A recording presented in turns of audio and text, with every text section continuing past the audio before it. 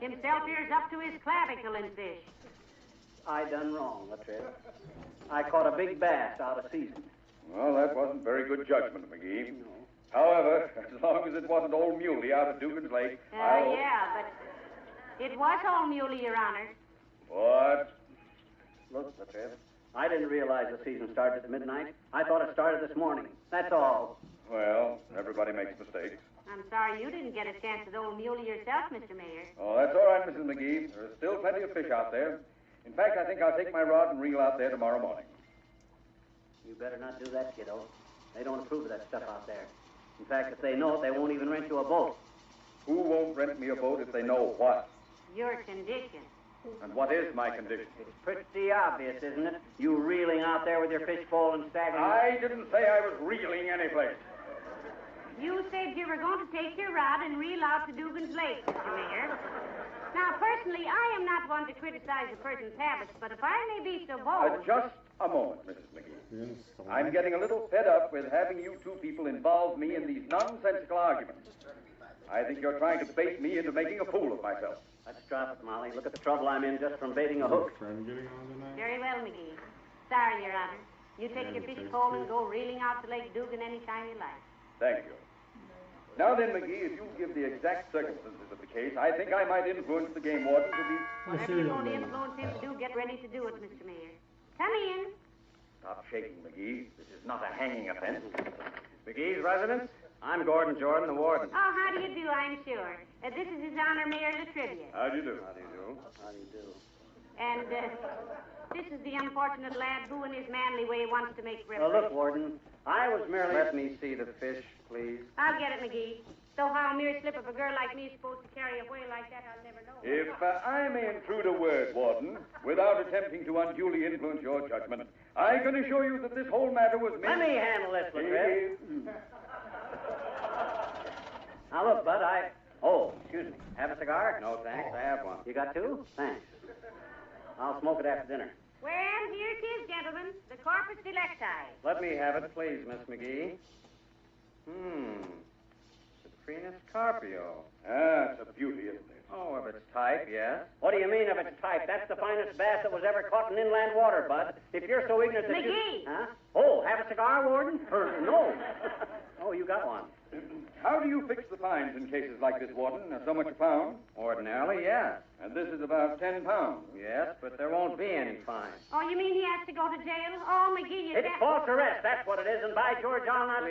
Please, there won't be any arrest. There isn't even a case. Mr. McGee, accept the thanks of the State Fish and Game Commission for removing this fish from Lake Dugan. What? This isn't a bass, it's a carp. Huh? We've been trying to clear them out of Lake Dugan for 20 years. You can catch all these you want anytime. Good day.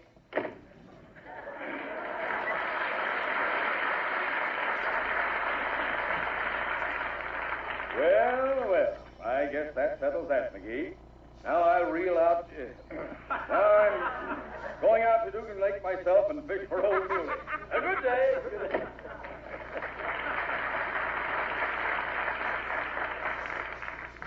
He may fish for him, but he won't catch him. Why won't he? Because old Muley is still out in the kitchen sink. What? Then what's this? You heard what the man said. This is a carp. Huh? And don't think I didn't have to run all over town trying to find one big enough. Oh, this is humiliating.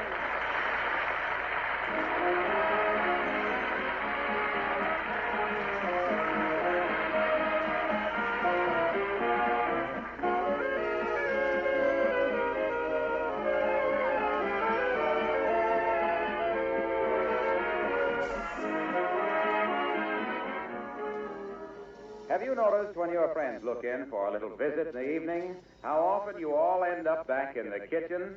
There's something very cozy about a little snack in this favorite of all rooms. Well, when friends and neighbors do drop in, you can always lead them proudly into your kitchen if you keep your linoleum floors wax polished and sparkling with Johnson's self-polishing Glo-Coat. Even dull, rather old linoleum shines like a million when you Glo-Coat it. The bright colors are restored, and the attractive patterns stand out again. Spilled things or muddy tracks are quickly wiped up with a damp cloth. Of course, it isn't for looks or beauty alone that millions of women Glo-Coat their kitchen floors. It's also because Glo-Coat protects linoleum against everyday wear, makes it last much longer. Glo-Coat needs no rubbing or buffing. It shines as it dries, doesn't streak either. Just apply and let dry. That's all there is to it. Try it, won't you? Johnson's self-polishing Glo-Coat.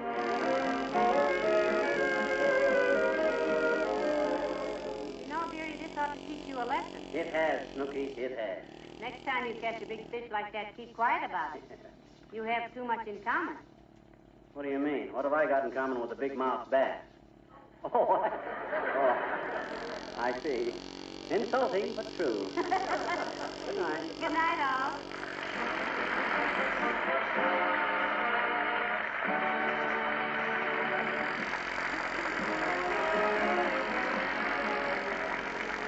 This is Harlow Wilcox, speaking for the makers of Johnson's Wax products for home and industry, inviting you to be with us again next Tuesday night. Good night.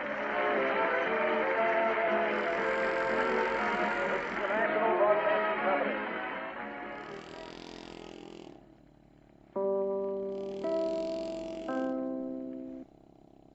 The Johnson Wax Program with Fibber McGee and Molly.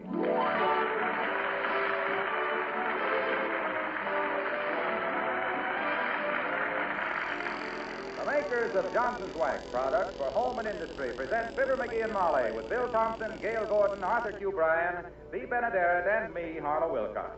The script is by Don Quinn and Phil Leslie. The music by the King's Men and Billy Mills Orchestra.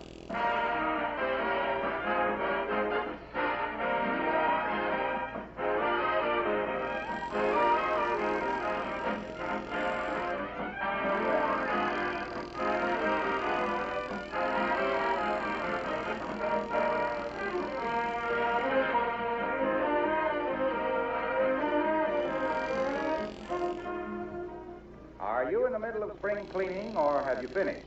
Well, either way, I have a special message for you tonight about protective housekeeping. That's an extremely important subject because it offers you a chance to have a cleaner, lovelier home all year round and to save work and money as well. Here's what I mean by protective housekeeping. Instead of keeping your floors, furniture, and woodwork clean by constant scrubbing, you protect them with a tough coat of Johnson's Wax. This shining coat of wax not only adds a rich polish to wood, it also wards off scratches and dirt, makes cleaning and dusting easier throughout the year, and simplifies spring cleaning. Dust and dirt cannot cling to a hard, smooth Johnson Wax surface. Fingerprints are quickly wiped away, and the luster is restored. And when you consider that Johnson's Wax has 100 extra labor-saving uses, surely you'll agree that protective housekeeping with Johnson's Wax is well worth a try.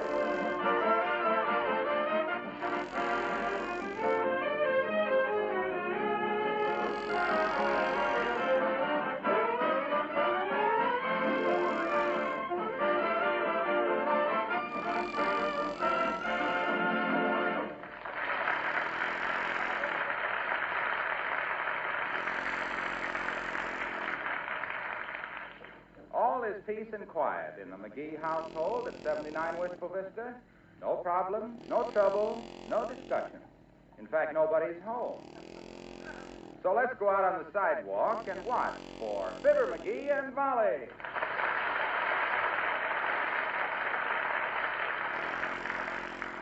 Are we almost home, Molly? Well, that's a silly question, dearie. Don't you know your own neighborhood? Yeah, but I can't see over this pile of groceries. Courage, dearie. We're almost there. Chin up. What do you mean, chin up? These bundles up under my throat, I haven't had my head so far back since I wish I could think of a gag about how far I had my head back. All right, Pet. Take 3 steps and then turn right. Huh. We're home. Oh, for goodness sake, look who's sitting on our front step. Who, that guy from the finance company again? I told that so-and-so I'd pay him. No, it's merely trivia. Oh. Hello there, Your Honor. Hello, Molly. Good day, McGee. Let me help you set those packages down. There we are. Yeah. Oh, that's nice. Thanks, Sylvia. I haven't had such a load since wow. Pardon me? I started to say I haven't had such a load since Liz Hawkins spiked the lemonade at the parent teachers party in 1929. Almost threw me. Yes. Been waiting long, Mr. Mayor? We'd have been home sooner, but himself got his foot caught in the car tracks at 14th and O. It was a toss-up whether he'd come home in his socks or get run over. How did you get loose, McGee? Fortunately, I got sideswiped by a laundry truck. All the groceries flew into the air, and there I was. Holding the bag. Did you want to see us about something, Mr. Mayor? Yes, I did. A political situation has arisen in which I would like to ask McGee's help. Well, boy, you sure come to the right place. You certainly did. This is where he lives. Just name it, Latriz. I've often said that I'm one of the shrewdest political minds in this state. I unseated Governor Brorby in 1937, you know, single-handed. How did you do that, McGee? He was riding in the park, and I waved a newspaper at his horse. Ah, the power of the press. I'm afraid this problem is not quite so simple, McGee. Do you know Councilman Zindelprang? You mean F. Parker Zindelprang? What's he done now? Handed his brother-in-law another paving contract? That high binder has built sidewalks so far out in the country now you could roller skate from here to Kansas City. Personally, I always thought Councilman Zindelprang was a good man, Mr. Mayor. I heard him speak one 4th of July, and he spoke very highly of the American flag. Well, at least Councilman Zindelprang has shown a great talent for finance. On a salary of $4,500 a year, he scrimped together enough to buy a country estate, a yacht, 5 cars, and a string of racehorses. Honestly? I rather doubt it. However, the situation which has come up is this. Mr. Zindelprang is leaving town. Good. We needed a purse snatcher like him around here, like Lake Erie needs rain. But what's your problem, Miss Bibb? Simply this. His leaving town creates a vacancy on the city council. His membership on it was very little more than a vacancy. Exactly. Now, the man we want to fill this interim appointment must be a man of integrity and character, to have a majority support of the other council members. My personal choice is Clay Morgan. Clay Morgan, that cheap ward healer, that stogie-peddling, back-slapping, ballot-stuffing chiseler. Why, that guy has taken so much hush money he has to whisper his bank deposit. You have Morgan all wrong, McGee. He's a well-educated, a thoroughgoing gentleman, and has a splendid reputation. Not with me, he hasn't.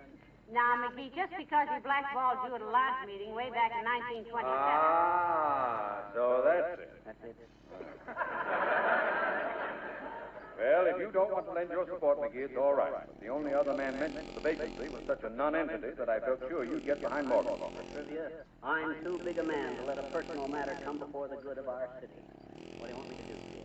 A little campaigning, Mr. Mayor? If so, himself here's just the man for the job. He leaked so many envelopes in the last election, everything he ate for months tasted like music. Now, this is the quiet campaign, McGee.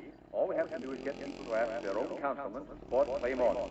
Can I depend on you? 100%, old man. Clay Morgan is as good as appointed as of now, and I know whereof I speak. I've been dabbling in politics since I was a mere boy. People never realized my power because I had such a childish face. Baby Kisser McGee, I was known as in them days. Oh, dear. Baby Kisser McGee, the battling phantom of the ballot box, boisterous, brainy, and brilliant, balling with a junior out of button brain bosses, beating the bloomers off bickering bilbos, bulldozing big mouth bureaucrats, bleating the biggest bromides, the big shot cut out of watch the groceries or if you got your foot in the butter.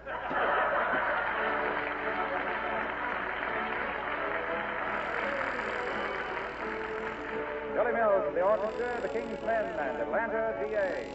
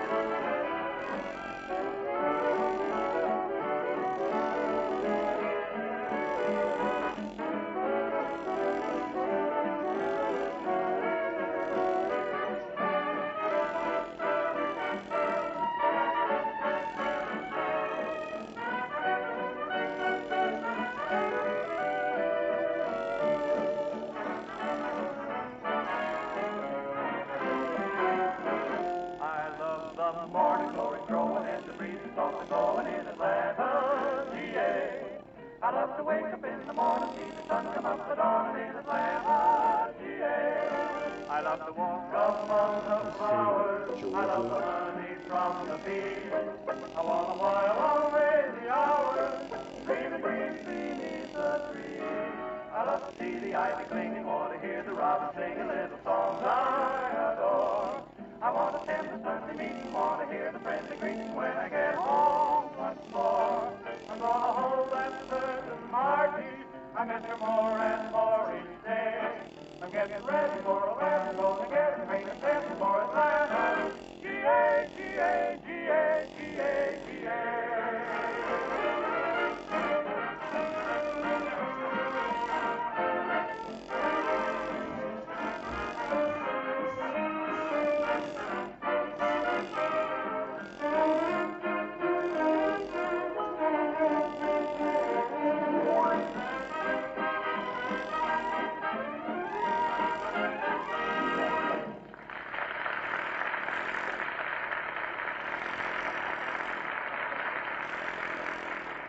Boy, do I know my politics. Them councilmen are going to crawl into Clay Morgan on their little fat hands and knees and beg him to be on the council. I hope he'll remember it when I get to be governor. Heavenly days. Are you seriously considering running for governor, dear? Yeah, but just as a stepping stone to higher things. My ultimate goal is being ambassador to Havana. Why? Better cigar. That's for the future. I gotta get busy. Hand me the phone again, will you? I shudder to think what our phone bill will be this month. You've made more calls than a brush salesman with a hungry family of 12. I'm conducting this campaign in a dignified way. Yes, you are. Too dignified. I think if we get a higher type of man into public office, there'll be less graft. And with less graft, things won't get done so fast. That's giving more work to more people. Hand me the phone. Here, Hannigan. Thanks. Hello, operator. Give me Al's barber shop at 14th and... Oh, is that you, Mert? Oh, dear. How's every little thing, Mert? Yes, eh? What say, Mert? You what? Got some real nylon hose. Oh, after where and what sizes are available, McGee? Where'd you get it and what size, Mert? Oh, What'd you say? at Doc Schellenberger's hardware store, and it only comes in one size, 25 feet, including the nozzle.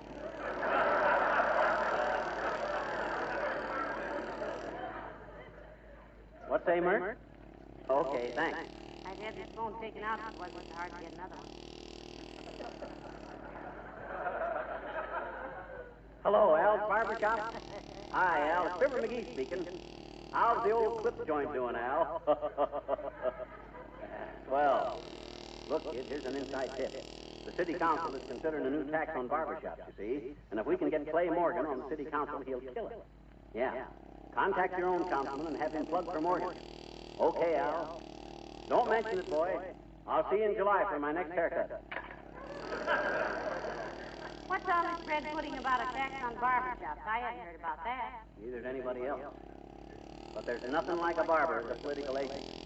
Nobody's going to argue with a guy who's hanging over his throat with a razor. You see, my theory is that... Come in. Oh, it's Mrs. Carstairs. Hello, Millicent. Good day, my dear. How do you do, Mr. McGee? Oh, good heavens, you look busy with all those pencils and that pile of papers. In the middle of a political campaign, Carstairs, one of the city councilmen is leaving town. Yes, I know, Mr. Zindelfrang. Right. I understand he's been dipping into the pork barrel so long he couldn't shake hands without grunting. You said it, kiddo. He's as crooked as Harry Lauder's cane. The man we want for the new councilman is Clay Morgan. Himself is campaigning for Mr. Morgan, Millicent. And believe me, any man that my husband gets behind is way ahead. You betcha. Now look, Carstairs, your husband's being a big man in public utilities. His word ought to swing a little weight, you see. Tell him that if he'll throw his influence behind Clay Morgan, I won't open my trap about that income tax deal of his in 1942. Favor for a favor, that's the way I work. Mr. McGee, that sounds suspiciously like blackmail. Never mind now, never mind. You just tell your husband what I said, Carstairs, that's all. I will, Mr. McGee, although I'm sure I don't know what you're talking about. Which makes it practically unanimous. Just tell him, that's all. Income tax 1943. You said 1942. He'll know. I ain't the kind of a run-down heel that will try to collect a percentage from the Treasury Department for turning a guy in, too, either. All I want from him is his support for Clay Morgan. Well, I shall tell him exactly what you said, Mr. McGee. And if I may say so, I think you are definitely cut out for a political career. Do you really think so, Millicent? I do indeed. He has the head of a statesman. You really think so, Carstairs? I really do, Mr. McGee. You have the type of head that should be stamped on, A coin? No, my dear, just stamped on. Good day.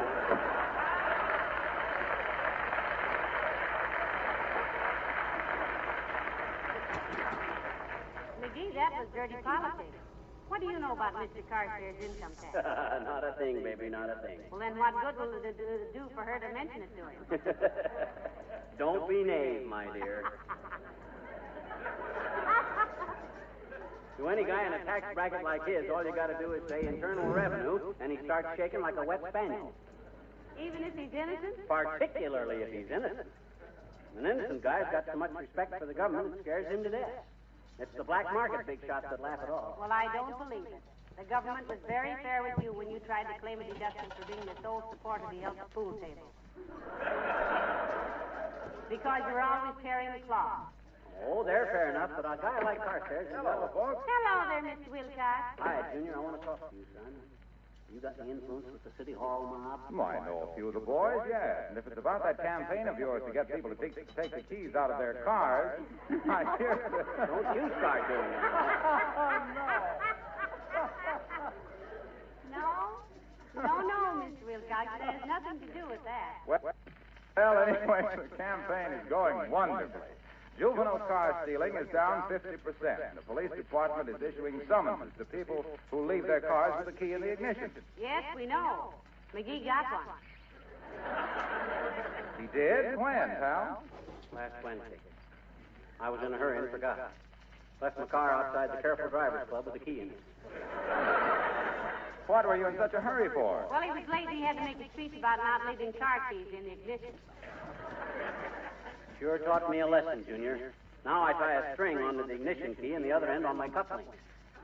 So far, he's torn the sleeves out of 5 shirts and lost 7 pairs of cuff buttons. But I get the key out, though. Anyway, Junior, that ain't the campaign I want to discuss. You hear about Councilman Zindelprang leaving town? Yeah, great little character. What about him, pal? Well, the council has got to appoint a guy to replace him, see? A couple of fellows are being considered, but the man we want in there is Clay Morgan. Oh, yes, Morgan's a good man. He's from Racine, Wisconsin, you know. No kidding, Junior. You know him from there, do you? Oh, quite well. In fact, when I first started selling Johnson self-polishing Glo-Coat... Selling what, Mr. Wilcox? Johnson self-polishing Glo-Coat. I spell it. G-L-O, trapeze, C-O-A-T. Don't you mean hyphen? Oh, I call it trapeze because thereby hangs the tail. You see, Johnson's Glo-Coat... Excuse me for interrupting, Junior, but what does this Glo-Coat do? Are you kidding? Yes. I thought so. Why, you know as well as I do that it's the standard beauty treatment for I mean, you just pour a little out, spread it around, and in 20 minutes or less it dries to a glittering protective finish. Eliminates old-fashioned scrubbing and makes footprints and spill things easy to wipe off. Off what? Off your kitchen limo. Manoli. You know. That floor covering that Johnson's no rubbing, no buffing Glo-Coat restores the beauty to and gives it that easy-to-clean sparkle. You mean linoleum? That's what I said. You said what? What Molly said. Linoleum. Certainly. Look, Waxy. I'll make you a deal. A deal? A deal yet?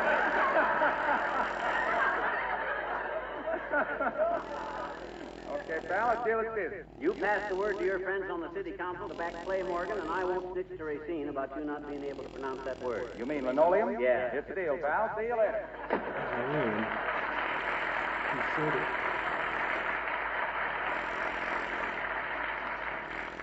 McGee, did you hear him? He said it. He said what? Manoli, or linoleum.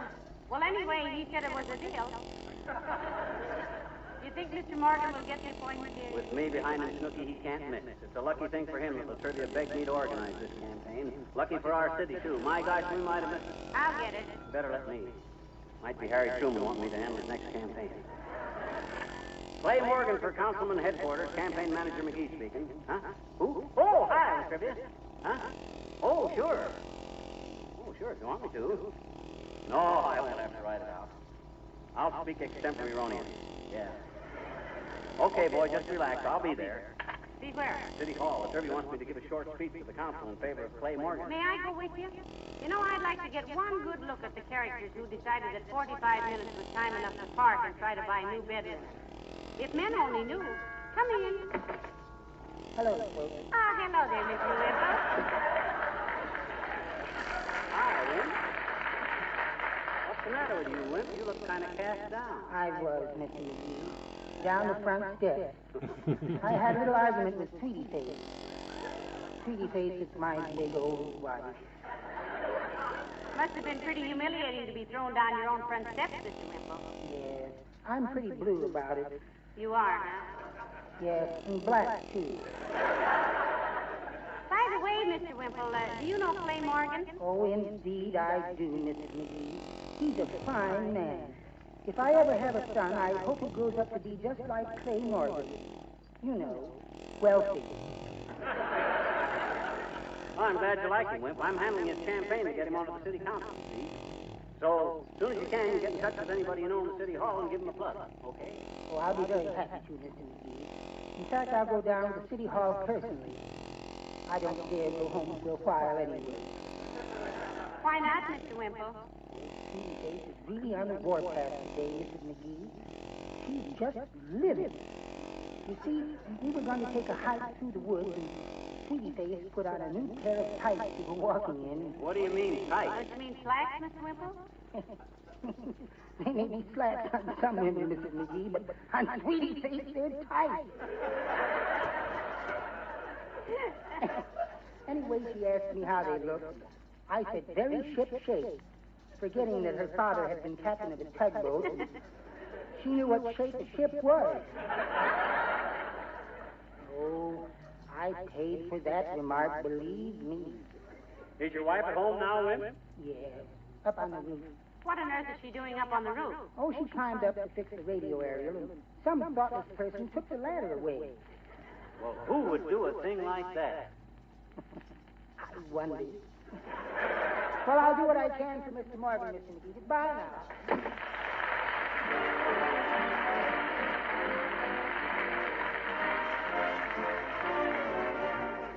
The King's Men sing Harriet. Yippee-ki-yo, yippee-ki-yo, yippee-ki-yay, you want to meet the gal who runs the Rio Grande. Every buckaroo is out to win her hand. For her love they sigh.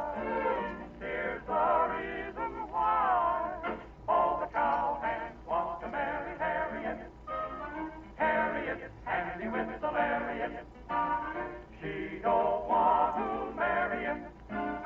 I want a lariat, Harriet, but Harriet doesn't want to marry him. She's having too much fun. With her lasso, she can throw a buffalo. Any old bronco in a rodeo. Round up any Romeo. She can't lasso the buffalo or any old rodeo Romeo. But Harriet doesn't want to marry it 'cause she's having too much fun on her veranda. What a line they have her. But she keeps those woes away. Oh, shout yippee-ki-yo, yippee-ki-yo, yippee-ki-yay, all you cowmen who want to marry Harriet. Remember Harriet, handy with the lariat. She don't want to marry it. She can dog and tie a steer and rope a coyote by the ear and keep a dozen fellers on the run. 'Cause Harriet doesn't want to marry it. She's having too much fun.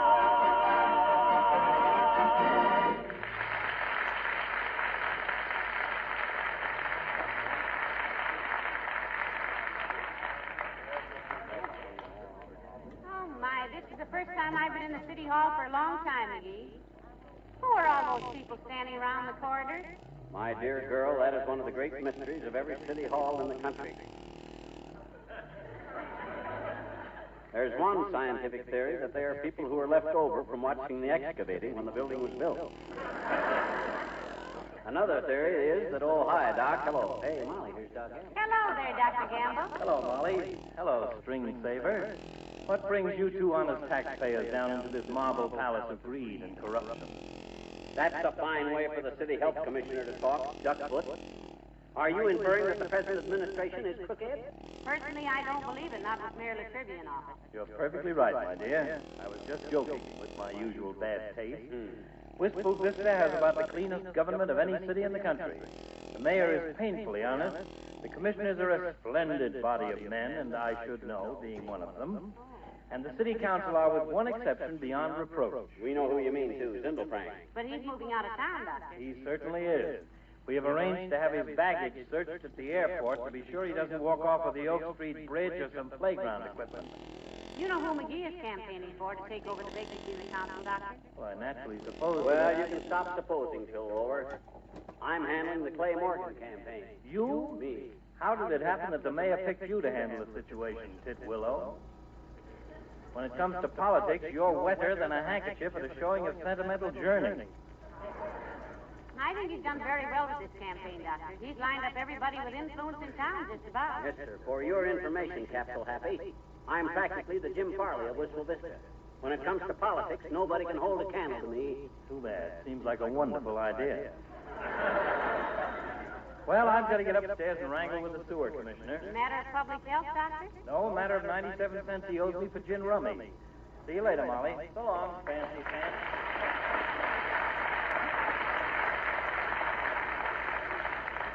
Isn't it about time you're doing the council chamber, McGee? Yeah. Where's that extemporaneous speech I wrote out? Oh, here it is. Now, let me see. Gentlemen of the council, I am here on the behalf... Not on the behalf, dearie. I am here on behalf. But you're not here on anybody's behalf. I'm here on the behalf. That's not the point. You don't say the behalf, just behalf. Just behalf what? Skip it. Go on with the speech. Gentlemen, at a time of political crisis, like this here one, like this one here, it behooves us all.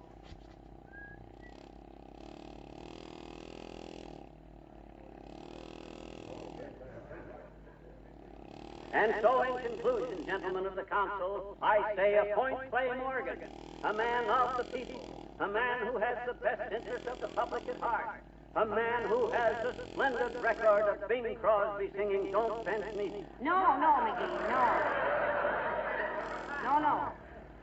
What was it, like Christmas? No. I mean a splendid record of civic accomplishment. Gentlemen, Clay Morgan is that man. I think. Thank you, Mr. McGee. Now, if you and your wife would be so kind as to step out into the corridor, the council will take an immediate vote. You betcha, kid. Take your time. Come on. That was a very convincing speech to me. You made Clay Morgan sound like a combination of Daniel Boone, Abraham Lincoln, Henry Kaiser, and Santa Claus. Betcha, when I throw my influence behind a man, I always... Well, McGee, it's all set. Morgan got the appointment, and I want to... He did? Well, my God. Well, say, that's pretty good when a guy can walk into politics and turn the city hall upside down like I did. Beat the opposition in one swell poop. Hey, who was the opposition anyhow, Triv? Why, I thought you knew me. No. Who was the guy we beat? You.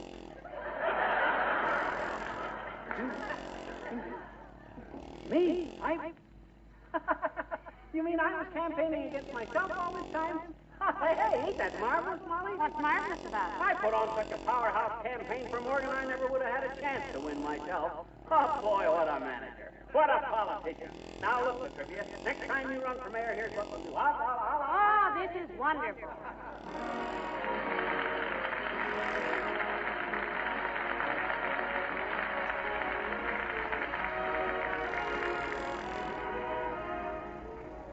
Do you think of car polishing as a hard job? If so, you'd be surprised how many women write in to say they think nothing of polishing a car all by themselves these days.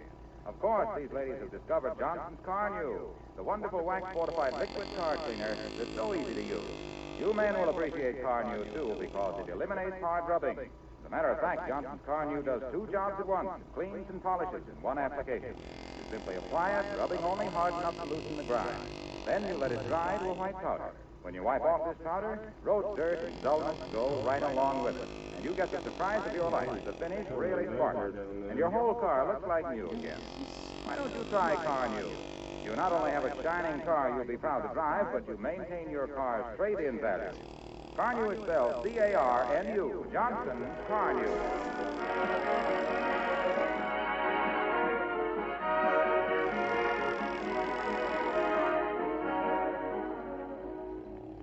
sure glad I got to play Morgan onto the city council, Molly. You know why? No, why? Because Morgan is president of the Bar Association. Now I can pop into any joint in town, grab a handful of pretzels, and nobody can say a word. The Bar Association, dearie, is an organization of lawyers. What?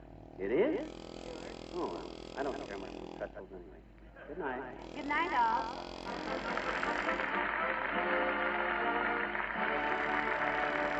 This is Harlow Wilcox speaking for the makers of Johnson's Wax Products for home and industry, inviting you to be with us again next Tuesday night. Good night. This is NBC, the National Broadcasting Company.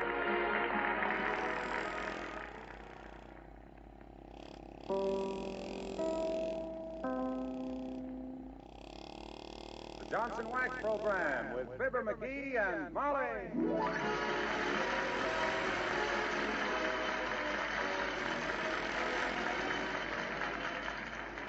The makers of Johnson's Wax Products for home and industry present Fibber McGee and Molly with Bill Thompson, Gail Gordon, Arthur Q. Bryan, Dee Benederet, and me, Harlow Wilcox. The script is by Don Quinn and Phil Leslie. The music by the King's Men and Billy Mills Orchestra.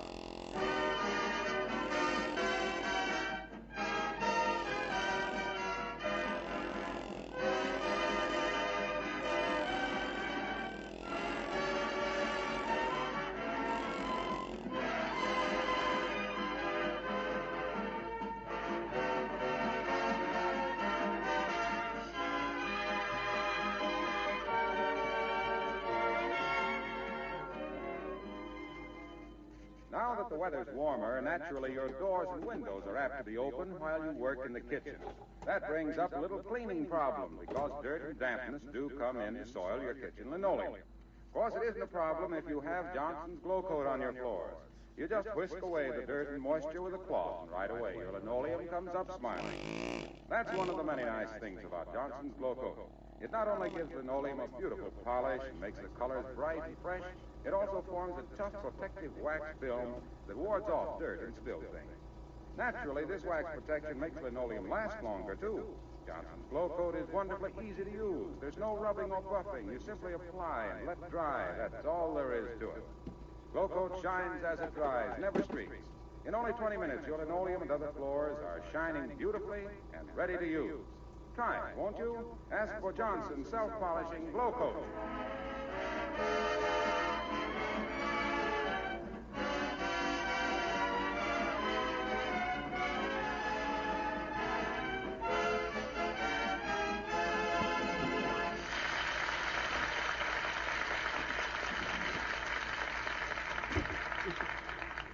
This is a great day in Wistful Vista, the day of the big baseball game between the Elks and the Rotarians.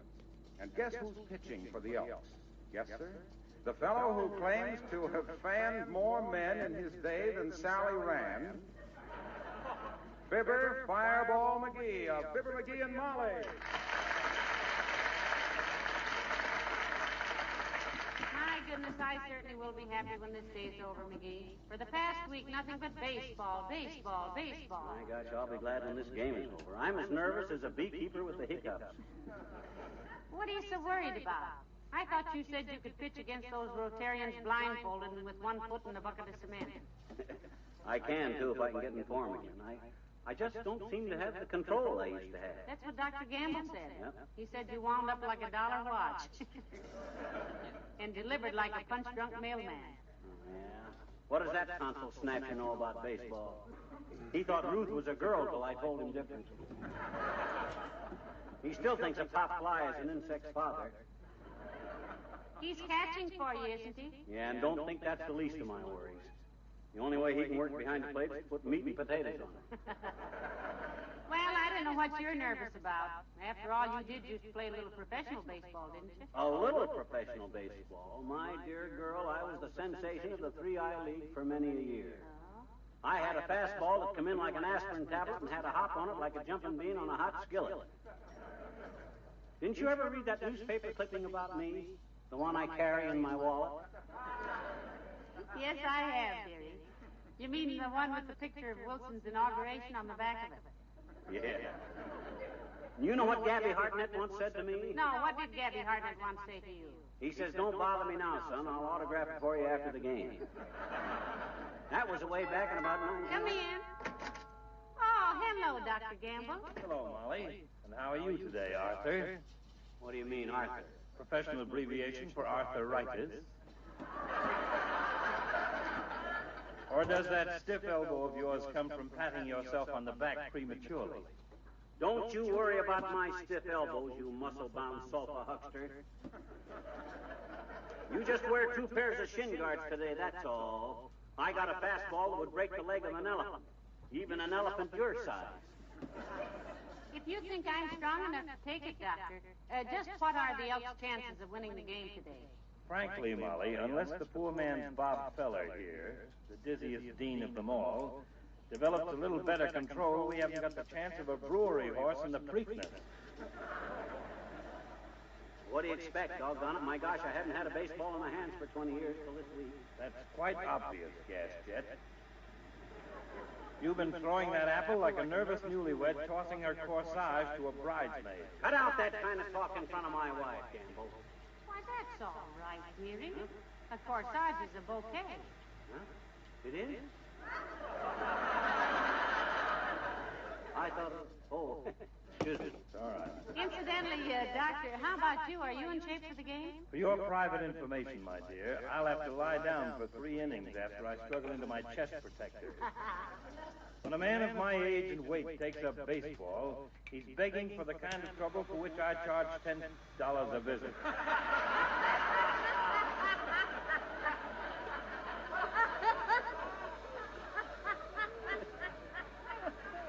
$10, that is. Yeah. Thought it was going to be 10 pennies. Well, set your curly little mind at rest, Fatso. Just hold your mitt out, and I'll smack him into it like a letter from home. Pardon me for pointing, gentlemen, but aren't you wasting a lot of good breathing with all this yatta? Why don't you go out in the driveway and do some more practicing? That's a good idea, Molly. Come on, Doc. I'll fling him softly so it won't blister your little fat hands. Just make it easy on yourself, Shad Rowe. I've got my catcher's mitt right here. You coming, Molly? No, thank you, Doctor. I'll just watch out the window. I sat on the front step yesterday and lost $7 worth of bobby pins ducking wild pitches. Come on, Doc. Our last Stand over there with your back to the garage door, Doc. That's it. Now then. You ready? I don't have to get ready except for your pictures, knucklehead. I could write a letter to my mother while I was coming in. Oh, yeah? Well, try this on your thumbnail, windbag.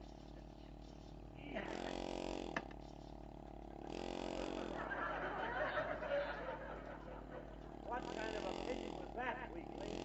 I could have caught that one in my teeth. You'll catch plenty of them in your teeth before I get through with you, wise guy. I was just limbering up on that one. Try throwing one overhand,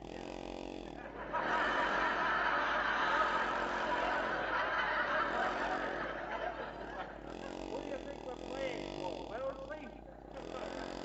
Okay, smart guy, you asked for it. Now I'm going to give you an old fireball. Brace yourself. Hey. Oh, my gosh.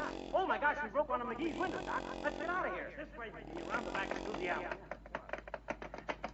Anybody coming after us, Doc? I don't see anybody. Let go of my coattail. Well, keep running. If McGee ever catches us, we're going to... Hey, wait a minute. Huh? What are we running for? My name is McGee. How do you do? My name is Gamble. Glad to know you, Bud. What you breathing so hard for, asthma? No, that's passion. I just fell in love. Fell in love with the idea of giving up baseball.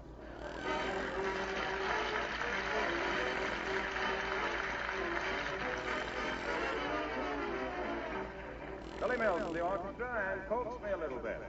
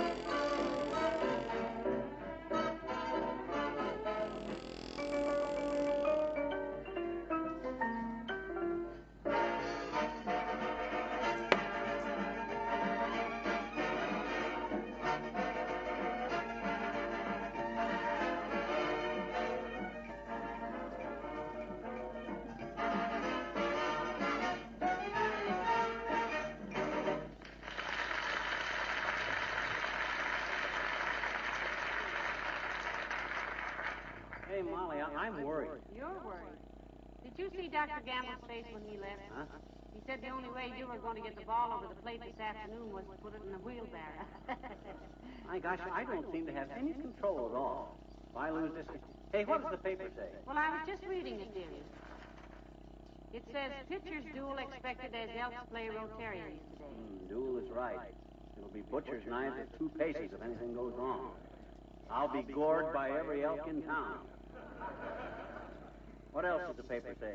Well, it says, Fibber McGee, one of the great speedball artists of his day. Does it really say that? Yes, it does. Read that part again. I like that. Fibber McGee, one of the great speedball artists of his day. I think that was very kind of them, McGee. What was it? They didn't say what day. Fibber McGee, one of the great speedball artists of his day. That's darn good reporting, you know it? I remember when Paul Wainer was voted the most valuable player in the National League in 1930. Pardon me, dearie. No. Paul Wainer got that vote in 1927. There was no award in 1930. Oh, yeah, that's right. Anyway, the longest game ever played in the National League between Brooklyn and Chicago. Excuse me, the longest game played in the National League was between Brooklyn and Boston on September 1st, 1906, and was called in the count of darkness after 26 innings. Pardon me for interrupting, my goodness. Who might I be telling you about baseball? Well, don't feel bad about it. Women ain't expected to know very much about it. Come in. Oh, hello there, Mrs. Carstairs. So nice to see you. How do you do, my dear? Good day, Miss McGee. Hi, Carsty. You going out to the ball game this afternoon? I'm pitching for the Elks against the Rotarians, you know. I know you are, Miss McGee.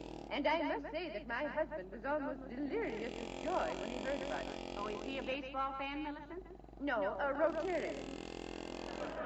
Oh, he thinks I'm going to lose, eh? That's a laugh. Them Rotarians ain't got anybody on that team that don't think a squeeze play is an accordion solo. Oh, I don't know about that, McGee. There's some pretty smart businessmen in the Rotary Club. That cuts no shortcake, Tootsie. The biggest tycoon in the world looks pretty small slinking back to the bench after I strike him out. Do you expect to pitch the entire 9 outings, Mr. McGee? What's the second part? The word is inning. Oh, you mean you finished the whole... Oh, really? My husband says it'll merely be an outing for the Rotarians. Well, it's differences of opinion that make horse racing, baseball, and loose teeth, I always say. You can tell that running mate of yours, Carsey, that the Elks will not only beat the Rotarians, but we'll beat them so bad that from now on their insignia will be a flat wheel. I'll be only too happy to tell him, Mr. McGee, if I can get him to stop laughing long enough. What seems to be amusing him so much, Millicent? Well, he and a friend walked past here a short time ago and saw Mr. McGee pitching to Dr. Gamble. He came home practically in hysterics. Oh, he did he? Yes. It seems his friend wanted to know which of you was Olson and which was Johnson.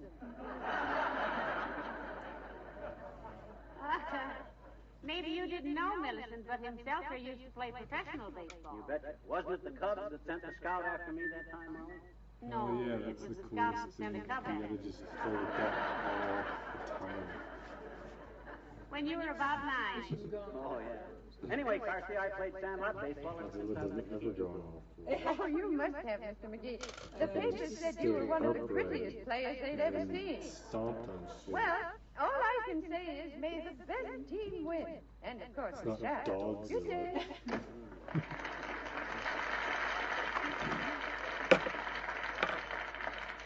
McGee, does Mr. Carstairs play on the Rotarian team? I should say not. There's too many guys in this town with spikes on their shoes that'd be praying for him to slide into second base. He'd get up looking like a punch board. Oh, really? I thought Mr. Carstairs was very well liked by everybody. Oh, he's a nice guy, all right. But who's going to pass up a chance to kick a millionaire? Well, there's that, of course, although I never would have thought. Hello, folks. Oh, hello, Mr. Wilcox. Hi, Junior. You know anything about our national pastime? You mean criticizing the administration? Sure, a little. My uncle, Big Claghorn Wilcox, is a congressman. No, Mr. Wilcox. He means baseball. Oh, baseball, sure. I used to play on our high school team in Omaha. I was long stop. You mean shortstop? I was tall for my age. But what is all this, pal? Well, he's got the pitch for the Elks in the big game this afternoon, Mr. Wilcox, and he's worried about his form. It's really nothing serious, Junior, though there's a couple of things I got to iron out yet. Such as what? Such as where's the ball going after he throws it, for one thing. Gee, pal, now you've got me worried. All us Elks are depending on you, you know. Oh, are you on the team, Mr. Wilcox? No, but I'll be out on the diamond during the 7th inning stretch. Doing what? Oh, I drive a car out into center field and give a demonstration of Johnson's car news. Gee, in front of 8 or 10,000 people. I hope I give a good performance. Oh, I'll bet you will, Mr. Wilcox. Say, listen, why don't you borrow one of the Johnson Company's big vans and drive it in backwards? That ought to get attention. Why would it? Everybody would think of Van Johnson. Or would they? No, I want to show people how to beautify their own cars and how easy it is with Johnson's Car News. How they can give their pre-war cars that post-war look. I'll show them how simple it is to apply Car New, let it dry, and wipe it off with a soft cloth. Cleaned and polished in one swell pool. Yeah. So, well, then, as the game is called again, I unfurl a big banner, and then I drive off the field. What does it say on the banner, Waxy? Inquired little Fibber, fearing the worst. Oh, the banner. It says, play ball with your automobile. Get some Car New right off the bat and see what a hit it makes when you get home. How do you like it, pal? No, I don't like it well, but I haven't got time to rewrite it, Junior. I got to get this arm limbered up. Just tell the Elks not to worry, Mr. Wilcox. Himself is just like a criminal lawyer. He always comes through in a pinch. You got to go now, Junior? You haven't got time to play a little catch with me? I'm sorry, pal. I've got to get down to the sign painters and pick up that banner. I want to be sure they spell Car New, C-A-R-N-U. But look, stop worrying about your form. You think it'll be all right? So what if your form isn't perfect? Wear a girdle. Nobody'll know. Good luck with it, boy.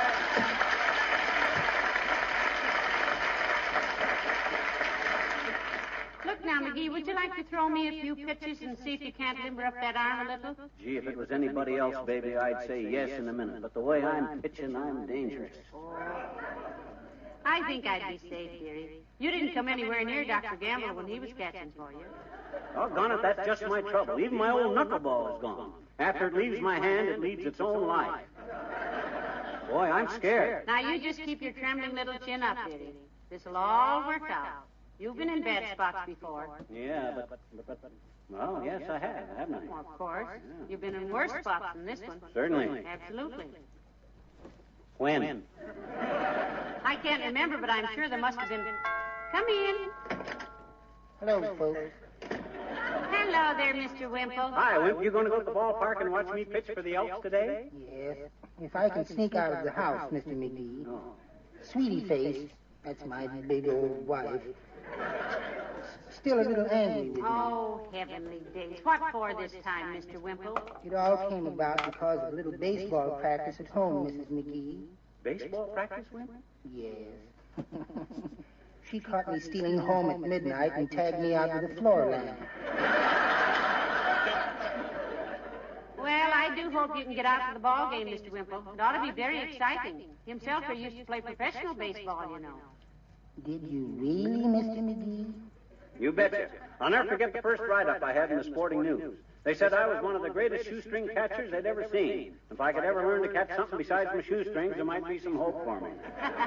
And then he turned out to be a really hot-shot pitcher, Mr. Wimple. Sweetie Face used to umpire softball games once.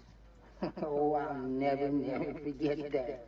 Why, what happened, Wimp? Well, every time she'd make a decision, somebody would yell, "Kill the umpire." One day she recognized my voice. Well, you try and get out to the game if you can, Mr. Wimple. Oh, I hope I can, Mrs. McGee. I'll wear my old uniform and bring my fielder's glove. Do that, Wimp, and bring your old bat along, too. Oh, she'll be there, all right. Well, goodbye now. No, Mr. Wimple, not that No, door. that's the whole closet, Wimp. That's not...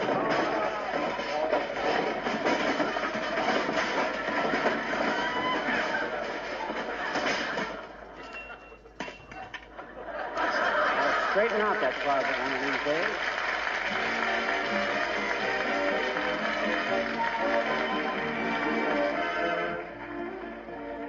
King's Men sing Ken Darby's Casey, the Pride of Them All. The bases were loaded, the score was a tie. 2 outs and the hour was laid. The bleachers exploded, excitement ran high when Casey stepped up to the plate. Oh, Casey's the guy with his eye on the ball, but mostly the ladies. Casey's the guy who's the idol of all, but mostly the ladies. Casey is mighty and manly. Casey's a dangerous gent. Egad, when he goes to bat, hang on to your hat. He's batting 1,000%. With the ladies, oh, Casey has nerve and he knows every curve. He's no hokey pokey. He gets away with that old double play. He's sure okey dokey.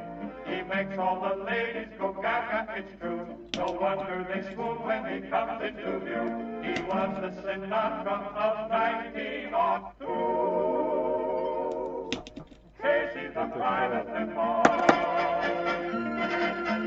Casey was wonderful, Casey was great. He swung the mightiest clout.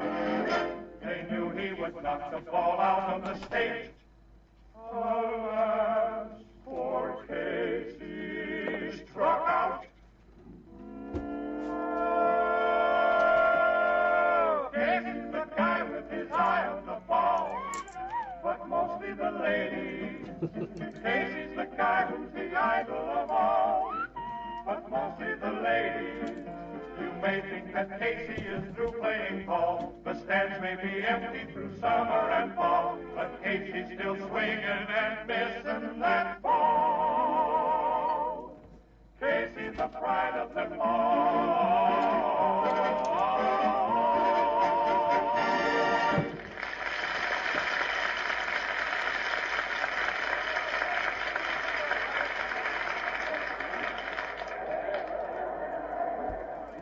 My gosh, Molly, look at that crowd. Look at that bloodthirsty mob waiting for us to start. Well, how do you feel now, dear? You got a little more confidence? No, my right arm feels like it was made of concrete. It's going to seem like 5 miles from the pitcher's box to home plate. I wish I'd never Look, got... McGee, one of the teams is coming out onto the field. Oh, yeah. Why are they marching around in a circle? That's the Rotary Club. Look at him. Look at him. There ain't a one of them weighs under 200. They'll murder me. They'll have me running. Oh, hi, Trivia. Hello, McGee. Hello, Molly. Hello, Mr. Mayor. Are you playing today? No, they've asked me to umpire the game. Well, let's shake hands then, Latriv. Looks like the end of a beautiful friendship. If they made you the umpire, Mr. Mayor, you must know quite a lot about baseball. Yes, I almost made a career of it, Mrs. McGee. In fact, as a boy of 16, I struck out from home. Where else would you strike out from? How was that? You said you struck out from home. You would hardly strike out from first base, would you? Well, in this case, Mrs. McGee, striking out from home is a term that means... We're familiar with the terms, Latrivia. And you don't say struck out from home, you just say I struck out. When I said I struck out from home, McGee, I didn't mean I struck at a ball. Well, what else would you strike at? Not the umpire, I hope. Please.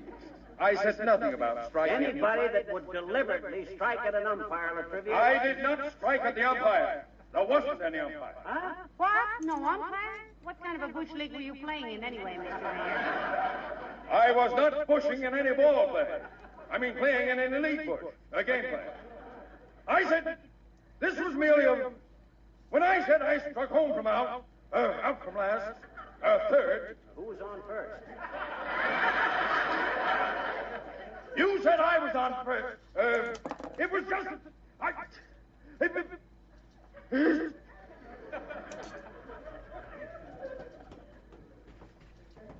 McGee? Yes? I don't think I'll act as umpire of this game after all. Oh, why not, Your Honor? Because if I stood behind that plate with McGee pitching, I'd say one word so often it would make me. Make me what? Ball. Goodbye!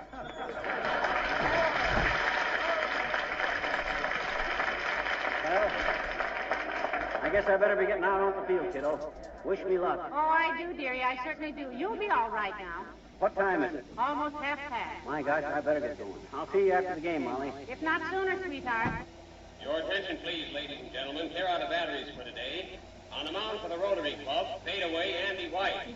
For the Elks Club, Fibber Fireball McGee. Catching for the Rotarians.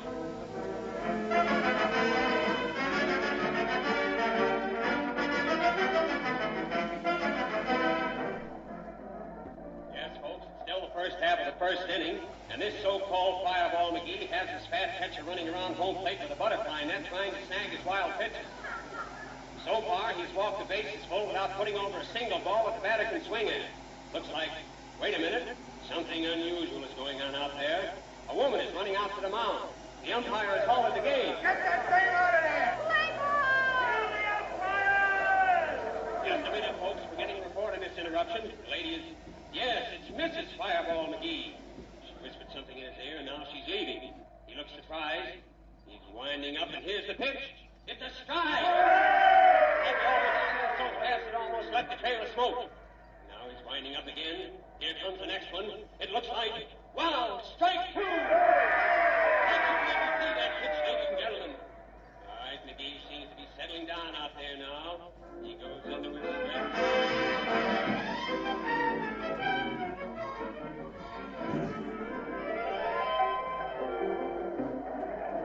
Hold up, Fireball! Roll him down! Hook it in there, McGee! Strike him out, McGee! Yoo-hoo!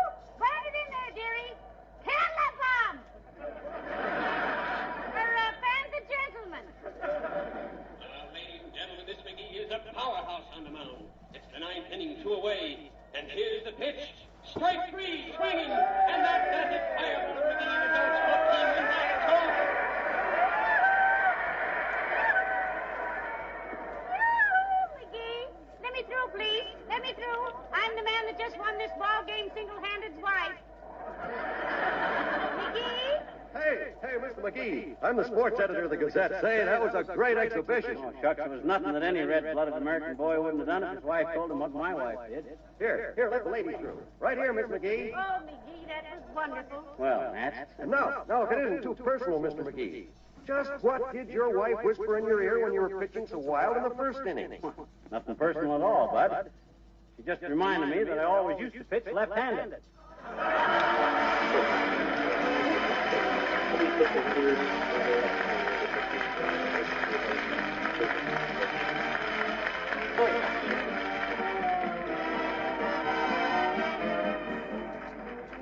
Somebody said to me the other day, I have a wonderful slogan for Johnson's Wax. Floor beauty is wax deep. Well, that's a pretty good slogan at that. It's certainly true that even the first application of Johnson's Wax makes almost any floor more beautiful. Even old floors that have dulled with constant use acquire a soft, mellow sheen that highlights your entire home. This shining coat of Johnson's Wax does wonders for your furniture, too. Tabletops look richly polished when you wax them regularly. Chairs and sideboards glow and sparkle. Wax-polished ornaments and picture frames and other things also add immeasurably to the charm of your home.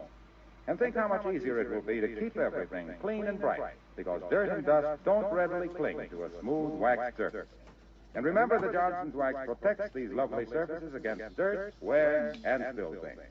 Why don't you try protective housekeeping with genuine Johnson's Wax, paste, liquid, or cream?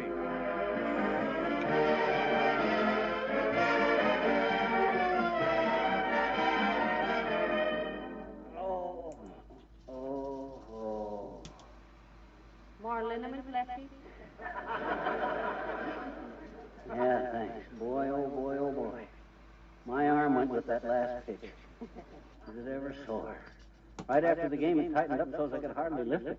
Oh, it was worth it, McGee. I was very proud of you. Yeah, but how come you didn't notice I was throwing wrong earlier? I did. Well, why didn't you tell me then? What? And ruin that good left wing before you ever got to the diamond? What kind of a trainer do you think I am? Oh. Good night. Good night, all.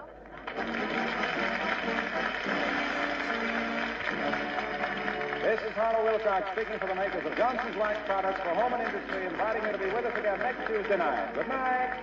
This is NBC, the National Broadcasting Company.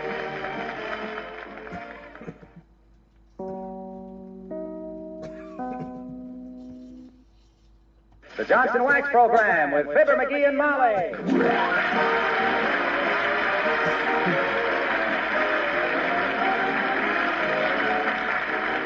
The makers of Johnson's Wax products for home and industry present Fibber McGee and Molly with Bill Thompson, Gail Gordon, Arthur Q. Bryan, Bea Benaderet, and me, Harlow Wilcox. The script is by Don Quinn and Phil Leslie. The music by the King's Ben and Billy Mills Orchestra.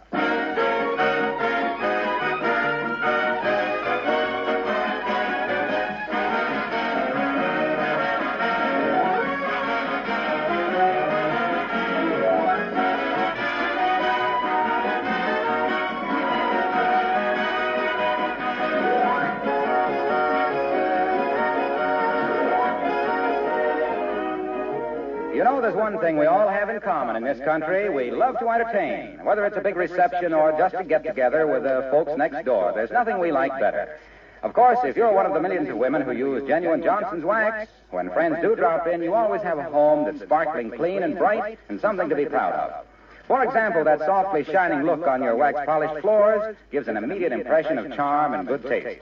Your furniture glows with a delightful luster. Everywhere you look, you see things transformed by the magic touch of this wonderful wax.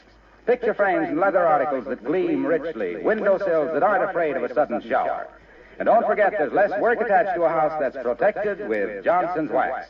Just a light dusting maintains its shining beauty. Try it, won't you? Johnson's Wax. Paste, liquid, or cream.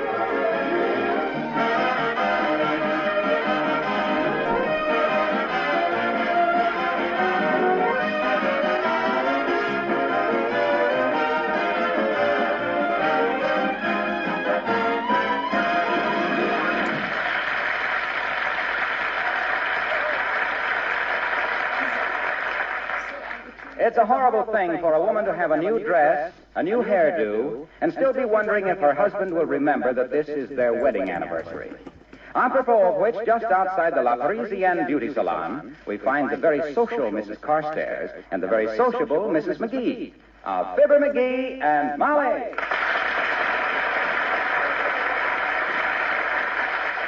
You really like my hair this way, Millicent? My dear, it's simply stunning. I haven't seen such a happy-looking wave since my niece got out of the Navy. Well, I hope McGee notices it.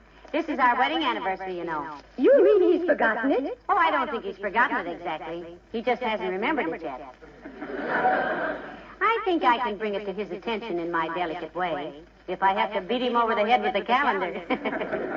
Personally, I handle the matter somewhat differently. I always leave a note on Mr. Carstairs' shaving mirror wishing him a happy anniversary. That gives him all day to pretend he'd remembered it too and buy me something expensive to quiet his conscience. Does it always work, Millicent? Last year it worked 4 times. Well, McGee won't... Oh, heavenly days. Yoo-hoo, Otis. Otis Cadwallader, yoo-hoo. Well, hello, Molly. Nice to see you. I'm sorry I haven't got time to talk, but I'm on my way to the airport. Well, happy landings, Otis. Thank you, Molly. Remember me to, what's his name, your husband? I will, Otis. He'll be very... goodbye. Good heavens, my dear. Wasn't that Governor Cadwallader? Yes, a very old friend of mine. If I hadn't married McGee, I probably would have married Otis. Ah, lucky me. Lucky? You mean you wouldn't want to be the governor's wife? No, it'd be too much etiquette for me, Millicent. I would know which knife to use on the filet mignon and which to use on the politician. Well, I've got to be getting home now. Well, can I give you a lift, Mrs. McGee? It would save you a lot of time. The traffic is terrible these days. Yes, particularly with so many cars on the street.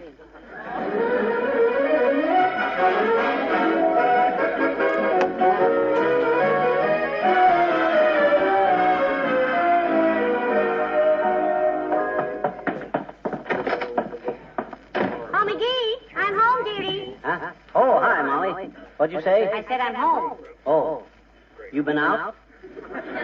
Yeah, for a while. Notice anything different about me? Different? Well, let me look at you a minute. Oh, I know. You're not wearing a hat.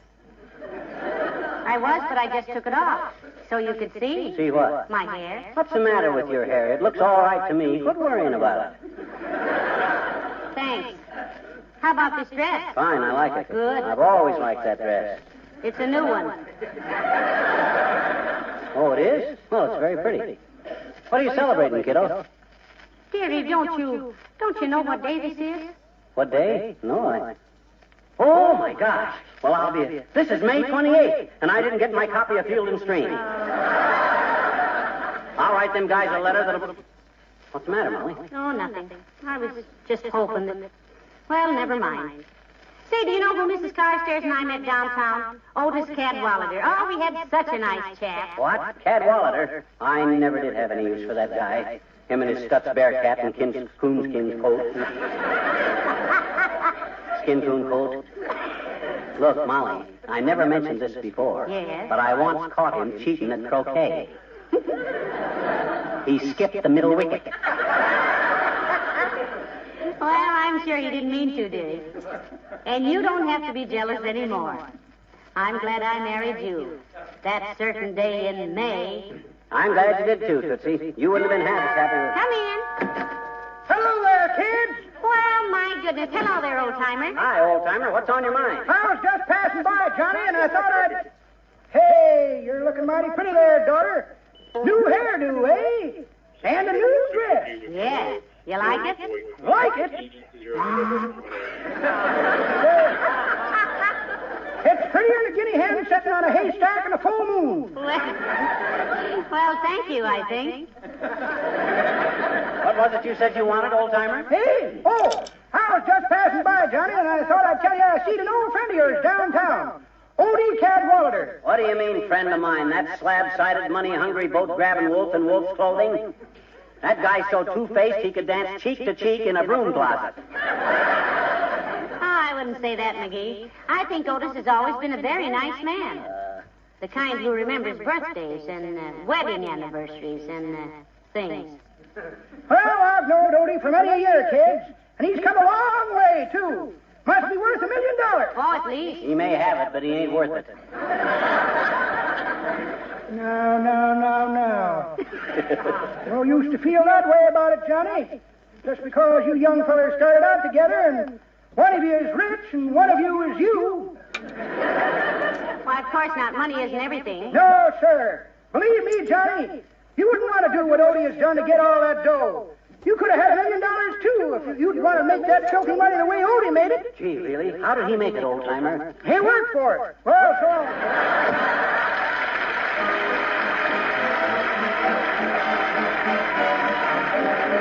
Billy Mills and the orchestra, and seems like old times.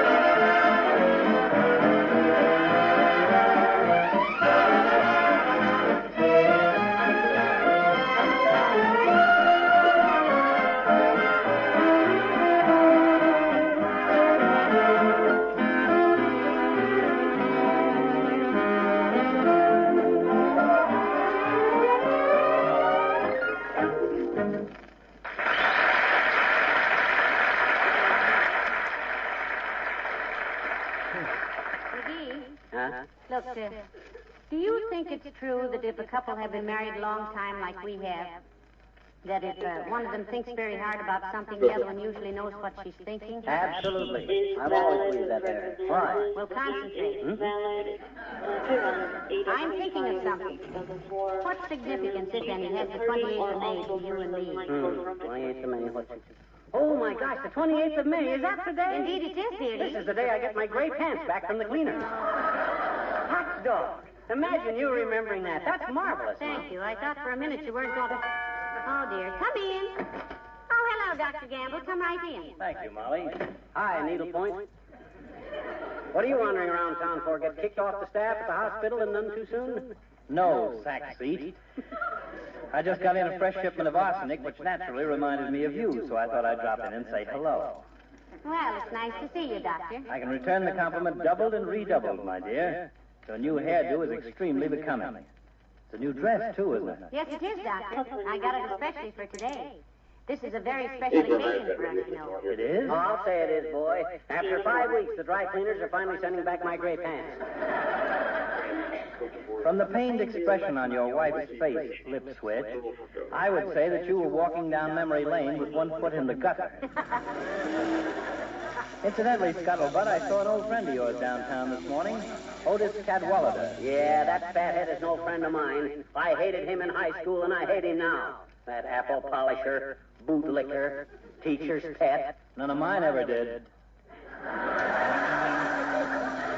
You know, Doctor, Otis was sort of an old flame of mine. But she married me. Yeah, just goes to show what a drip can do to a flame.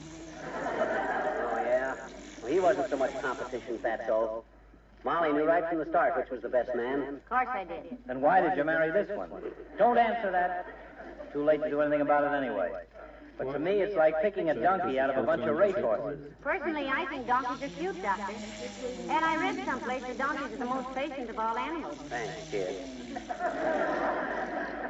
Well, if you'd practiced medicine as long as I have, you'd think that patients were the donkeys of all animals. Which reminds me, I better get back to the barn and look at a few of them. So long, Beauty and the Beast.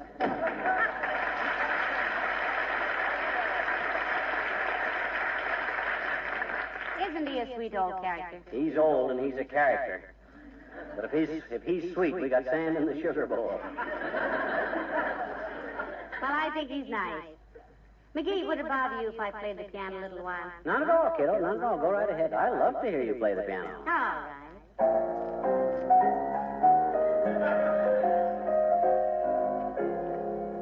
Remind you of anything, dearie? Well, now, let me see. Oh, I know. Yes, we have no bananas. No, Pet. How about this one?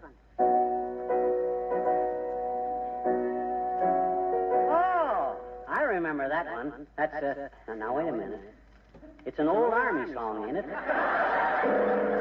No, but if something doesn't happen pretty quick, it's going to be one of the greatest battle hymns of all time. Now, look, McGee, this has gone far. Hello, folks. Hello, Mr. Wilcox. Hi, Junior. Say, you certainly look beautiful, Molly. New dress, new coiffure. New what, Junior? Coiffure. Have you, Molly? Certainly. Let's see it. Take a look. Where? That's her hair. Where do you suppose? Where in her hair? I don't see any coif. What was that again? Coiffure, dearie. That's a French word, meaning you'll keep coming back to us because you'll never be able to comb it this way yourself. Say, now that you mention it, Molly, I notice you're doing it up different. Looks very chic. Well, thank you very much, sweetheart. You say the nicest things to me, if you're prodded hard enough. Say, Molly, I saw an old friend of yours downtown today, Otis Cadwallader. Yes, I saw him too, Mr. Wilcox. Say, Molly, didn't he once fling a little woo at you? Before you and Fibber decided that a home was warmer than a porch swing? Yes, he did, Junior. He was the banker's son, with the underslung roadster and the wood-burning outfit and the overworked brains. He was such a heel, they say O'Sullivan once sued him for infringement. Oh, now, McGee, Otis was a very nice boy. Though I'll admit I was rather impressed by that big shiny car of his. Well, naturally. Women love to see a well-kept, gleaming automobile. Ladies and gentlemen, will those of you who know what's coming next please jiggle the ground wire of your radio?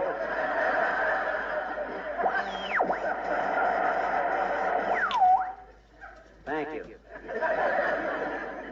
Go ahead, Waxy. I just didn't want you to catch anybody flat-footed. Let's play fair with this, I always say. Okay, I was just going to say that a car polish with Johnson's Car New is a good car to ride in.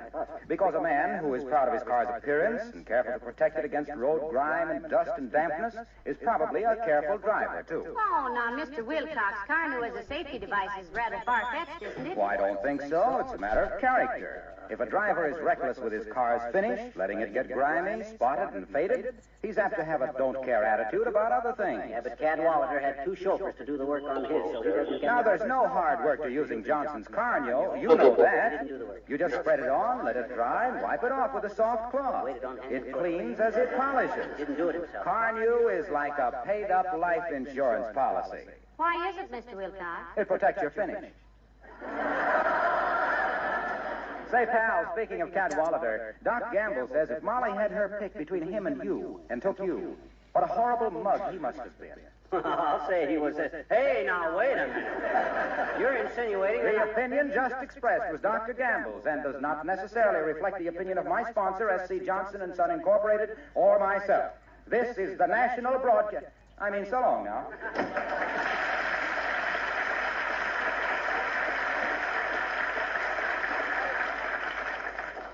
Well, dearie, I suppose I might as well go upstairs and put my new dress away. Yeah, might be a good idea. Unless you think we might be going out somewhere tonight. Such as where? Oh, I don't know. Maybe to a restaurant or a nightclub or someplace. Nah, let's save that for some special occasion. Like maybe our anniversary or something. Yeah. Mm-hmm. You know what day this is, don't you? Sure, Tuesday. Hey, when my gray pants come, let me know, will you, Molly? Yes, dearie. Now you just relax and don't get excited about anything. Okay. A hinting we will go, a hinting we will go, da-da-da-da-da-da-da, a hinting we will go. A hinting we will go. Funny how that brogue of hers hangs on. I remember one time... Come in. Hi, mister. Oh, hi there, Teeny. Say, I haven't seen you for a long time. Where have you been the past few weeks? Cut for time. Oh. Well, it's nice to have you back, sis. I was afraid... Hey, what you got on your finger there? Hmm? Oh, this is a cigar band, mister. Willie Toops put it on my finger. We're engaged. You are, eh? Hmm? I said you are, eh? What? You're engaged to Willie Toops. Gee, how'd you know, mister? Did Winchell carry it? Doggone it, you just told me yourself. And it was supposed to be a secret. Gee, will Willie ever be sore if it gets around? Well, don't worry, sis. I'll clam up. But aren't you and Willie a trifle damp behind the ears to be considering marriage? Why, mister, I think that when a woman chooses her life partner, it is best that she know him as well as possible. That's what I mean. I believe that with faith and understanding in one another, married people can surmount any obstacles which life may present. Surmount any what, sis? Obstacles? I think not obstacles. Okay. Anyway, I have studied Willie's character, and I think he is the type which he will never leave the refrigerator door open. And he will always bring me flowers and candy, which I like chocolate caramels the best. And I bet you, if we get married, he will never, never forget our wedding anniversary either, I bet you. No, I hope he doesn't, sis. If there's anything a man can do that'll put him in the doghouse quicker than anything else, it's forgetting his own wedding anniversary. I'll say. When's yours, mister? When's my what? Wedding anniversary? Oh, not until a long, way long about in... Ooh. Oh, my gosh. May the 28th. So that's what... Ooh. Hey, mister, what you doing? What you banging your head against the wall for? Go away, sis, go away. And tell Willie to get your wedding tattooed on his thumb, your wedding day. Oh, if I ain't a dope.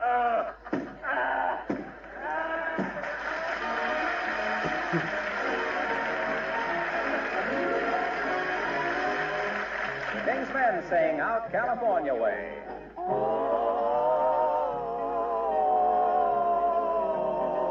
made up my mind to go where I'm always going to stay.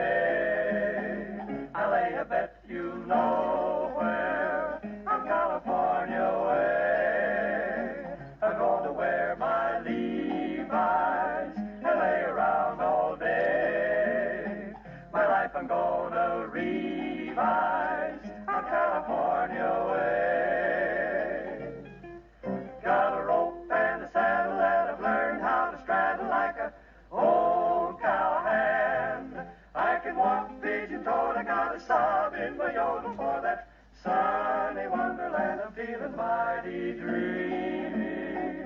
I know I'm going to stray, and then you're going to see me from California way.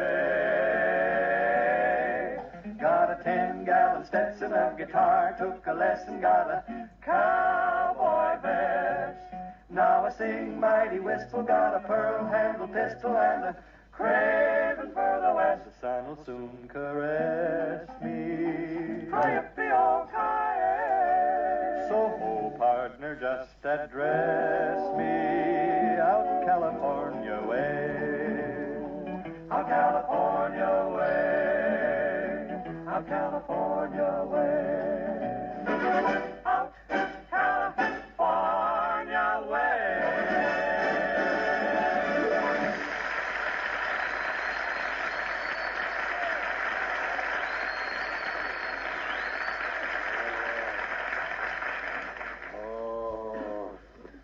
Oh, what a fool I am. Oh, what a cad. What a rotter. What a thoughtless, selfish, inconsiderate bounder. What a stupid oaf. What a callous jerk. What a mean, narrow, nasty, ingrown egotist. Why, come in.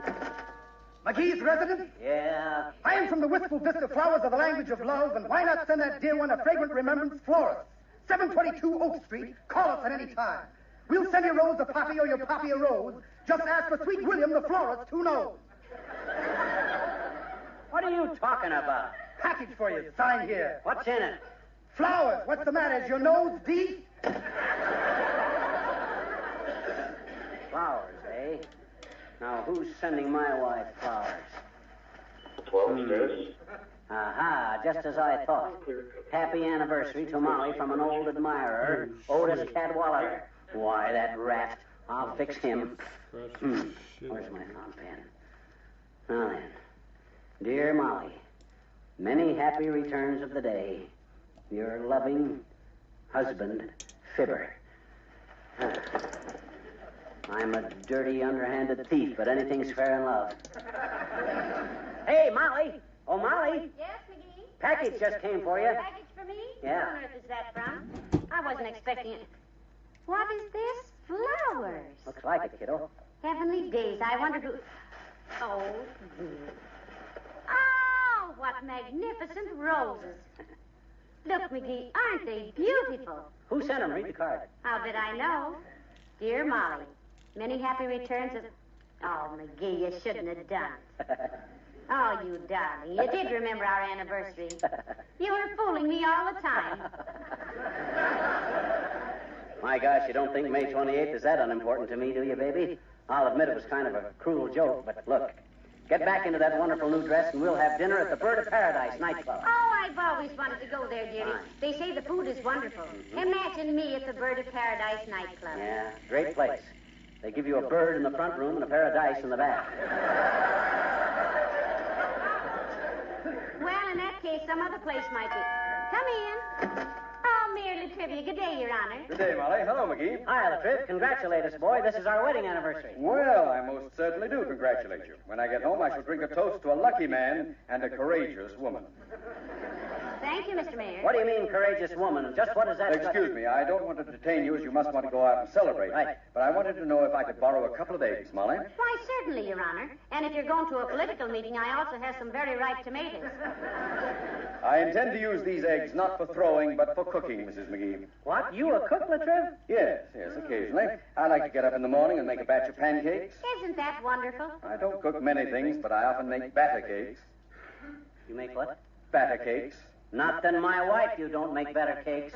I didn't say anything about your wife, McGee. I merely said that I often make batter cakes. If they're not better than mine, whose are they better than?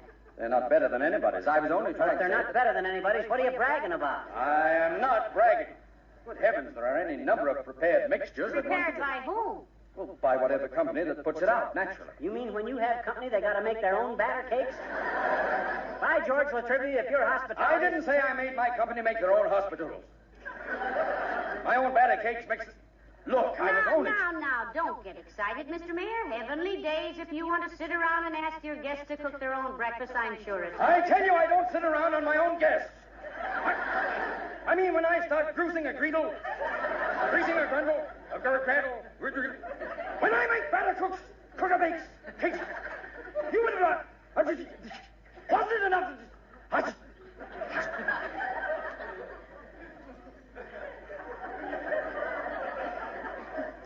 McGee? Yes? In about 3 weeks, I'd like you to come over and have breakfast with me.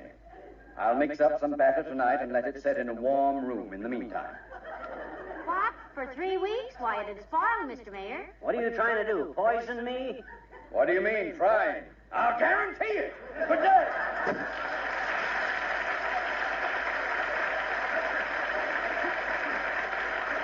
Well, come on, Snooky. Let's go. Get into your burlap and we'll do the town. Come on, let's go. Oh, McGee, I'm so happy. And to think I thought you'd forgotten what May 28th was. How silly of me. You know, Molly, this really wasn't such a sudden idea. This going out for some nightlife. No? No? All day long I've been wanting to take you to a club. Well, isn't that a coincidence? Why? All day long I've wanted to take a club to you. I see what you mean.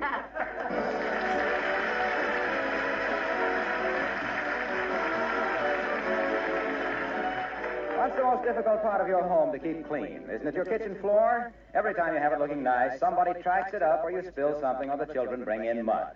But if you know the secret, it's really quite easy to have a kitchen floor that's clean and shining all the time.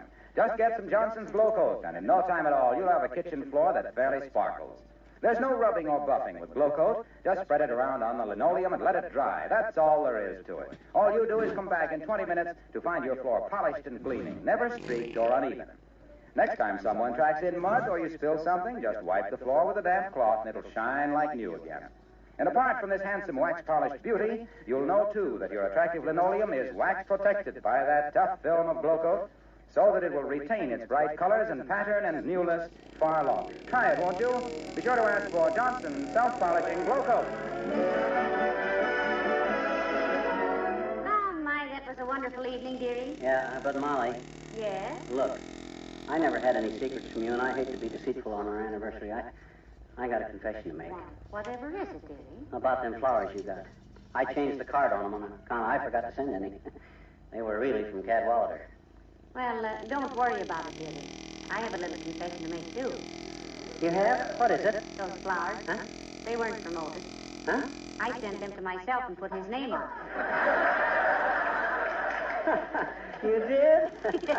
Well, good night. Good night, all. This is Harlow Wilcox speaking for the makers of Johnson's Wax Products for Home and Industry, inviting you to be with us again next Tuesday night. Good night. This is NBC, the National Broadcasting Company.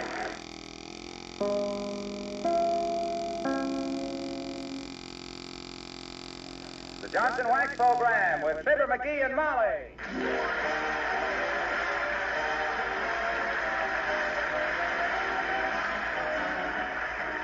The makers of Johnson's Wax Products for Home and Industry present Fibber McGee and Molly with Bill Thompson, Gail Gordon, Arthur Q. Bryan, Lee Benaderet, and me, Harlow Wilcox. The script is by Don Quinn and Phil Leslie. The music by the King's Men and Billy Mills Orchestra.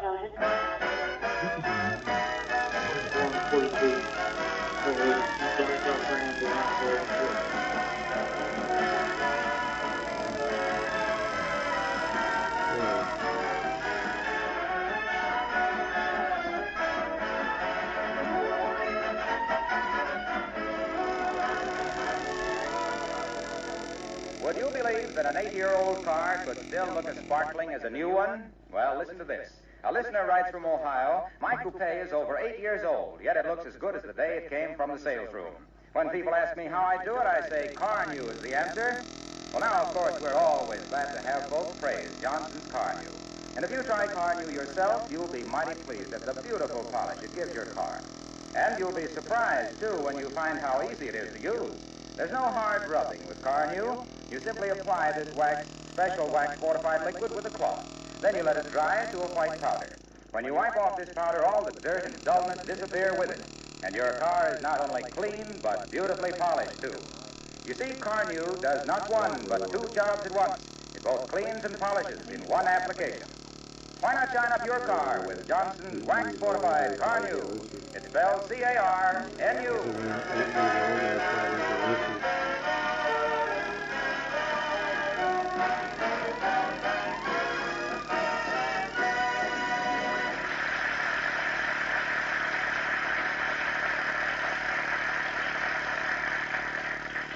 The residents of 79 Wistful Vista are going to see the Aviation show at the airport this afternoon. So the master, he thinks, of the house, has fortified himself by reading a couple of flying magazines, thus qualifying himself for a high rank in the HAF, the Hot Air Force. Get a load now of the poor man's Doolittle as we meet Fibber McGee and Molly.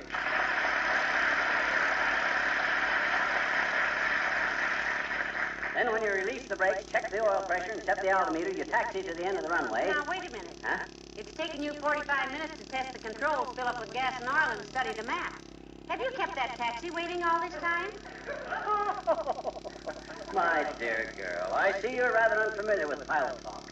Taxiing means to run the plane along the ground. That's for me, then. The firmer we stay on Terra, the better I like it. You know I get airsick wearing a new pair of high heels or walking over a thick rug. Well, you better get over that, Tootsie. This is the age of flight.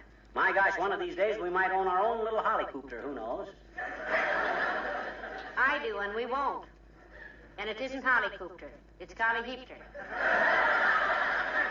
Okay. Anyway, if we do get our own polycopter, my fishing trips will be cut... No, not polycopter, dearie. It's helipopter. Oh. What did I say, pellyhopter?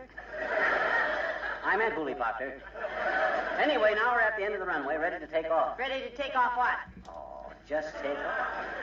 That means get the plane into the air. You know what airborne means. Certainly, that's when the stork brings you. No. That means... And look, Pep, aside from becoming a flash expert on flying from reading 2 magazines, did you ever actually fly? Why, certainly, back in Peoria. I had several hours with an old Jenny. Now, just a minute, McGee. Maybe we weren't married then, and maybe it's none of my business, but it seems to me that there would be enough male instructors around. Hey. A Jenny was just an old pre-war crate. I don't care how old she was, the hussy. And I still have the feeling that the Wright brothers were wrong. But proceed with the lecture, Wing Commander. Roger. Where were we? Oh, yeah. We're at the end of the runway, ready for the takeoff. I slam the throttle in. She picks up speed. Grounded by a doorbell. Come in. Hello, folks.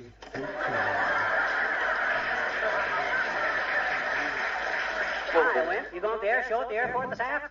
Oh, yes, indeed. Are you? Oh, yeah, we have our tickets, Mr. Whistle. Himself is all hopped up about it. We've flown in and out more hangars this afternoon than a rented tuxedo. You flew much, Wimp?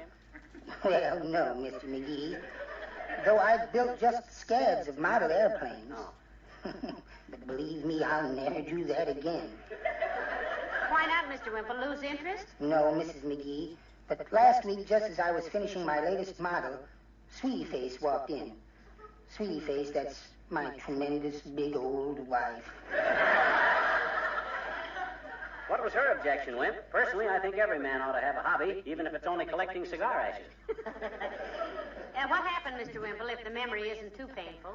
Well, I was just sandpapering the vertical stabilizer when Sweetie Face walked in and said, "What model is that, stupid?" And I said, "Hellcat."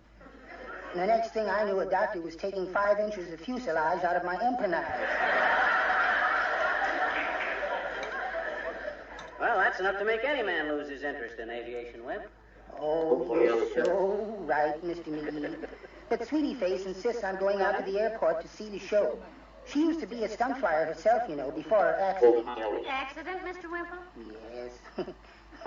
She tried to fly through a railroad tunnel once without checking the train schedules. My gosh, a thing like that could be seriously fatal, Wimp. Has she done any flying lately? Not since last summer, Mrs. McGee. And then she made a 3-point landing in a haystack with a parachute.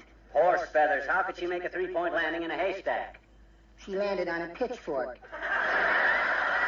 Made quite an impression on her, too. Well, I've got to be going now, folks. Goodbye.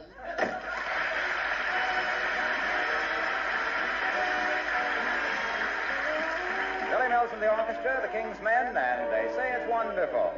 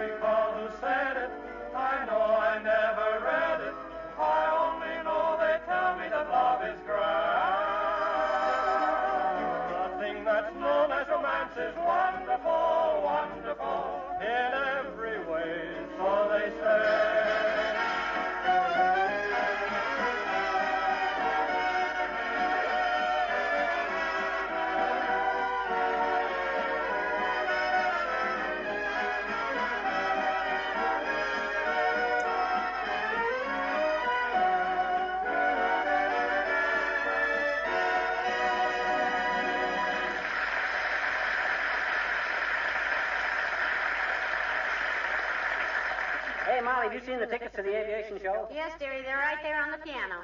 Is it time to leave already? I don't know. What time is it? About 1:30. Oh, we got loads of time.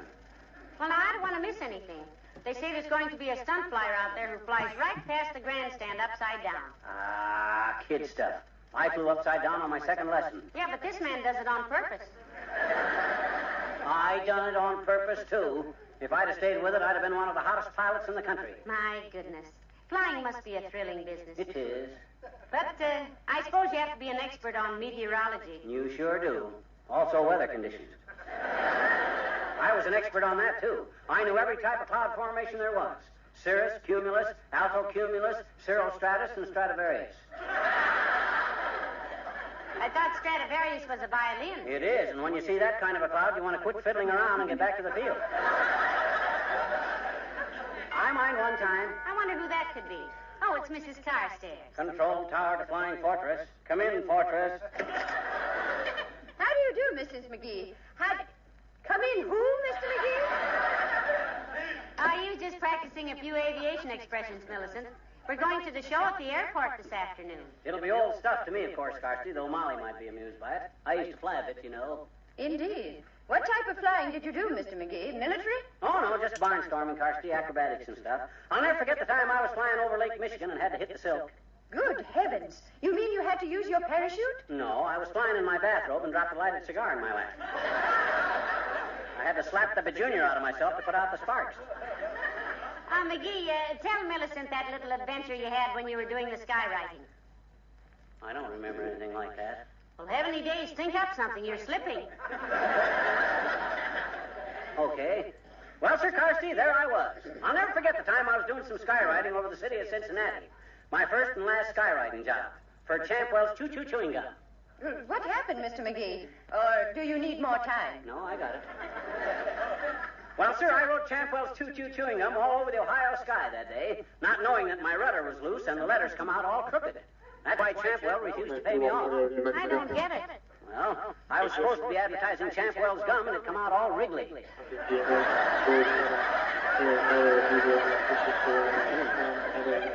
Well, you forced me into it. Do you like to fly, Millicent? Oh, yes, I do, my dear. In fact, I was once a hostess on an airliner. That entitles you to free passage, didn't it, Carsty? It seemed to, from the passengers. I had often heard of flying tigers, but wolves at that altitude were new to me. Are you thinking of buying an airplane, Mr. McGee? Well, he's been talking about that for a long time, Millicent. If he does, I hope he gets a collie heater. You mean a hollyproctor? Are you sure it isn't Callahan? No, I'm sure it's Hollow Creeper. Well, we'll leave it to Millicent. How do you pronounce it, Millicent? Autogyros. Well, I'll be seeing you at the airport. Good day.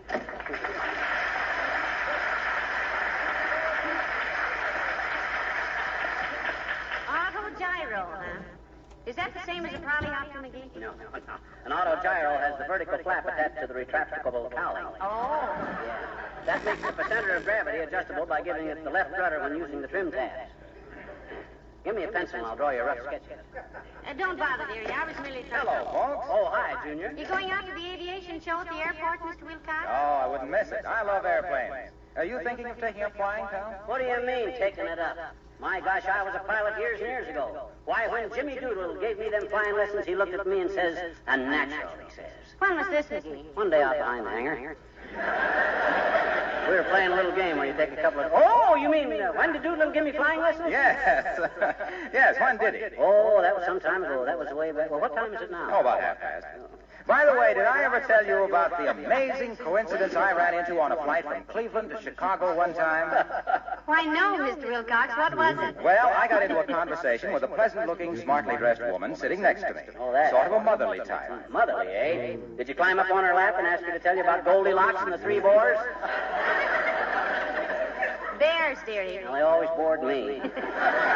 Go on, Mr. Wilcox. What was the coincidence? Well, during the conversation, I found out that she was an enthusiastic user of Johnson's wax. She used it all over her home. Floors, furniture, woodwork, windowsills, luggage, everything. What that got to do with it? I asked her why she thought so highly of Johnson's wax. And she said it kept her whole house so bright and clean looking, it fairly sparkled. She said it protected her nice things against dust and dirt and dampness and made her housekeeping so much easier. But please, Mr. Wilcox, what was the amazing coincidence? Why, don't you see? There we were, 8,000 feet in the air. Never saw each other before, two complete strangers. And it comes out that I sell Johnson's wax, and she uses Johnson's wax. Wasn't that a strange thing? I wrote to Ripley about it, but he never answered. Probably bowled him over so hard he couldn't lift the pen. Well, we'll be seeing you out at the airport. I'll be there, pal. Incidentally, my wife soloed last week. Really, Mr. Wilcox? By herself? No, with the church choir. So long now.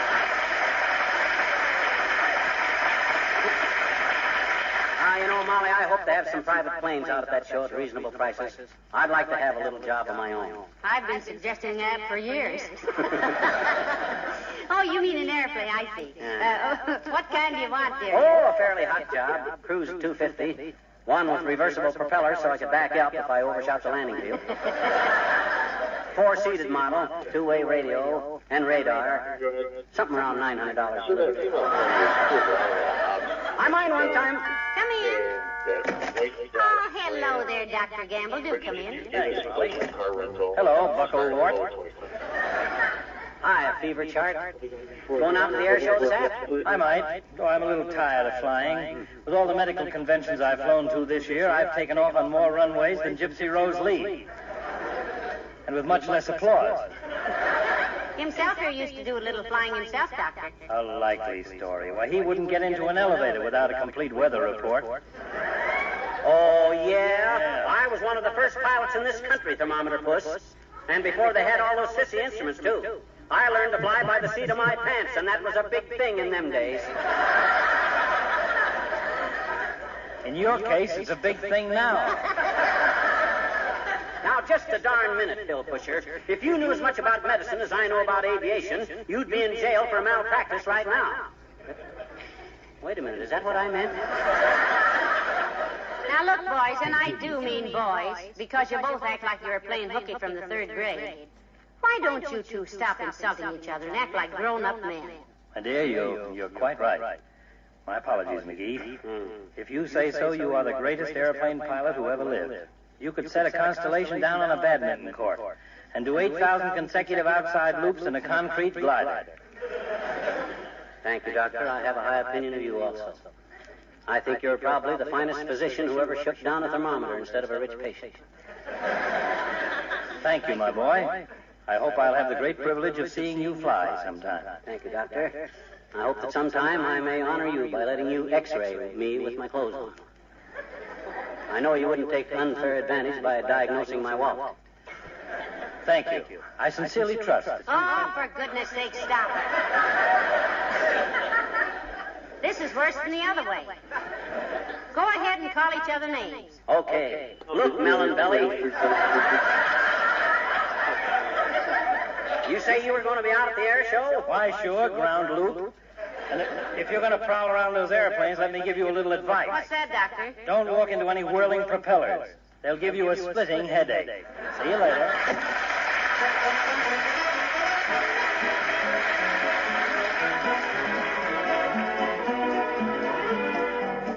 The King's Men sing Old Man Tucker. Funny old man was a funny old pan, whose name is as funny old bunny was Dan. Yep, old man Tucker was a fine old man. He washed his face in a frying pan. He combed his head with a wagon wheel and died with a toothache in his heel. So get out the way, old man Tucker. Get out the way, old man Tucker. Get out the way, old man Tucker. You're too late, too late, too late for supper, too late for supper. What a hungry old fella was old man Tucker. Come too late for to get his supper. Supper over, breakfast cooking, leaves old Anno standing looking. Get out the way, old man Tucker. You're in the way, old man Tucker. Get out the way, old man Tucker. You're too late, too late, too late for supper, too late for supper. Old man Tucker, too late for supper. Old man Tucker, he got drunk. He fell in the fire and kicked out a chunk. A red-hot coal got in his shoe. And oh my golly, how the ashes flew. So get out the way, old man Tucker. Get out the way, old man Tucker. Oh, get out the way, old man Tucker. You're too late to get your supper. Oh, shortland bread, possum in the pan. Should be plenty for a hungry old man. But Dad was starving for to eat. Corn pone with chicken meat. He went down and stole some pullets. Come running home with his pants full of bullets. Poor old Dan. You said, poor old Dan. I said, old man Tucker is a growing gray. The time is a coming for the judge's day. When he gets to the pearly gate, I hope to goodness he won't be late. Oh, get on the way, old Dan Tucker. Get on the way, old Dan Tucker. Get on the way, old Dan Tucker. Get on the way, get on the way, get on the way, out of his way. He won't be late for supper on that judgment day.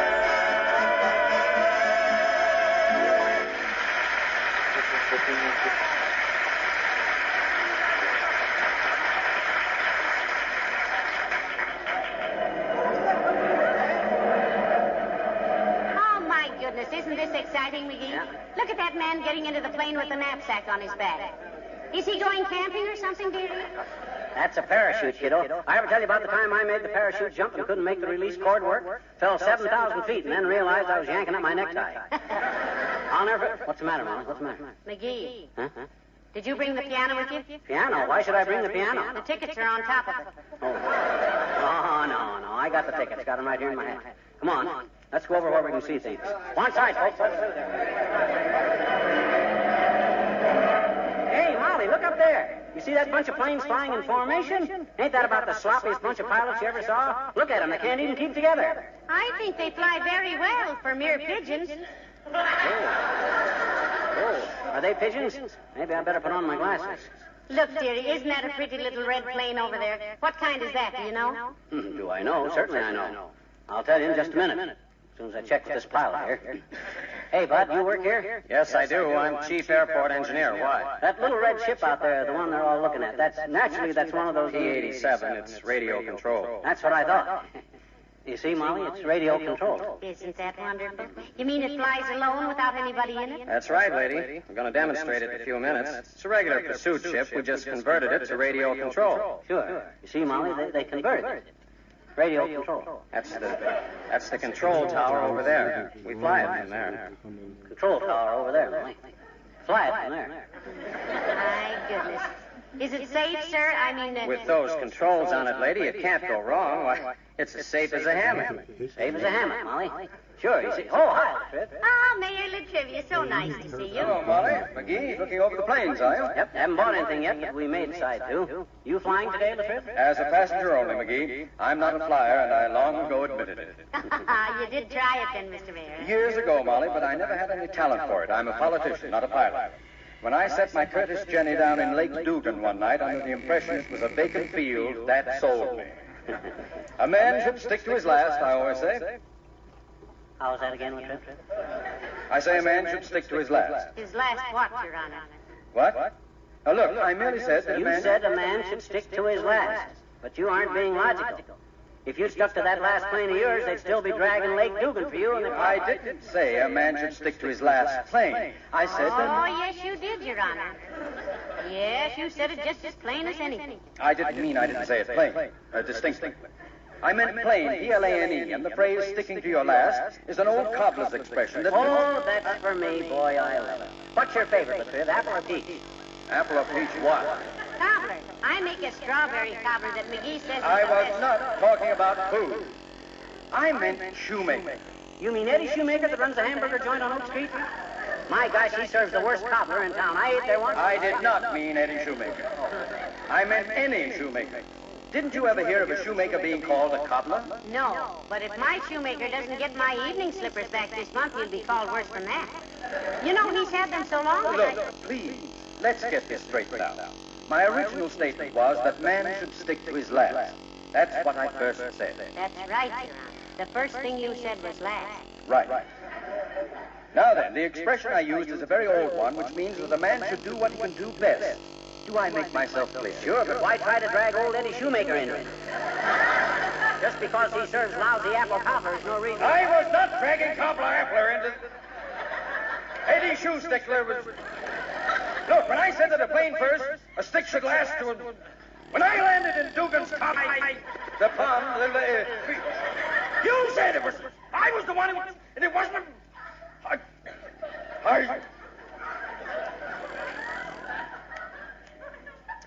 Mrs. McGee. Oh, yes, Mr. Mayor. I'm sorry I haven't the pleasure of repairing your evening slippers. Why, Your Honor? Because there's a certain run-down heel of yours that I'd love to take a hammer to. Good day.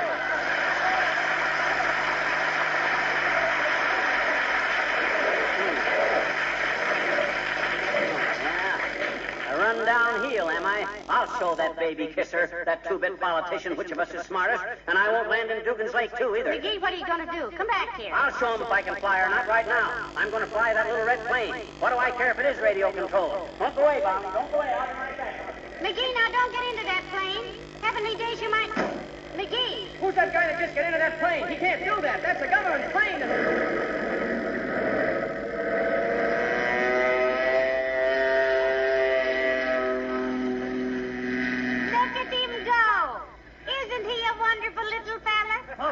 Molly, was that McGee got into that ship? Yes, it was, Doctor. Oh, Mr. Mayor, look. Did you see that take off? Yes, it's beautiful, but wait a minute. Is he alone in there? Well, naturally, Mr. Mayor. I think it does a man good to get away from his wife now and then. What? Why, he'll kill himself, that addle-headed... Now, please, Doctor. McGee told you he knew all about flying, didn't he? After all... Look at him climb. He's peeling off and heading back now. Look at that chandelle. Isn't that graceful? It's disgraceful. It's... Say... Mighty pretty flying at that, Molly. When I was giving him the bird, I didn't know it would take. I owe that boy an apology. By George, I never thought he knew enough about flying. Here he comes, look out!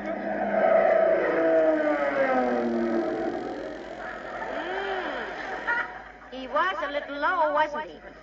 Yes. Pick up my hat, will you, Doctor? I'm afraid to take my eyes off him. Pick it up yourself. I'm afraid to look away, too. He's circling again.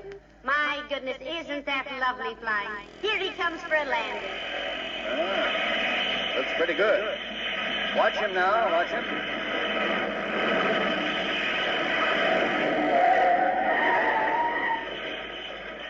Marvelous. Amazing. Come on, let's get over there. Hurry up. I hope he's all right. McGee, are you all right? Huh? Yeah, sure, I'm okay. Get out of that ship, mister. You got a lot of crust taken off a government ship without... Okay, old bud, okay, bud, relax. No damage done. McGee, that was wonderful flying. By George, I never thought Should we tell him, Molly? Yeah. That plane is radio controlled, Doctor. Yeah, you thought I was flying it. All the time it was being controlled from the tower over there. Now, look here, mister. You'll have to come over to the office with me and do some... And I want to talk to your officials, too, Buster. That was a very sloppy landing you guys made with this ship. You better check those controls and get... Sloppy landing we made? Why, those radio controls aren't even connected yet. That was your landing, mister. Oh, well, in that case... What? You mean I was flying it all the time? Yes, and that's a very serious... Pardon me, madam. I think your father has fainted.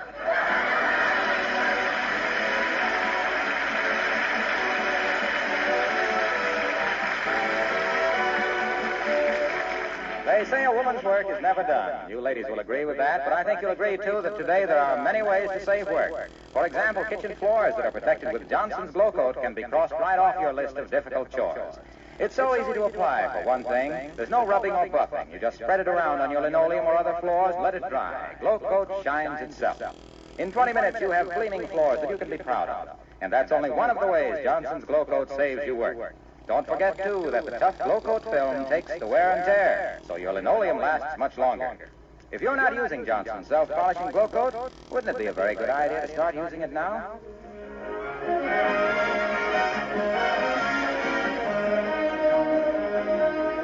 Oh, McGee, I'm still shaking like a leaf when I think of you up there in that plane, all alone, flying it yourself. Oh. Now, relax, kiddo. The only thing that embarrassed me was when my trousers slipped off afterwards. How on earth did that happen? Well, that plane wasn't fitted out for a pilot. There wasn't any safety belt. What I unfastened was my own. Good night. Good night, all.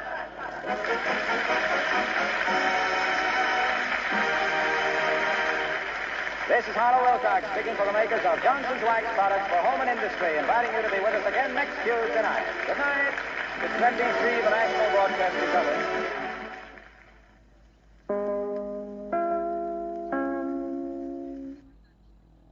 The Johnson Wax Program with Fibber McGee and Molly.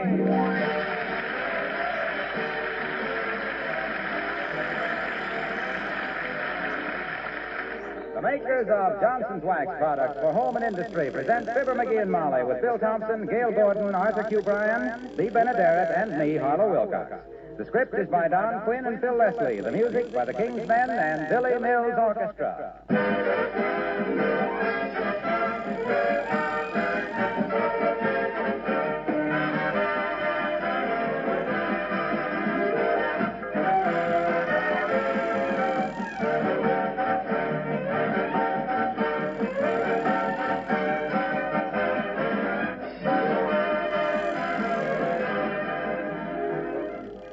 Why don't you keep us up to date? A woman asked us the other day. I've always used Johnson's wax, but I've only just discovered Johnson's cream wax. Why, it's wonderful. Well, she's right. This newest Johnson's polish really is wonderful for furniture and woodwork. It's a white liquid that does a remarkable cleaning job. Cleans as it polishes. Women like it particularly for cleaning and waxing light-painted woodwork, but it's equally good on dark woodwork and all furniture. And for keeping a white refrigerator clean and sparkling, there's nothing better. Dirt, spots, and fingerprints are whisked away instantly when you apply Johnson's cream wax. It requires a minimum of rubbing, leaves a satin, smooth, dry wax finish that not only looks beautiful, but wards off minor scratches. Still, things wipe off easily. Cream wax doesn't collect dust, as oily furniture polishes do either.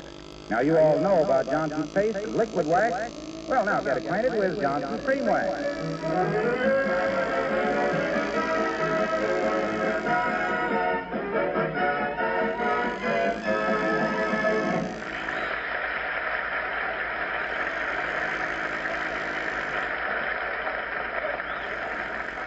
Well, to see Mrs. McGee of 79 Wistful Vista helping her husband make his annual selection of camping equipment, you'd never suspect that the only outdoor sport she really loves is her husband. But here at Abercrombie and Snyder's, where you can get anything from poker dice to elephant traps, we find Fibber McGee and Molly.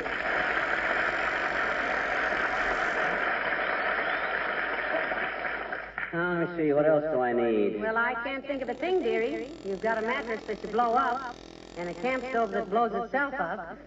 Oh, my gosh, a camp stove, that's what I need. Hey, Bud, is anything new in camp stove? Oh, yes, indeed, sir. We have the new post-war models now. Built-in egg timer, fish scaler, bathing suit dryer, and corn popper. Solid steel, only weighs 97 pounds.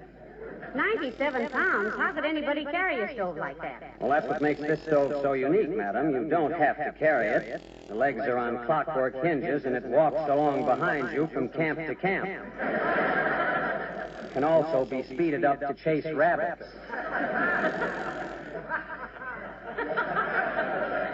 Let me see one of them. Well, I'm afraid we'll have to wait until 2:30, sir. Mr. Abercrombie, our president, is cooking his lunch on it. What time is it now? About 1:30. Look, McGee.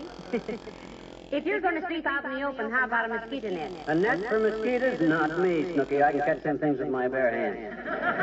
Hey, Bud. Sir? Look, I'm taking a 2-week float trip in the Ozark Mountains, fishing and hunting. I'm starting at Naked Joe, Missouri, and ending up at Powderhorn, Arkansas. You got any suggestions? And you can skip the one about staying home. I've tried that. Well, now let me see, sir. How about a nice bobsled? We have one with ball-bearing steering gear and chromium nameplate. Sells for only $722. Why on earth would anyone want a bobsled in Missouri in the summer? I don't know, madam, but I get a bonus of $100 if I sell it. And with $100, I could get my mother out of jail. What's she in jail for, Buster? Oh, she's just a thoughtless little bobby socker, bless her heart. Always going around socking bobbies. Oh, by the way, sir, how about hip boots? Need any hip boots, dearie? Yours leak in 7 places. Gee, do they really? Yeah, don't you remember? You call them your 7 leak boots?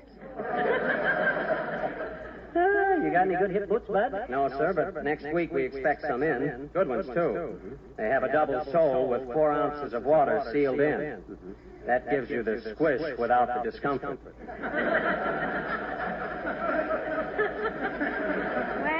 I guess you've got about everything you need, McGee. Just add those items up, sir, and let us know what the bill is. You got everything there, Bud? The fishing rod, the air mattress, the combination can opener and spud slicer, the waterproof matchbox, and the compass? Yes, sir, but are you sure you want this kind of a compass?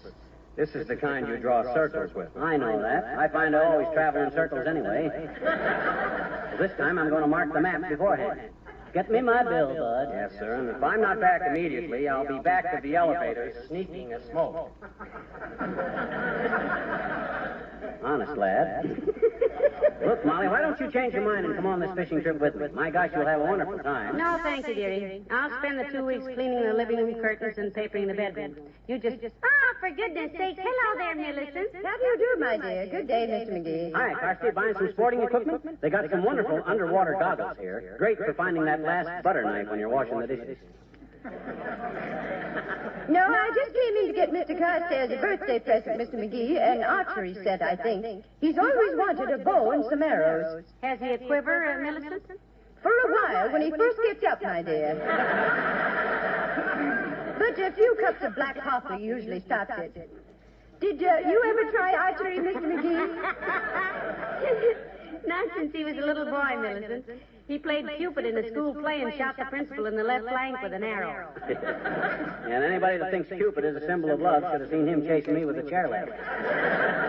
You going away this summer, Millicent? Oh, yes. We expect to spend a few weeks at our hunting lodge in Maine. Oh. Such a grand place to relax, you know. Why, some evenings, and this is quite confidential, my dear, some evenings we do not even dress for dinner. Oh. Heavenly days, you hear that, McGee? Up there in Maine, they really rough it. Better not let down too much, Carsty. First thing you know, your husband will be coming in a T-shirt and a T-shirt to tea.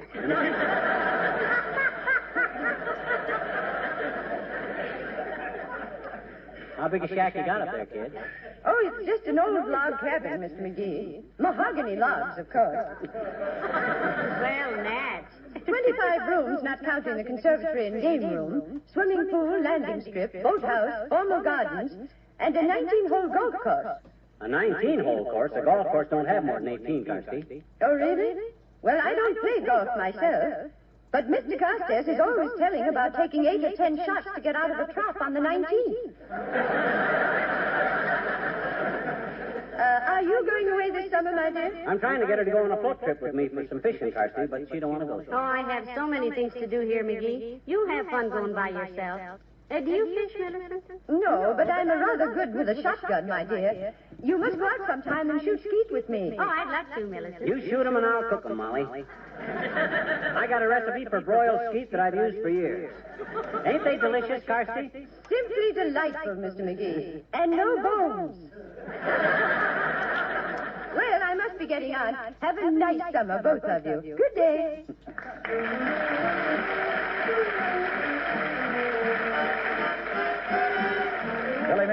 Orchestra, the King's Men, and the Gypsy.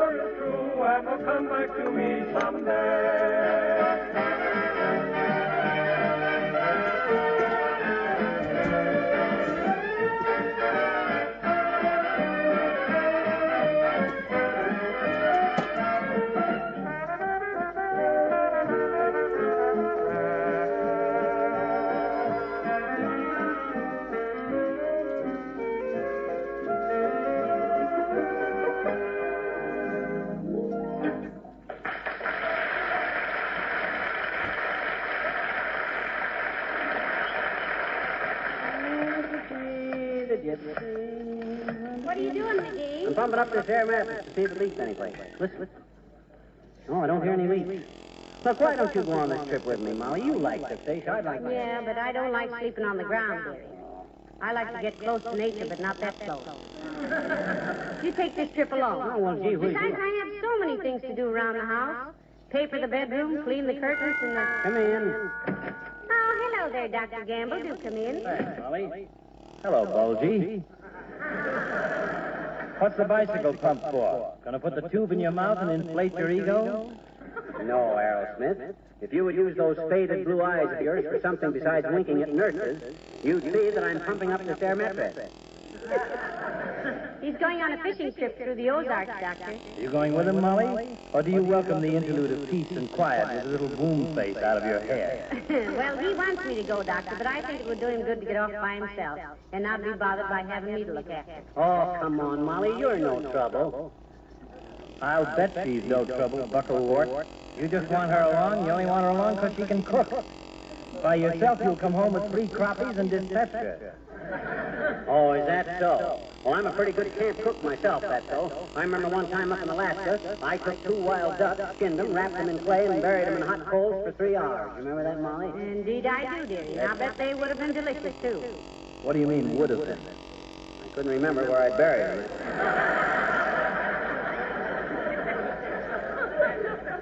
As far as I know, they're still cooking. You going somewhere for a vacation this summer away, Doc? No, I think I'll spend the summer in a nice, air-cooled movie. I've tried going to summer resorts, but somebody always finds out I'm a doctor, and from there on, I'm working again. Next time I register at a summer hotel, it will be as Ignat Jagafrion, a sculptor. Why, a sculptor, Doctor? Can you imagine anyone getting a sculptor up in the middle of the night to do Grandma's torso in granite? Certainly not. Well, have a nice trip, McGee. It'll do you good to get away from humanity for a while. Not that I have anything against humanity, except that there are too many people mixed up in it. See you in the fall.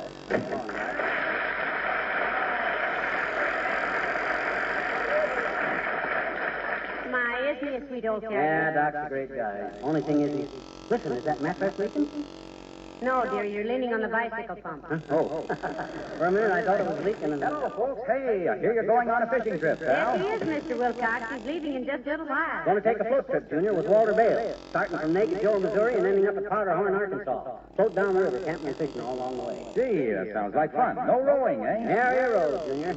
Just sit there on your big air mattress and let the river do the work.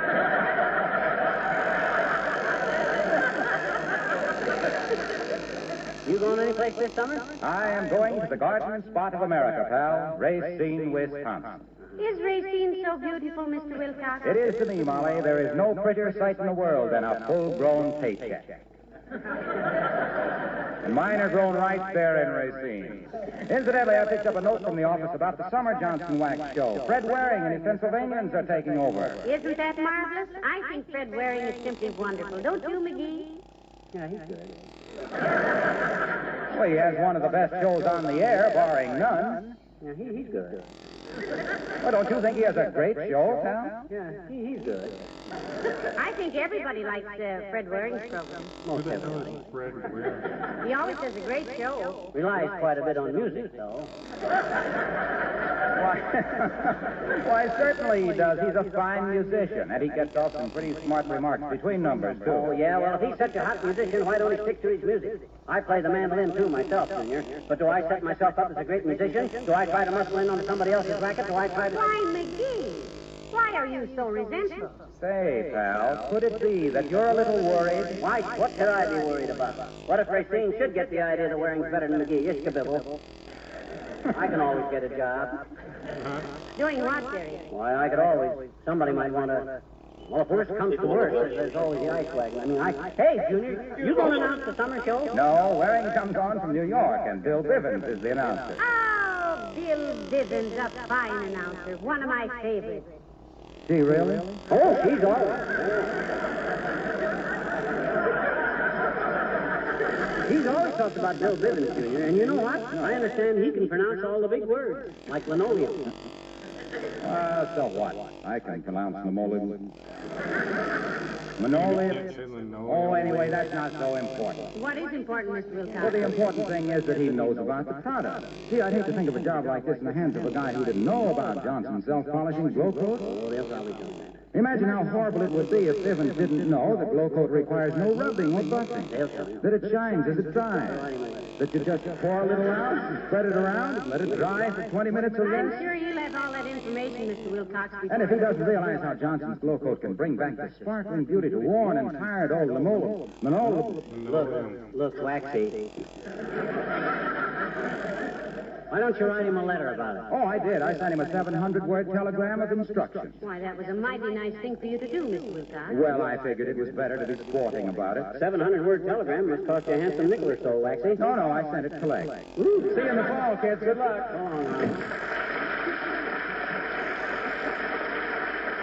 Well, I better finish getting the stuff together, I guess. Now, let me see. A hunting knife, fishing tackle, mattress, camp stove, comic books. You sure you won't go with me, Molly? No, thank you, dearie. It's nice of you to want me along, but I'll stay and stretch the curtains while you go and stretch the budget. Oh, all right, but gee whiz, I wish Come you in. Hello, folks.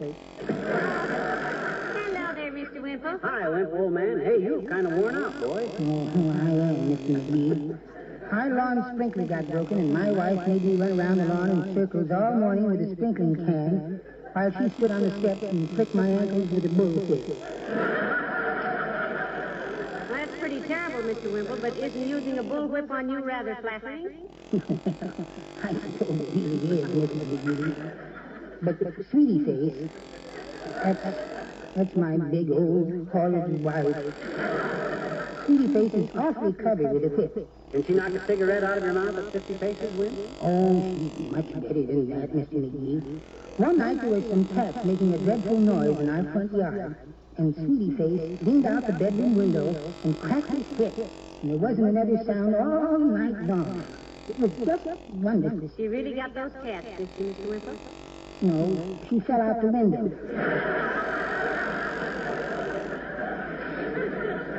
Wimp, I predict that one of these days you'll get tired of being pushed around. You'll let her know who wears the pants in your house. Oh, you're so right, Mr. McGee. I've got it all planned out how I'll do it, too.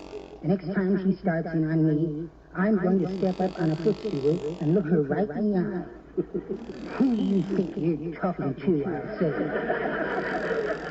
Then she'll slap me across the room, and as I fall, I'll knock over the goldfish bowl. And when she runs to pick up the goldfish, I'll grab her compact and fill it full of itching powder. I hope it's still good. I've had it for 9 years. Well, Mr. Wimple, you're just in time to say goodbye to himself here. He's going on a 2-week camping and fishing trip. From Naked Joe, Missouri to Powderhorn, Arkansas, went. Boat trip. Molly don't want to go with me. How about you? Oh, I just love it, Mr. McGee. But I don't like to leave Sweetie Face that long. For only 2 weeks? Yes.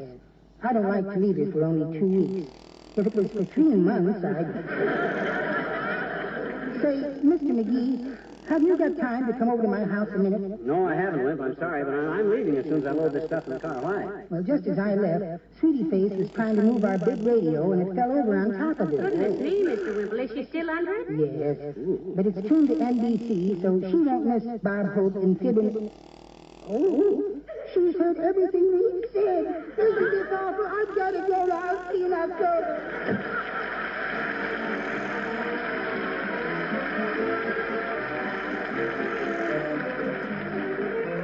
And here are the King's Men, and it's a grand night for singing. It's a grand night for singing. The moon is flying high, and somewhere a bird who is bound to be heard is throwing his heart at the sky. It's a grand night for singing. The stars are bright above.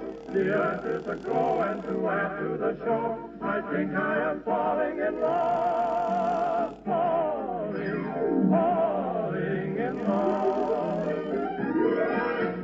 Maybe it's more than the moon. Maybe it's more than the bird. Maybe it's more than the sign of the night in a light too lovely for words. Maybe it's more than the earth, shining and silvery blue. Maybe the reason I'm feeling this way has something to do with you. It's a grand night for singing. The moon is flying high, and somewhere a bird who is bound to be heard is throwing his heart at the sky. It's a grand night for singing. The stars are bright above. The earth is aglow, and to add to the show, I think I am falling in love. Falling head over heels in love.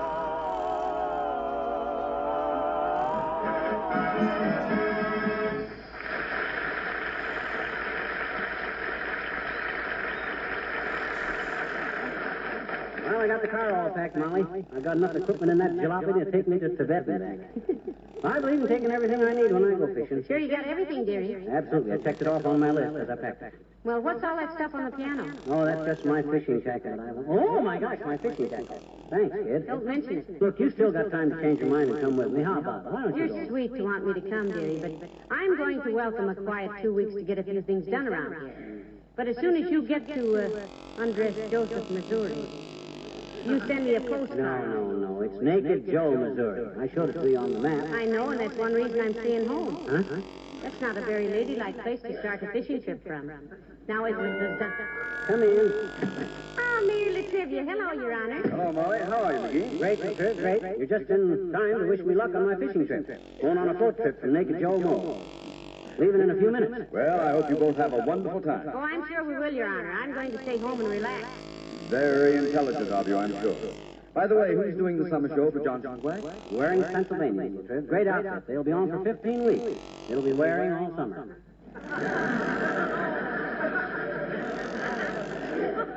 What do you think it's been all winter? Why, Mr. Mayor, you made a joke. Well, I'm not very proud of it, personally.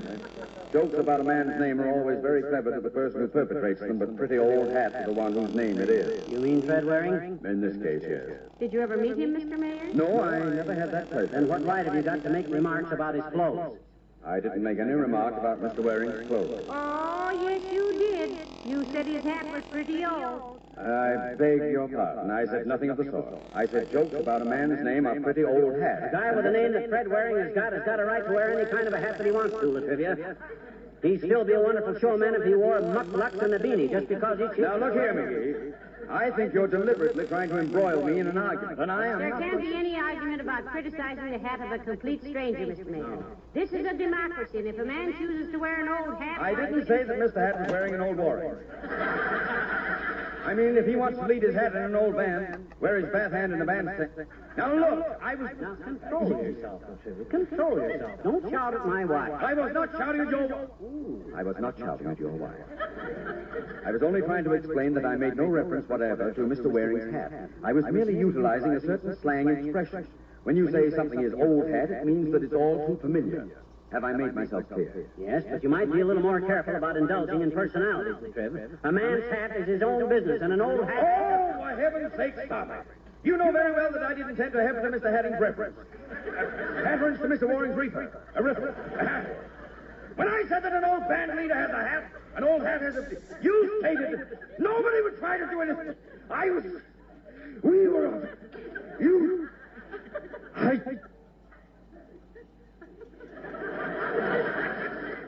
McGee? Yes? I'm sorry I won't be at Naked Joe, Missouri to see you out. That's nice of you, Mr. Mayor. Thanks, Latrivia. That's all right. It's an old dream of mine to see you floating down the river. Well, have a pleasant summer.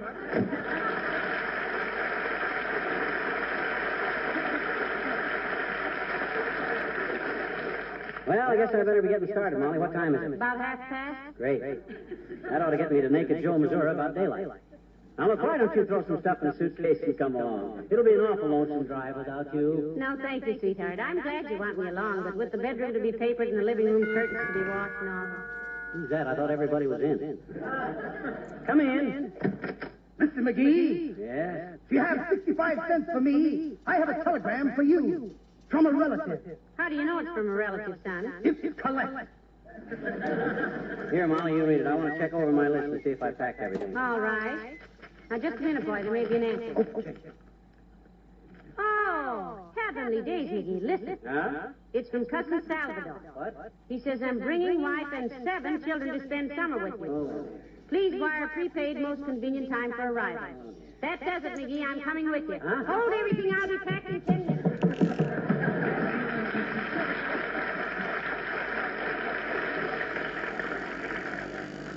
How much you say I owe for this, Bud? 65 cents, Max. Here you are, Bud. Here's $1 for yourself. That was nice timing. Well, you told me to be here at exactly half past, so I done it. Thanks, Max.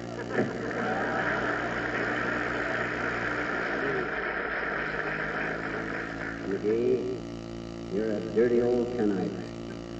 If you'd learned to cook, you wouldn't have to stoop to things like this. Hey, my, hurry up.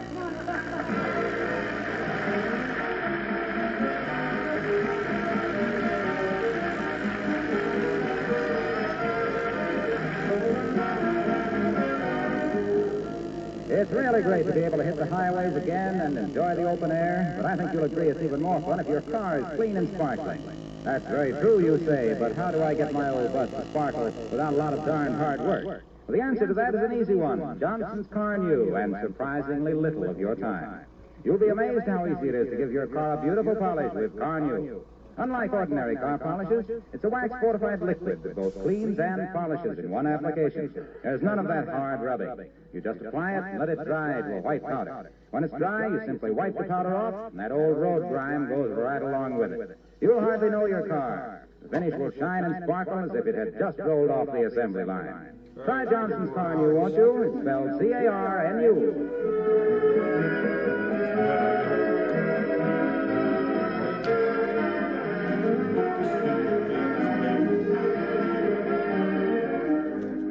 Ladies and gentlemen, on behalf of everybody on our show and the makers of Johnson's Wax, we want to thank you for another year of your loyal listening. And we know you'll find that Fred Waring and his Pennsylvanians will have a wonderful program with great music for you at this same hour through the summer. Between Fred Waring and Johnson's Wax, you can expect a polished performance. So until October, thank you again and good night. Good night, all.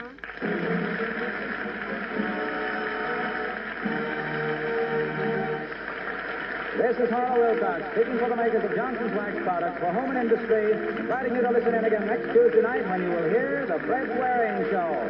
Fibber and Molly and all of us will be back again in October. Good night. This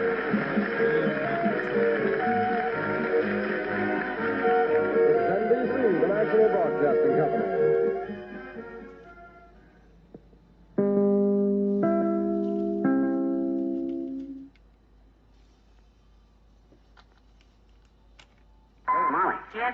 What night is this? Tuesday. Well, turn the radio on, quick. I want to hear Fred Waring. Yes, but dearie, Fred went on. Come on, it's almost time. He's on for Johnson's Wax. Swell music and someone... Well, what are you staring at me for? The summer's over. Fred Waring is not on for Johnson's Wax now. He isn't? Who is? We are. Huh? The Johnson Wax program with Fibber McGee and Molly.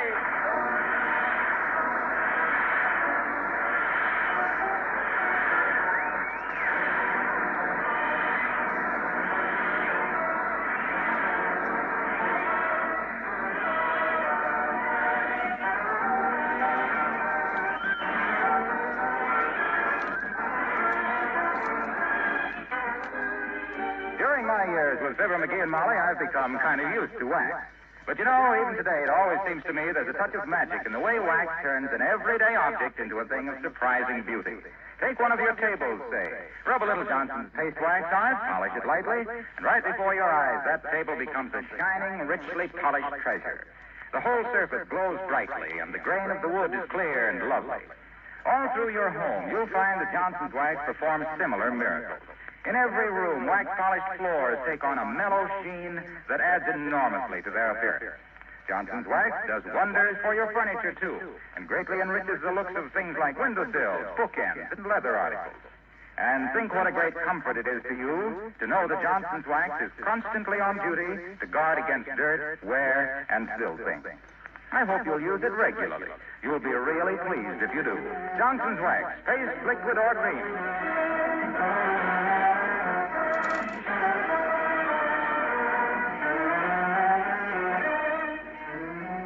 When some men are sick, they just want to crawl into a corner and be left alone.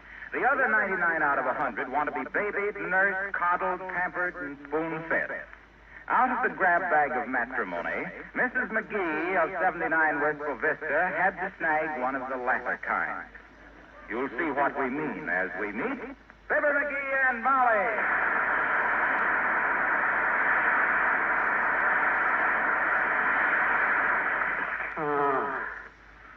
Imagine me being took sick like this when there's so many things to be done, like taking down the screens. Now, don't you worry about the screen, sweetheart. We'll wait till you get well. Yeah, but maybe this is a lingering illness. Maybe better hire somebody else to take him down. Nonsense. I won't have anybody clattering around here while you're not well. Glass of water, Pet? No, thanks. Light me a cigar, will you? I ain't got the strength to strike a match. No cigars. Not if I have to light them. It'd be silly for both of us to be sick. Besides, Dr. Gamble is on his way over, and he'd be very annoyed if he found you smoking a cigar. I'll stick it under the pillow when he comes. You haven't enough fever to account for all the smoke. No, how do you think that... Oh, that must be the doctor now, Molly. You better start boiling some water. What for? Oh, I don't know. That's the first thing the doctor always asks for. Hot water and clean towels. They always gotta have hot water. Oh, dear. Come in. Oh, hello, Dr. Gamble. Come right in. Hello, Molly. What's the matter with little Caesar? Swallow his bubble gum? Hi, Doctor. Good of you to come. Would you like me to heat some water, Doctor? Yes, please, my dear. And put some coffee in it. Now then, my boy, tell me about yourself. Okay, Doctor. I was born in a little white house on top of Kickapoo Hill, back in Peoria. A poor but honest family. Oh, stop it. I don't want your history. I want your symptoms. Never mind. When did you start feeling like this? Just a few nights ago, Doctor. He just started to turn green, like Christmas jewelry. Have you eaten anything unusual, McGee? I mean, aside from your usual eccentric menu of chili con carne, malted milk, and chocolate donuts? No. Just a cigar, though. A cigar? He ate a cigar? Well, technically, I wouldn't say I ate it, Doc. I swallowed it. One of your regular brands? Yes, it was, Doctor. I see. swallowed one of his own cigars and lived several days. You don't need me, McGee. You want Robert Ripley. Tell me, Wonder Man, what was the occasion for this Panatella picnic? Well, we were listening to the Louis Moriella prize fight, Doctor. Yeah. And when Moriella come to the microphone afterwards and made his speech,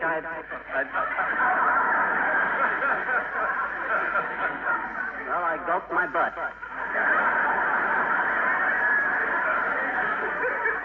You know, Doctor, I was so fascinated by McGee's expression, I never did hear what Mr. Moriella said. Lucky girl. I am happy to report, my boy, that you have the healthy pulse of a brewery horse. But I don't like your color. Well, if you don't like it now, you should have seen it the night he swallowed the cigar. He was about the color of a bookkeeper's eye shade. I'd like to have seen that. Here, these will fix you up.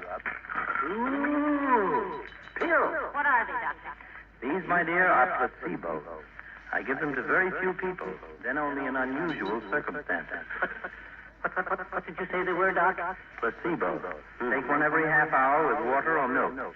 Every half hour, mind you. On the dot. Not every 29 minutes or 32 minutes, but on the half hour. Understand? I'll see to it, Doctor. I'll set the alarm clock here. Fine. Call me if he should develop any strange complications, such as wanting to get up and do some work. I'll be at the hospital in the operating room. Oh, in the operating room? You got a serious case in hand, Doc? No, but with the meat shortage, it's the only carving I have a chance to do these days. Why now?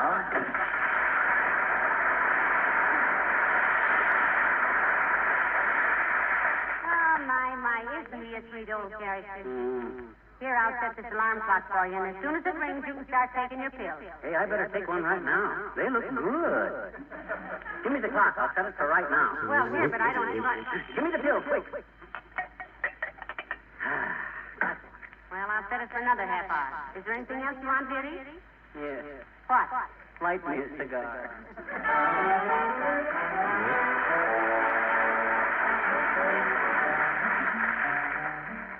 King's Men sing, doing what comes naturally. Folks are dumb where I come from, they ain't had any learning. Still they're happy as can be, doing what comes naturally. Folks like us could never fuss with schools and books and learning. Still we've gone from A to Z, doing what comes naturally.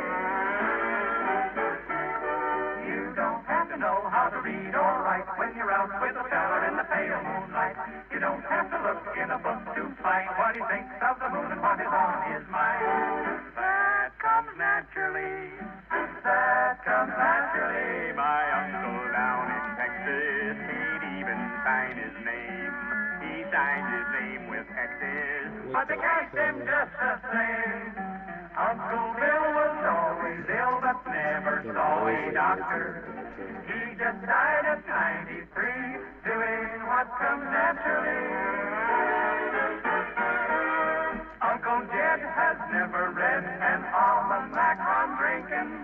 still he's always on a spree. Doing what comes naturally. Sister Sal, whose musical has never had a lesson. Still she's learned to sing off key. Doing what comes naturally. You don't have to go to a private school, Not to pick up a penny by a stubborn mule. You don't have to have a professor's dome. Not to go for the honey when the bees have home. That comes naturally. Naturally, that's natural. My uncle don't pay taxes. His address never gives. They can't collect his taxes Because they don't know where he lives. Uncle Ben got angry when they caught him stealing chickens. I'm within my rights, says he. 30 days, says the judge, says he, for doing what comes naturally.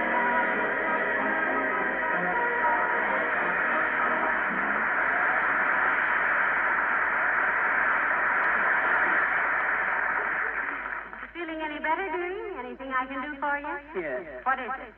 Turn the page of this magazine for me, will you? Hey, is it time for my pill again yet? No, not yet. When the alarm rings, it's time. Put the pills in the water glass close to the couch. Remember what the doctor says. Not 29 minutes, not 32 minutes, but on the half hour. I wonder what a placebo is. Must be a new medicine like penicillin and sulfa. And benefrenia. What on earth is benefrenia? I never heard of that. Of course you haven't. I'm going to invent it as soon as I get up and around again. I'm going to make a concentrated essence of plain grass. Grass? Yep. What's one of the strongest animals? A horse. And what does a horse eat? Grass. What animal is always calm, never nervous? A cow. What does a cow eat? Grass. Look at a dog. Intelligent animal. When a dog feels sick, what does he do? Goes out and eats some grass. How about it? Wonderful idea. That's it. 3 spoonfuls of that and you can pull a wagon, chase automobiles, and sell your hide to a tannery. No, I'm serious, Molly. I think that... Hey, is that alarm clock running? Yes. Calm yourself. I'll see that you... Oh, look who's coming, McGee. The girl from the beauty parlor. I wonder what she wants. You could run upstairs, dearie, if you don't feel like talking. No, I'll stay. Must my hair up a little. I want to look restless. Thanks. Come in. It's just I, Mrs. McGee, Elsie Merkel from the Wistful Vista Saloon of Beauty. Oh, heavenly days. Do come in, Elsie. This is my husband. McGee, this is Miss Merkel from the beauty parlor. How'd you do, Miss Merkel? Very pleased to meet your acquaintance, I'm sure. Any husband of Mrs. McGee's is a friend of mine, I always say. But the reason why I come over, Mrs. McGee, was you left your compact in the shop yesterday, so I brung it over. Because a girl without a compact is like a ship without a udder.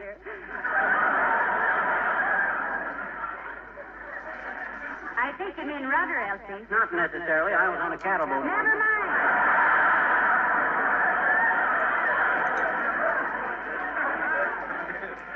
Well, Elsie, I really appreciate you taking the trouble to bring back my compact. Oh, it was a distinct pleasure, Mrs. McGee. I wanted to take... Hey, my pill, Molly. A placebo. Quick, hand me the water. Right on the dot, McGee. Now set the clock for another half hour. Gee. Does a minute make so much difference taking a pill, Mr. McGee? It does in my case, sis. The doctor says not 29 minutes after or 32 minutes after, but every half hour on the button. When you're taking placebos, you don't monkey around. Our doctor says he doesn't prescribe them very often, Elsie. I'm a special case. I'll probably be wrote up in the medical journal. Like that woman in Arkansas who had 4 children and a fox terrier. She had 4 children and a fox terrier that used to sit by their cribs and rock them with his paw. You gotta go now, sis. Yes, thank you. My next client for a hen of his is Miss Fifi Tremaine, and I and her always have so much to talk about. Like, for instance, what Gloria Gottloch did when the fella she married turned out to be a snuggler. Heavenly days, a smuggler? No, a snuggler. He was snuggling with the housemaid and the seamstress. And what I know about that family would fill a book that would stop the circulation in a circulating library. Well, I hope you get well, Mr. McGee. Goodbye.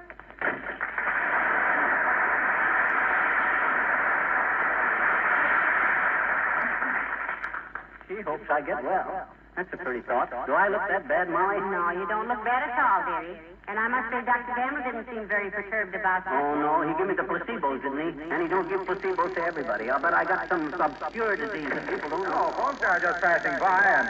Oh, I'm sorry. Taking a little nap, pal? No, he's ill, Mr. Wilcox. I get dizzy spells, Yes, I know.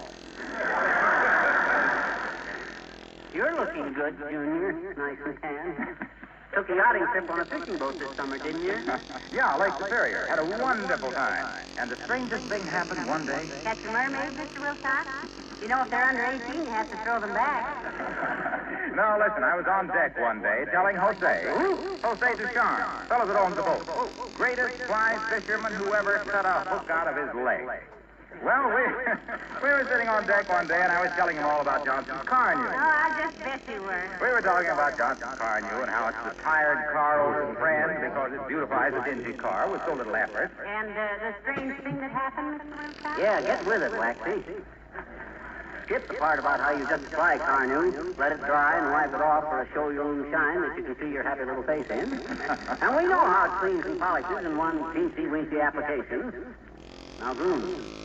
Read that again, then. Huh? Oh, now go on. Words were kind of run together. Well, A few minutes later, when they tried to raise the anchor, it was fouled on something. When we finally got it up, it was dragging a muddy, rusty, dripping old Maxwell. Heavenly days. Did it have a violin lying on the front seat? No, but quick as a flash, I turned to Jose and said, now there is one of the few cars I ever saw that Johnson's car knew couldn't do much for. Well, goon, Waxy, get to the point. Well, that's all, but I thought it was rather interesting that we should have just been talking about Carnew before this thing happened. Don't you see? It's rather a startling coincidence. That story, Mr. Wilcox, had all the dramatic impact of a ketchup label. I know a guy who carves tombstones that's looking for a scriptwriter, Junior. I'll send you over. You tell about as dead an anecdote as I ever heard. Now, you're just envious because interesting things never happen to you, pal. Well, I better run along, kids. Anything I can do? Yes, Junior. What, pal? Run along. Okay, take care of yourself.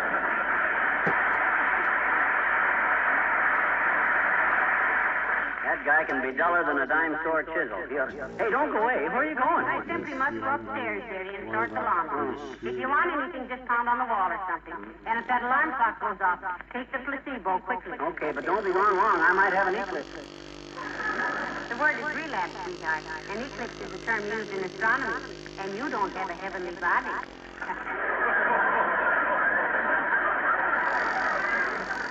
Just a cute one. Now, you be a good boy and take your pill when the bell rings. Okay.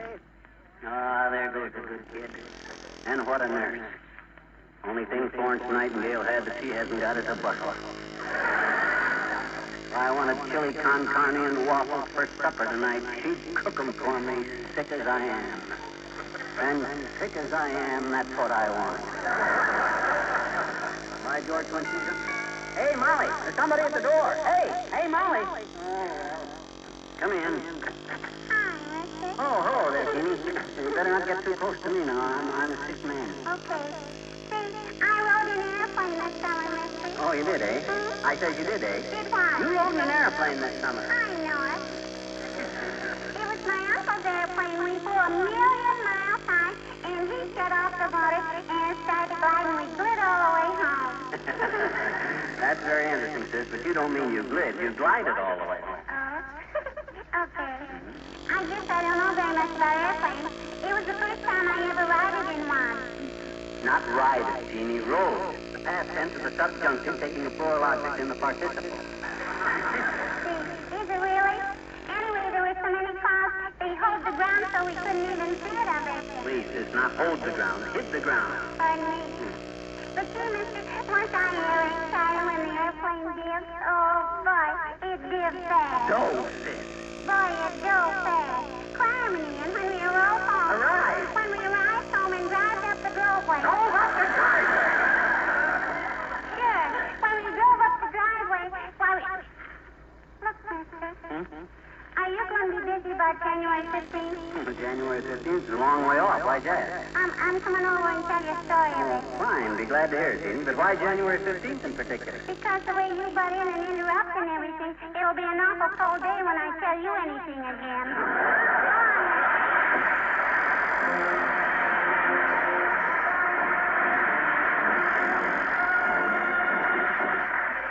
Billy Mills in the orchestra, and I got the sun in the morning.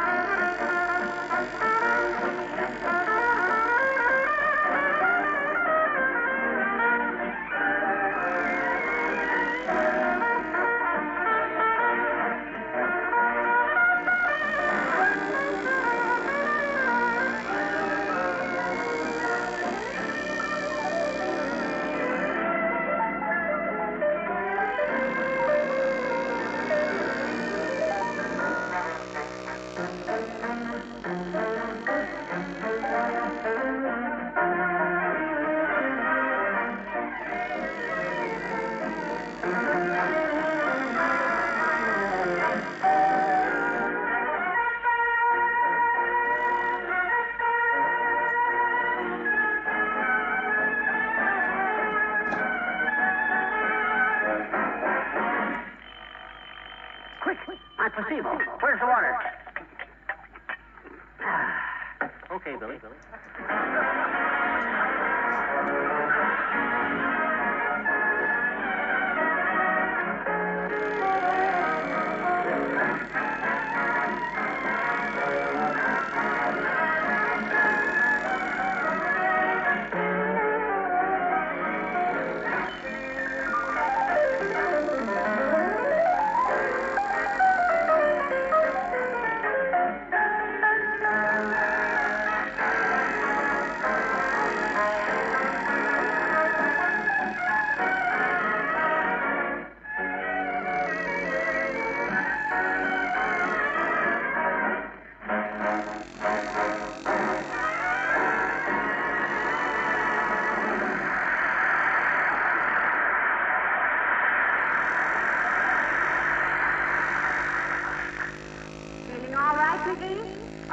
placebos helping any? My gosh, they're marvelous, Molly. Where Dr. Gamble digs up these mysterious drugs, I'll never know. No, you won't either. I was going to ask him, but you never get any real information out of doctors. No, nurses either. If you ask a nurse what your temperature is, she gives you that toothy smile and says, "Well, shall we have our sponge bath now?" That always embarrasses me. Shall we have our bath now? Sounds like the municipal plunge. Well, you need anything? No, thanks. Just be sure the alarm clock is running. Don't want to miss the next pill time. Doc emphasized that I should always take... Come in. Well, for goodness sake, look... Hello there, daughter. Hi, Johnny. Hi, old-timer. Smile with you. Got hip? I don't know what I got exactly, old-timer. Just sick, that's all. Got to take one of these pills every half hour on the dot. Not 29 minutes after. Or 32 minutes after. But right on the half hour. Shows you how potent this stuff is. Can't give it a minute either way. Well, sure hurts me to see a fine, healthy boy like you laid up, Johnny. Personally, never had a sick day in my life. Really? Never a sick day? Never a sick day. But I've sure put in some horrible nights, kid. Yep. Though since I moved to my new boarding house, I walk 6 miles before breakfast every morning. No kidding. 6 miles before breakfast. Where do you go? Bathroom down the hall. Well, maybe it ain't exactly 6 miles, but doggone if it don't seem like it through them cold halls. Then after taking my ice cold shower... Heavenly days, old-timer. You shouldn't take ice cold showers. It's too much of a shock. Daughter, it ain't half the shock it'd be if the dump ever had some hot water. I guess most boarding houses are the same, old-timer. I remember when I was in vaudeville with my old partner, Fred Mitney from Starved Rock, Illinois. We stayed in some pretty fantastic places, believe me. To this day, my right arm is 2 inches longer than my left. From reaching for the butter, dear? No, from pushing away the prunes.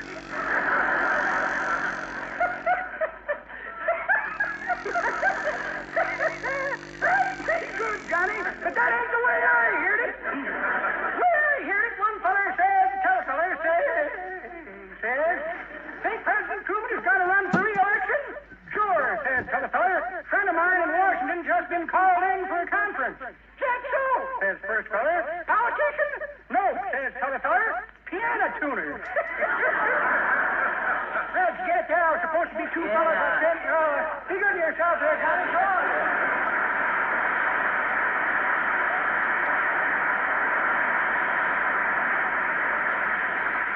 You know, dearie, if it's a nice day tomorrow, I think you should sit out on the front porch.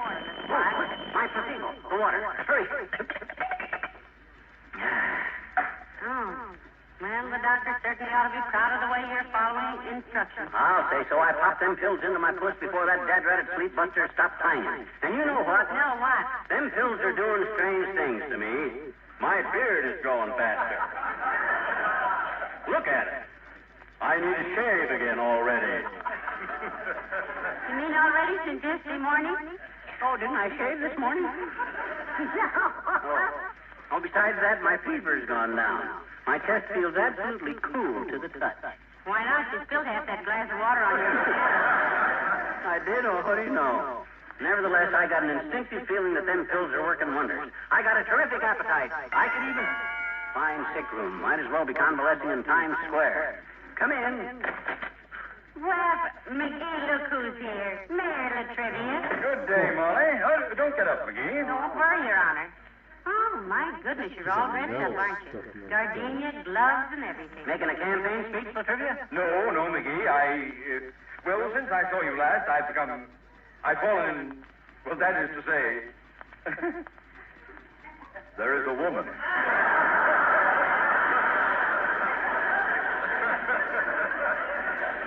Well, spray me with DDT. I'm crawling with curiosity. Who's the lucky chick, Chuck? The lady is Miss P.C. Tremaine, an actress. P.C. Tremaine? Heavenly days. Isn't that the girl Dr. Gamble used to be so bad about? I believe Dr. Gamble is still interested in Miss Tremaine. Oh, brother. This situation is fraught with something. Doc, know you're dating this babe, bud? We 3 have gone places together several times. Usually to some place where there's dancing, at my suggestion. I'm an excellent dancer. Oh. Dr. Gamble is not. But, never mind me.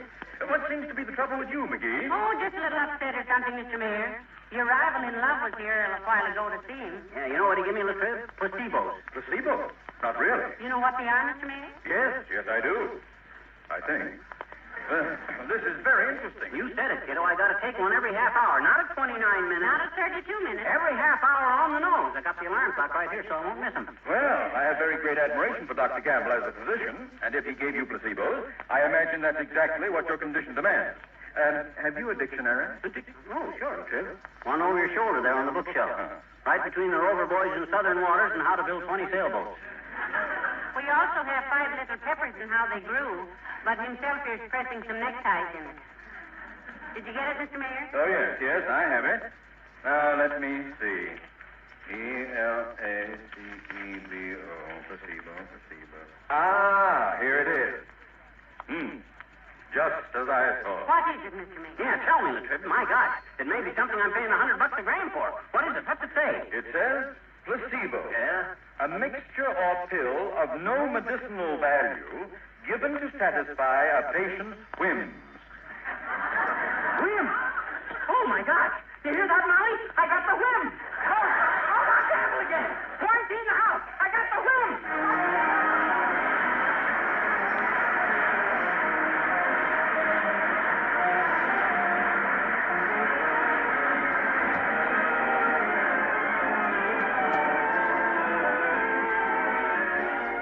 Has this ever happened to you?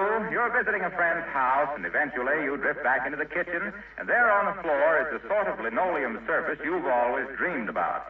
It has a beautifully smooth luster, free from dirt and stains, and its colors are bright and fresh. Ask your friend, and chances are she'll tell you the only thing she uses on that kitchen floor is Johnson's self-polishing Glo-Coat. When she spills something or dirt tracks in, she simply wipes the floor with a damp cloth, and right away it's beautiful again. What actually happens is that Glo-Coat forms a tough, shining coat of wax, which keeps dirt and still things away from the surface of the floor, keeps it bright and new-looking years longer. Of course, Johnson's Glo-Coat is easy to use. There's no rubbing or buffing. 20 minutes after you've applied it, your linoleum and other floors are ready to walk on and beautifully wax-polished. Try it, won't you? Johnson's self-polishing Glo-Coat. You'll like it.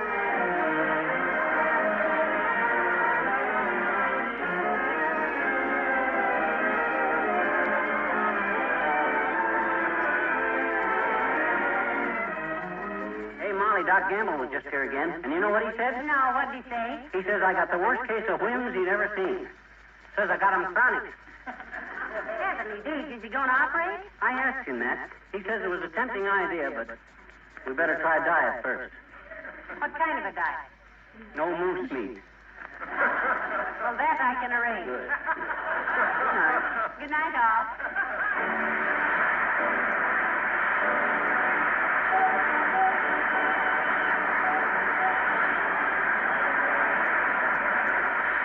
The makers of Johnson's Wax Products for home and industry have brought you Fibber McGee and Molly with Bill Thompson, Dee Benaderet, Arthur Q. Bryan, and Gail Gordon. The script was by Don Quinn and Phil Leslie. This is Harlow Wilcox, inviting you to be with us again next Tuesday night. Good night. This is NBC, the National Broadcasting Company.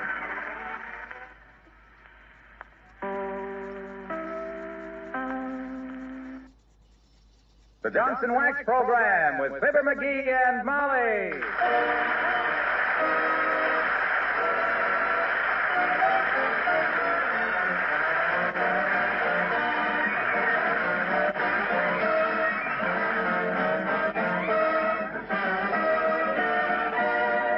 The makers of Johnson's Wax Products for home and industry present Fibber McGee and Molly with Bill Thompson, Gail Gordon, Arthur Q. Bryan, Dee Benaderet, and me, Harlow Wilcox.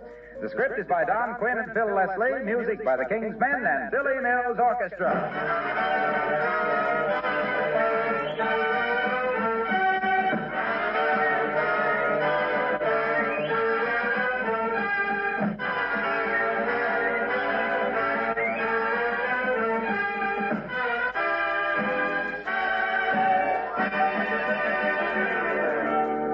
Once the the most difficult part of your home to keep clean? Isn't it your kitchen floor? Every time you have it looking nice, what happens? The delivery boy tracks it up, or you spill something, or the children bring in mud.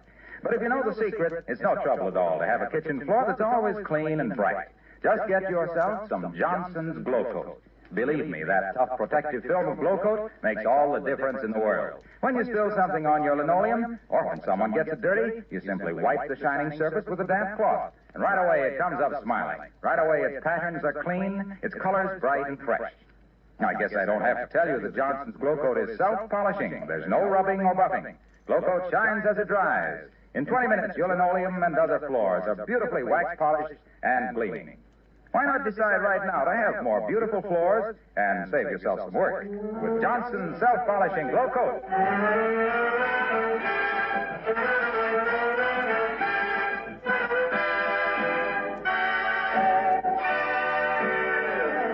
Of all the famous faces in history, the face that launched 1,000 ships, the face on the barroom floor, and so on, the most fascinating are to be found in the family photo album. And at 79 Wistful Vista, going over their album and wondering at the marvels of biology, we find Fibber McGee and Molly.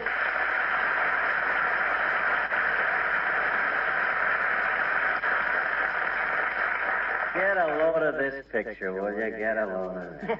Uncle Dennis.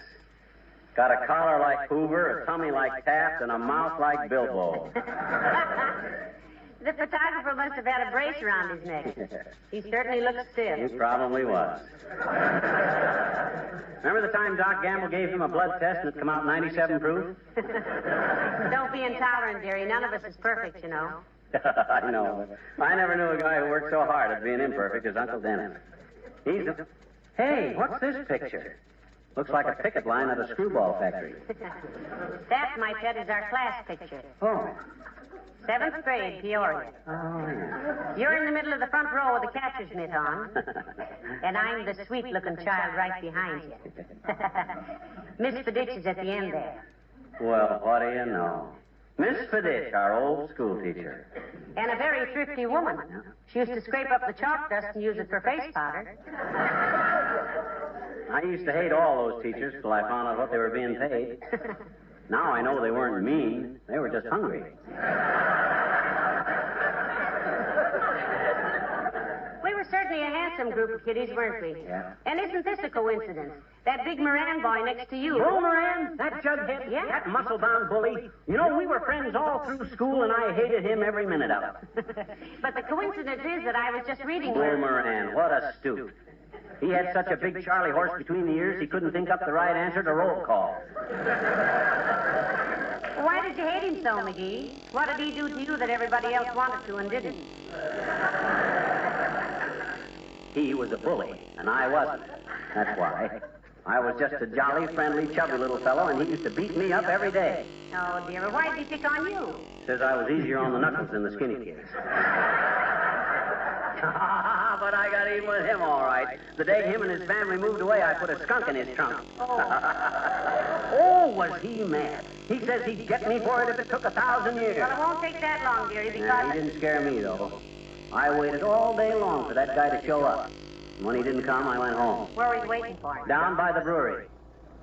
In a culvert. It was cooler under there. What were you going to say about him? Oh, nothing, except that I read in the paper last night that he was here in Wistful Vista on business and to look up some old schoolmates. Well, he needn't bother looking me up.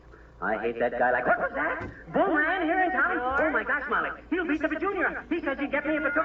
That's him now. He's got me. Where's my glasses? Quick. He won't dare hit a guy with glasses. Calm yourself, McGee. If that's Bull Moran, he's got much prettier legs than he had in a tracksuit.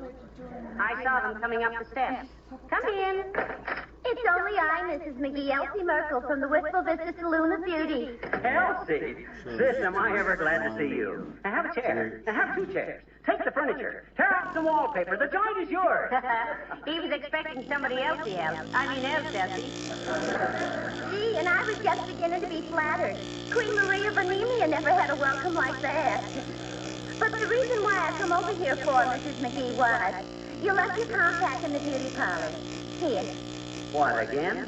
Why don't you carry your makeup in a stamped addressed envelope, Molly? Thanks very much, Elsie. I'm sorry to have bothered you about it, but this is my favorite pancake makeup. Pancake? Yeah, Mr. McGee. They call it pancake makeup so people won't look at your greasy pan and wonder what's cooking.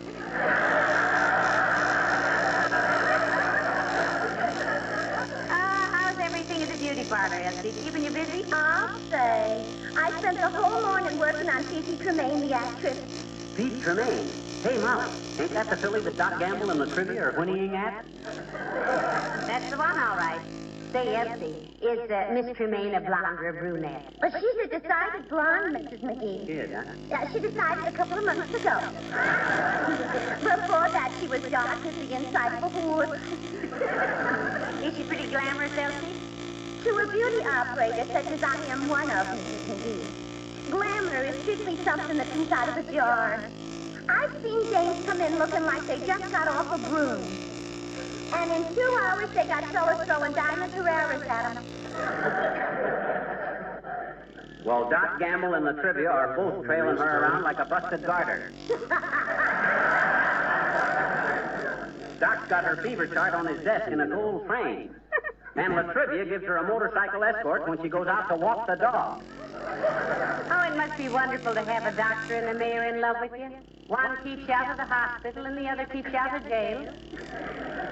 Incidentally, Mr. McGee, I heard some news about you today, too. You did, eh? What was it, Elsie? Well, I was giving a lady a henna wrench. And she said she come home from her vacation on a train on which she met a very nice gentleman, which she used to go to school with Mr. McGee in Peoria. And he's going to be here in town, and the first thing he's going to do is to look you up. You mean Boomerang? Did he say anything else? Oh, yes. But just then my assistant slapped a mud pack on the lady's face, which reminds me I got to get back into trade bureau. Goodbye.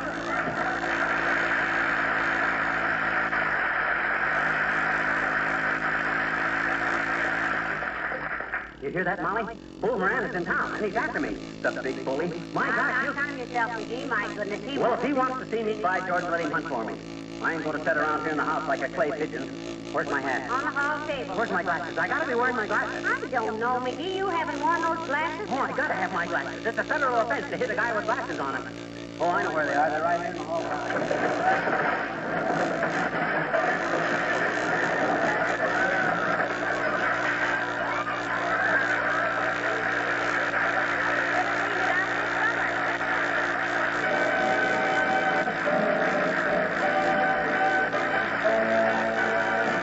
Billy Mills and the orchestra and Old Buttermilk Sky.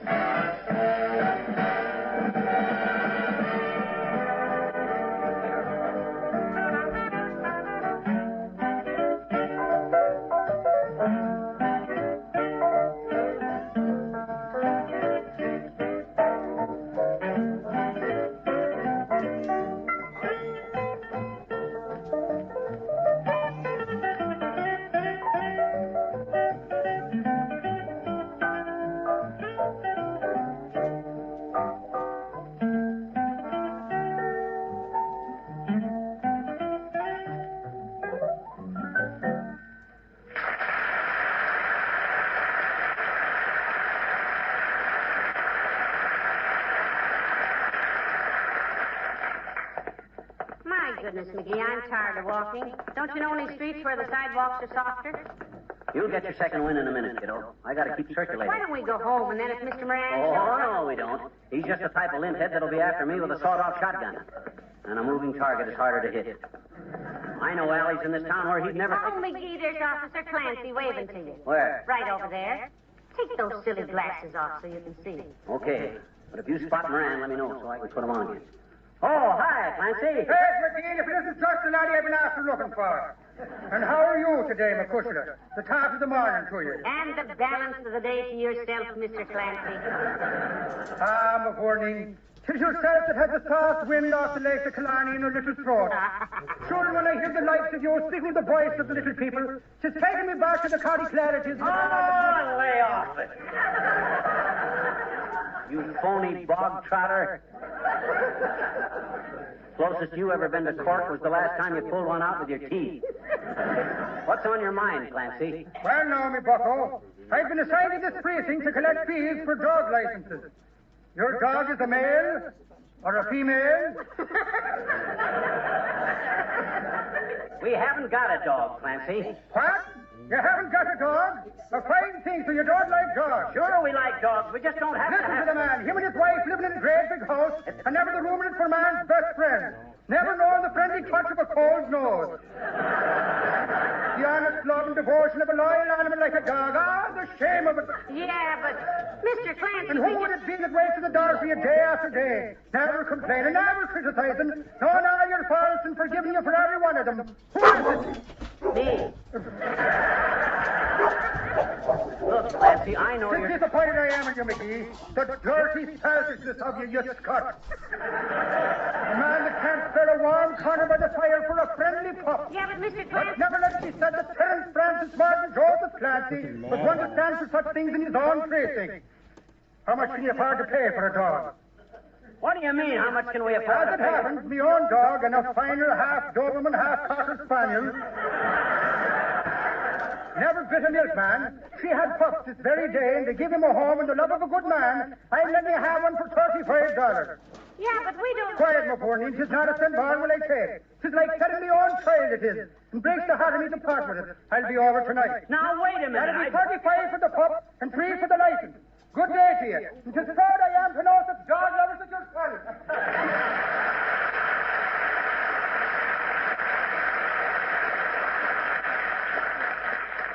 Well, I'll be a monkey's uncle. Yeah, to say nothing of a Doberman stepfather. Look, McGee, I'm going in to Kramer's drugstore a minute. I've got to sit down a while. Okay, you go in first and look around. If Bull Moran is in there, give me a signal. All right. If you see me in the front window, turning cartwheels, he's in there. If I add a handspring and double back somersault, it'll mean that... Oh, cut it out, Molly. I'm serious. See him any places? No, I don't, dearie. I think you're safe. My goodness, you're as nervous as a cow in deer season. Wait till I look around. If Bull Moran knows I'm in Oh, it. McGee, look who's right behind you. Drop that gun, Moran. Don't you lay a finger on the... Oh! Hi, Junior. I thought you were somebody else. Gee whiz, pal, you're shaking like a jellied consomme. What's the matter with you? Well, an old school chum of McGee's is in town, Mr. Wilcox. He's looking for McGee, and McGee doesn't want to see him. If he catches up with me, Junior, he'll take me apart like a Sunday paper. You mean this feud has lasted since your school days? Yeah. Since the 7th grade in Peoria, Mr. Wilcox. When this boy moved away from town, himself here put a skunk in his trunk. A rather novel going-away present, you'll admit. The dirty bully. It served him right after the way he used to beat me up on the way to school every day. Hey, you want me to stick around with you, pal? Between us, we can lay this guy colder than an Eskimo's muckluck. I don't know, Junie. He's awful big. I don't remember him as being so big, McGee. Oh, you don't, eh? You never looked at him with your eyes full of knuckles. He used to pace me so hard. Hey, speaking of paste, I've got to call the office. Huh? We're expecting a big shipment of Johnson's paste wax.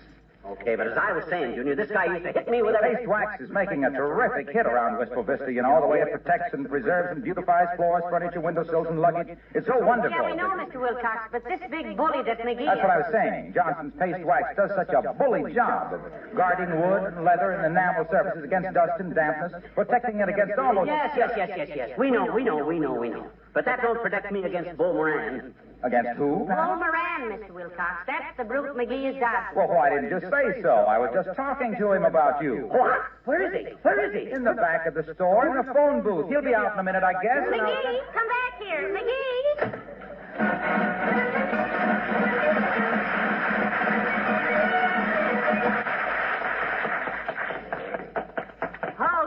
Hold it, McGee. I can't run another block. Heavenly days. Let's sit on this park bench a minute. Okay. You face that way, and I'll face this way. I don't want to get caught unawares. McGee, I'll do no more dodging. I'm worn out. We've covered this town like a January snow. If you keep this up, people will think you're afraid to face Boomerang. I know one guy who already thinks I'm afraid. Who? Me. Look, Snooky, a guy like Moran don't swear revenge on a guy like me and then follow his trail for all these years just to show him pictures of the wife and kids. This is a dangerous situation. It's fraught. Yes? Ah, there, McGee. Oh, no, you don't, Moran. Put that knife down. You can't. Oh. Hi, Doc. I thought you were somebody else. Can't see very good with these glasses on. And why do you wear them, you little ignoramus? Most people don't wear glasses when they should. It's even more stupid to wear them when you don't have to. But who am I to talk to an expert on stupidity? It's for protection, Doctor. One of his old enemies is after him. Yeah, he don't dare hit me when I got glasses on. Well, that's an interesting theory. Were you ever a railroad man, McGee? No, he wasn't, Doctor. Why, Aerosmith? What made you think I was a railroad man? I just wondered. So many of your motives are loco. Well, I don't think it's very strange now to want to get your head kicked off, Doctor. Incidentally, you have a bit of a feud on yourself, haven't you? Who, me? Oh, don't give us that who me routine, fatso. You know what she's talking about. The trivia beating your time with Fifi Tremaine. My dear boy, when you speak the name of Miss Tremaine, I'd advise you to keep a civil tongue in your tiny little head. Oh, he didn't mean any disrespect, Doctor, I'm sure. Why, certainly not, Cat So Happy. Well. And don't make any threats to me, too, either. I could tie your oversized neck in a lover's knot before you could say Robinson Crusoe. You mean Jack Robinson? I can spot him 3 syllables and still do it. Relax, Supermouse. Remember, I am familiar with every weary corpuscle in your weird little body, and you don't own a muscle that has the tensile strength of a poached egg. You have the reaction time of a leaking molasses jug and the nervous system of a pinball machine. Tilted. Yeah, but listen Your here. coordination is that of a sack of potato chips. And you haven't the stamina to hold your ticket stub through the newsreel. That sounds awful. I wonder who his doctor is. Touche, my dear. Touche. Now that I resent. I don't wear a touche, and you know it. I got as much hair now as I had when I was 16, and by George... skip it, bird brain. I haven't time to bandy words any further. If your old friend catches up with you, maybe we can all get together tonight. I'll make your reservation. Where, Doctor? In the fracture ward. Good luck with it, Bellmouth.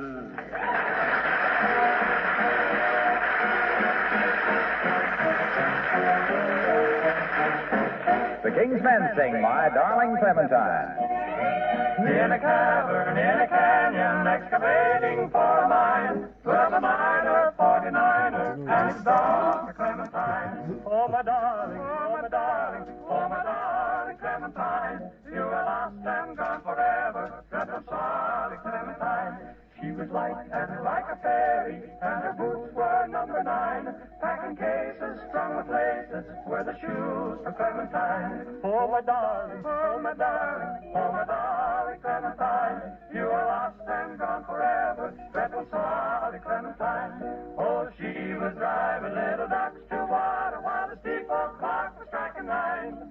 When she caught her foot, stumbled on a root, and tumbled down into the brine.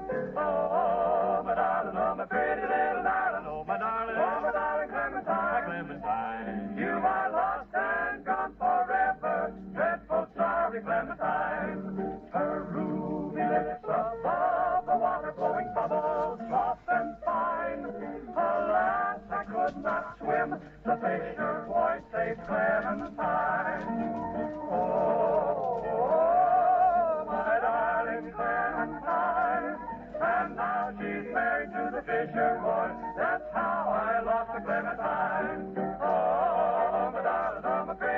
darling, oh, my darling. Oh, my darling Clementine. My Clementine, you are lost. You're lost to me. Gone forever. Gone forever. Dreadful sorry, dreadful sorry, Clementine. Dreadful sorry, Clementine.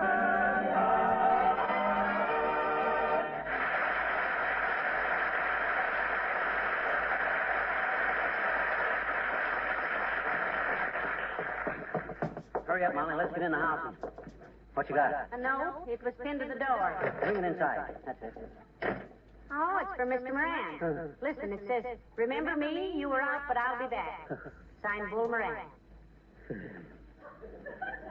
Well, it's got to come. It's got to come.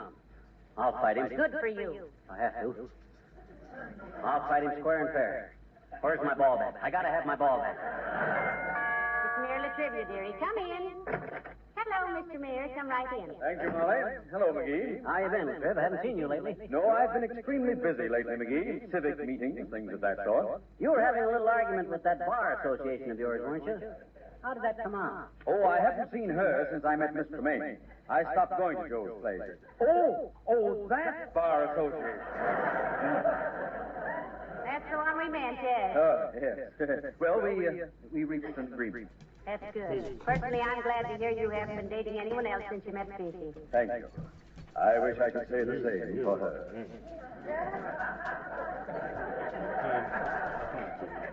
As the guy said when he saw the baby take a hammer to his watch, is somebody beating your time with her?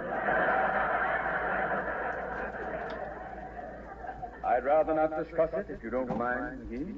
Of course not, McGee. Naturally, His Honor doesn't want to talk about it if Dr. Gamble's moving in on him. Okay. But I predicted this, you know. I predicted that when Gamble moved in, she'd drop Latriv like a hot Secretary of Commerce. I have not been dropped. Like a hot anything. For your information, McGee, I have just advised Miss Tremaine to make up her mind between Dr. Gamble and myself. Boy, is your neck out. I have invited her to the football game tomorrow. I have tickets on the 50-yard line. But it now seems that she would prefer going with Dr. Gamble because she can ride in the ambulance. Does that sound like sense? No, but it sounds like a woman, Your Honor. I can only take so much. I wouldn't take her to the football game now if she came to me on bended knee and beseeched me to please take her. I'm not here, Molly. Tell that mug I'm out of town. I will tell the man a deliberate lie, McGee. Well, shall I? Yes, you get it. Hello? Yes.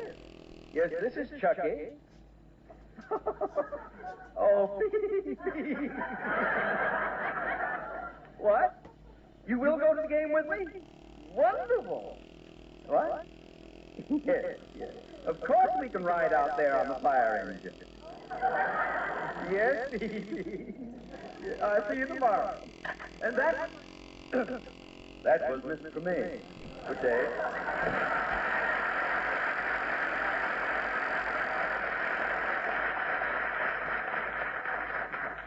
Boy, oh boy, is he ever loopy.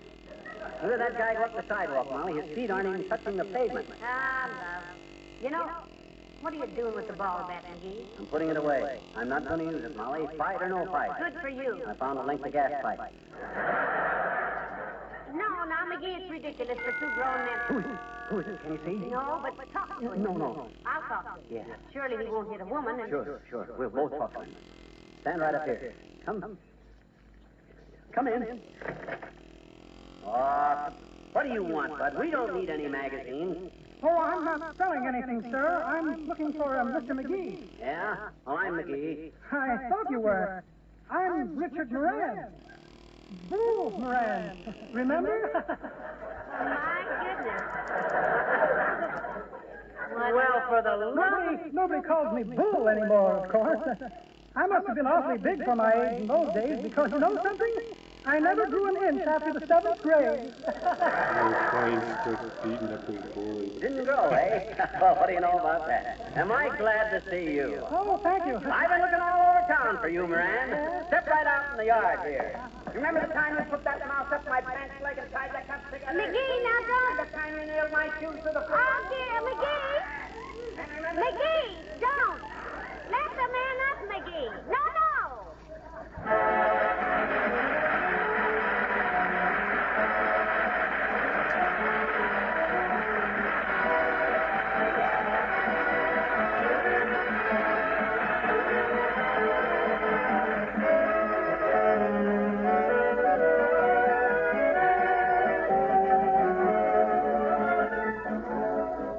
Do you own a pre-war automobile? If you do, chances are you're getting a little tired of trying to keep up its appearance. But with new cars so scarce, it's still the smart thing to do, isn't it? I guess that's the number one reason for using Johnson's Car New, the car polish that both cleans and polishes in one application. Believe me, you'll have to go a long, long way to find a better car polish than Car New. It really rolls up its sleeves and goes to work on your car. With surprisingly little effort on your part, Car New gets rid of every trace of ground-in dirt and road grime. And when you've finished, your old bus really shines. Perhaps you don't know that Johnson's Car New is a liquid car polish. You rub it on, then let it dry to a white powder. And off comes all the dirt and dullness when you wipe off that powder. Sounds like just the car polish you've been looking for, doesn't it? How about giving your old car beauty treatment this week with Johnson's Car New?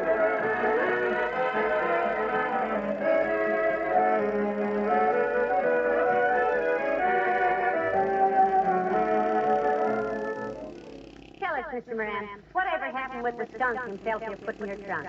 Yeah. I heard you were pretty sore about that, Bull. Oh, yes, at first. But we collected $500 damage from the moving company for that. Father invested it and made his first million. Heavenly days. What are you doing for a living now, Mr. Moran? Oh, nothing. For 7 years, I spent my time endowing all my old schoolmates. 100,000 apiece. I wrote to McGee several times, but he never answered. Is it too late now, Bull? I'm afraid so. But with taxes, you know. Mm-hmm. Good night. Good night, all.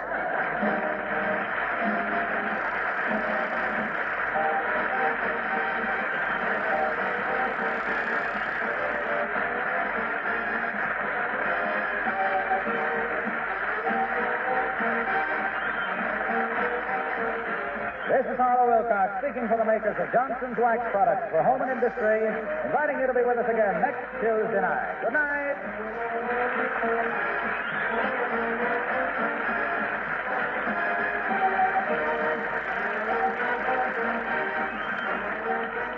This is NBC, the National Broadcasting Company.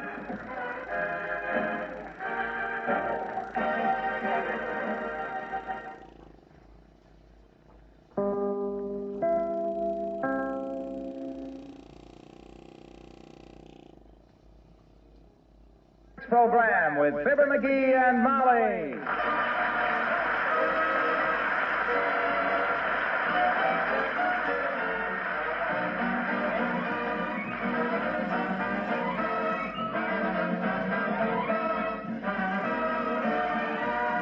The makers of Johnson's Wax Products for home and industry present Fibber McGee and Molly with Bill Thompson, Gail Gordon, Arthur Q. Bryan, B. Benaderet, and me, Harlow Wilcox. The script is by Don Quinn and Bill Leslie. Music by the Kingsmen and Billy Mills Orchestra.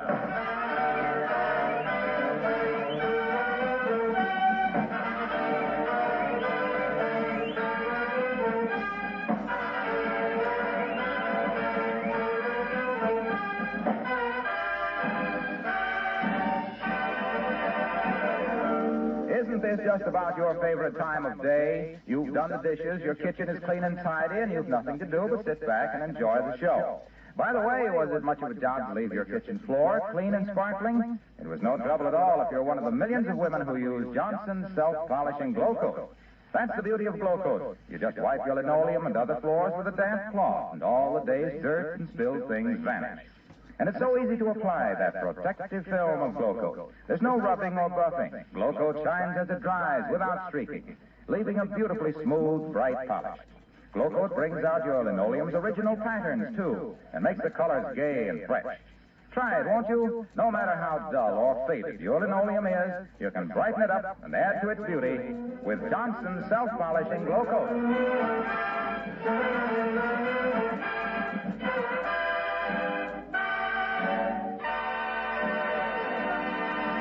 When a young man carries his bride across the threshold, it's for very sound reasons. It gives the poor lad an idea of the load he's going to carry. And it's the only time in married life when the lady doesn't do most of the hard work. Mrs. McGee of 79 Wistful Vista is not exactly a newlywed, of course, but she still has her moments of apprehension. Like right now, as we meet Fibber McGee and Molly.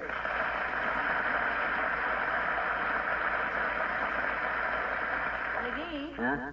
Am I just having a bad dream, or is that your old high school chemistry set you got there? That's exactly what it is, Tootsie. This is the very microscope I used when I discovered fragile-hydrobenzoquadrilene. Come again? What on earth was that, dearie? It petrifies mothballs. Invented it myself. I used to be the richest kid in Peoria in the marble season. Now, let me see. I better spread the newspaper out on the table here. Set the microscope on it so it don't scratch the table.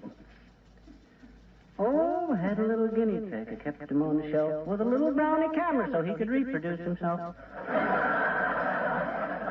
Oh, may I ask the nature of the present scientific experiment, dearie? Or has the FBI asked you not to talk so much?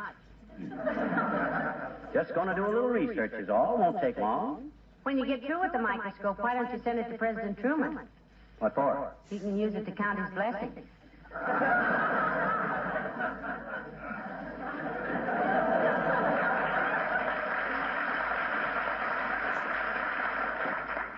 This one ain't powerful enough.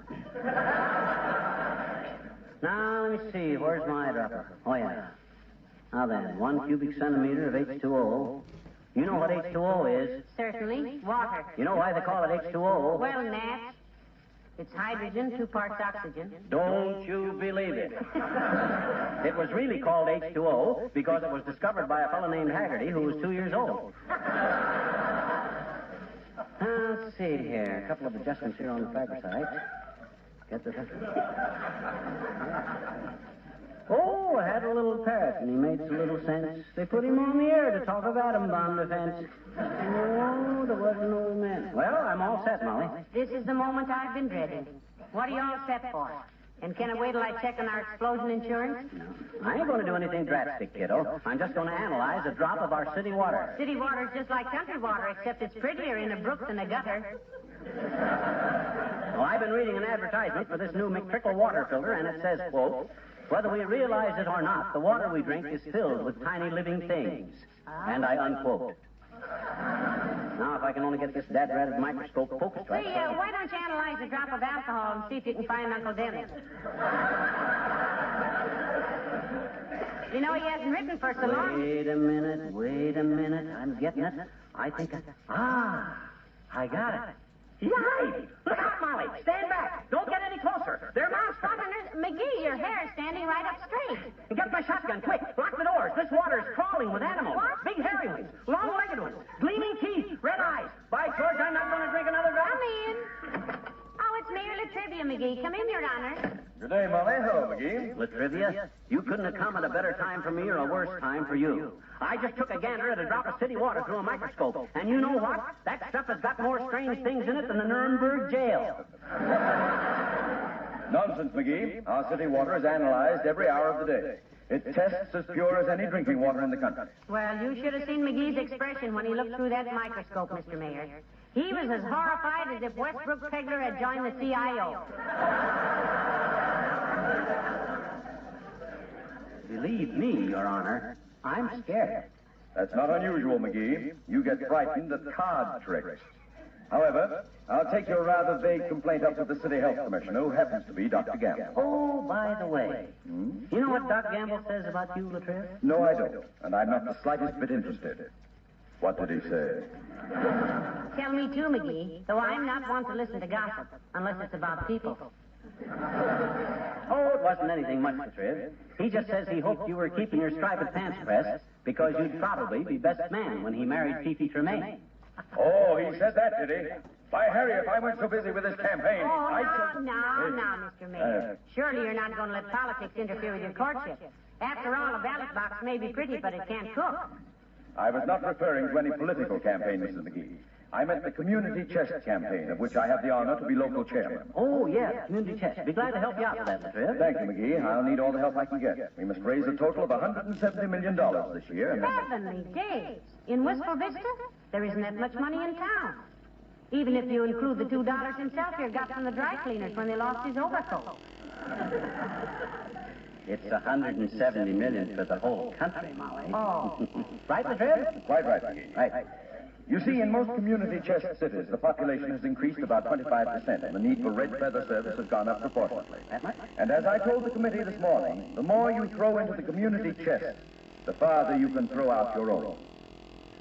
Call on me tomorrow, McGee. I can use you. Swell, Fifth. But look, getting back to you and Doc Gamble and Fifi Tremaine, I don't know how my private life got into this discussion, McGee, but I feel entirely capable of managing my own affairs. Yeah, but I was just... For your information, I have been buttoning my own rompers for quite some time.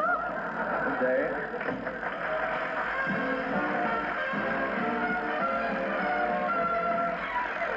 Billy Mills from the orchestra, and give me 5 minutes more.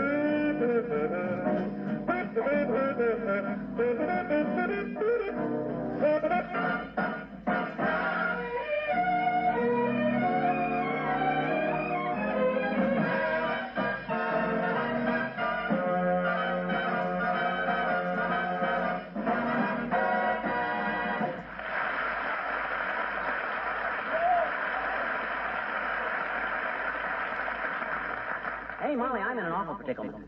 I've called every hardware store in town, and they won't have any McTrickle water filters in for 6 months. Well, you're in bad shape, McGee. Nobody can exist without water for 6 months. Well, Uncle Dennis has gone without it for 30 years. Not that I want to fall hit.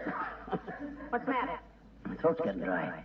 We got any root beer in the icebox? Not a drop, McGee. You drank the last 4 bottles last night when you had that macaroni, pickle, and liverwurst sandwich. My gosh, no root beer. What can a guy drink? Come in. Oh, Dr. Gamble, do come in, Doctor. Thank you, my dear. And a curt nod of reluctant recognition to you, low bucket. I'm glad you came in, you ill health commissioner. I got a bone to pick with you, a bone as big as a whale's clavicle. Well, let's have it, Wobble Chin. And if you're going to suggest hairnets for our policemen's horses or spraying the city dump with Chanel number 5, you can skip it. I get enough crackpot suggestions in the mail without having trouble with you. This, my dear doctor, concerns something very vital to the health of this community. Oh? Have you seen the horrible things that come out of our water faucets lately? No, but I've often suspected where Molly got you. Don't change the subject, Bandage Bandit. Our city water, the H2O we drink and cook with and bathe little tiny babies in, is rife with life. It's fraught. Certainly. What about it? My goodness, Doctor, doesn't it alarm you to know that our water's full of bacteria? Not in the least, my dear. The bacterial count after chlorinization is almost negligible. In fact, some of the bacteria remaining are actually beneficial. Beneficial, are they? I have looked at that water through a microscope, you mass murderer. There are animals in there that would make a saber-toothed tiger look like a house cat.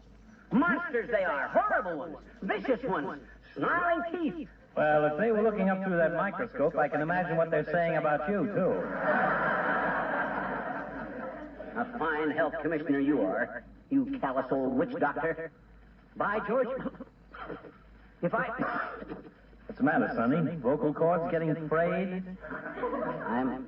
I'm dry. That's all. Dry. He isn't drinking any water, Doctor. He says he won't touch the stuff till we get our own filter. Oh, fine. Well, when he dehydrates to the point where you can scratch matches on his pants leg when he hasn't got his pants on, call me. I'm pretty busy, but I'll come over. You're not as busy as Latrivia is, Doctor. I understand that he and Fifi Tremaine are just about set to date. You don't say. Interesting, if true. And how is Miss Tremaine these days, Doctor? Ah, Miss Tremaine is in splendid health. Boy, are you trapped. You know what Latrivia says about you? No, I don't, and I'm not the slightest bit interested. What did he say?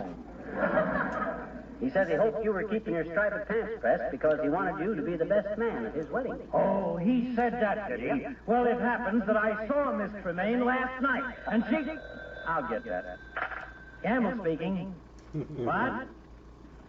Oh, Fifi. Yes, dear, this is Willie. Willie. What, dear? Of course. Certainly, dear. I'll meet you wherever you say. I have a couple of appendectomies and a delivery, but I can postpone them. That's the neatest trick of the week. What, dear? Yes, dear. All right, dear. Yes, dear, I'll find you somewhere, dear. Goodbye, dear. I must go. Where, Doc? Deer hunting.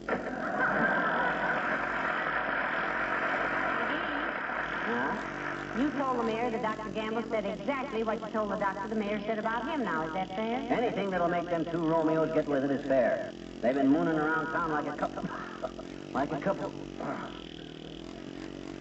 Have we got any milk? I'm thirsty. I'm sorry, McGee. The milkman hasn't come. Hello, Molly. Hi, pal. Just driving past. Stopped in to see if you'd give me a glass of water. What's the matter? Pal, you're absolutely white. Molly, what'd I say? Water? Yes, but... Look, Junior, if you knew what I know, you wouldn't speak of water so lightly. Did you know that our city water contains more foreign bodies than Ellis Island?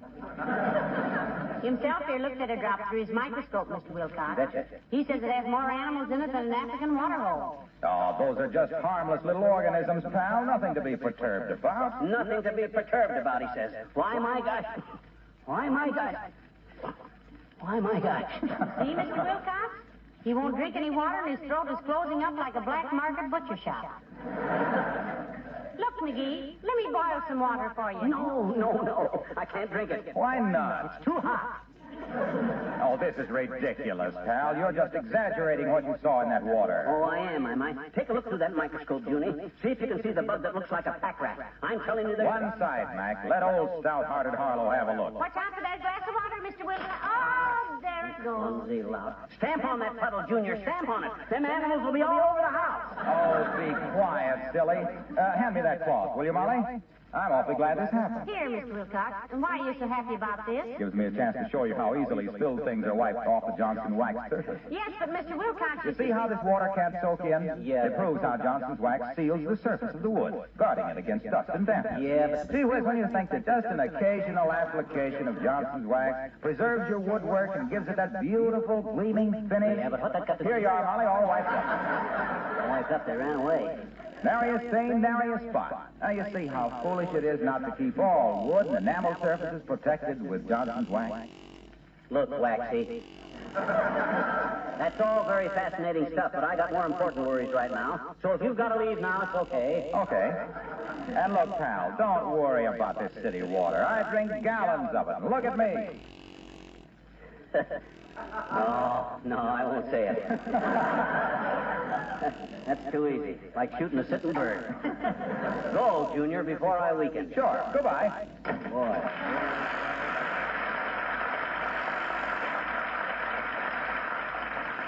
Boy, is he named.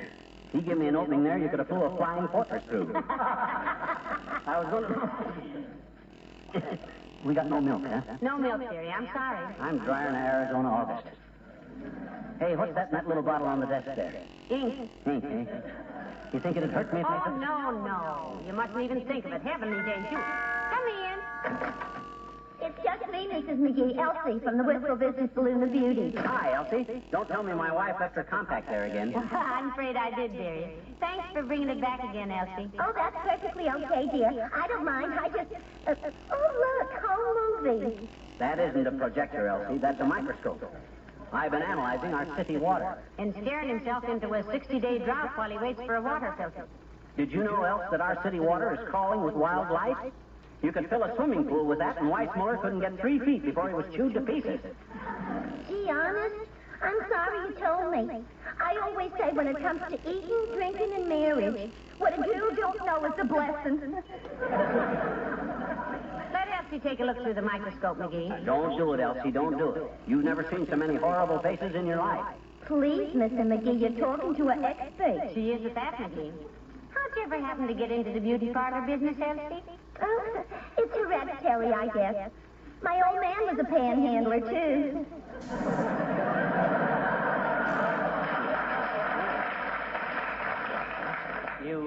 You like it, sis?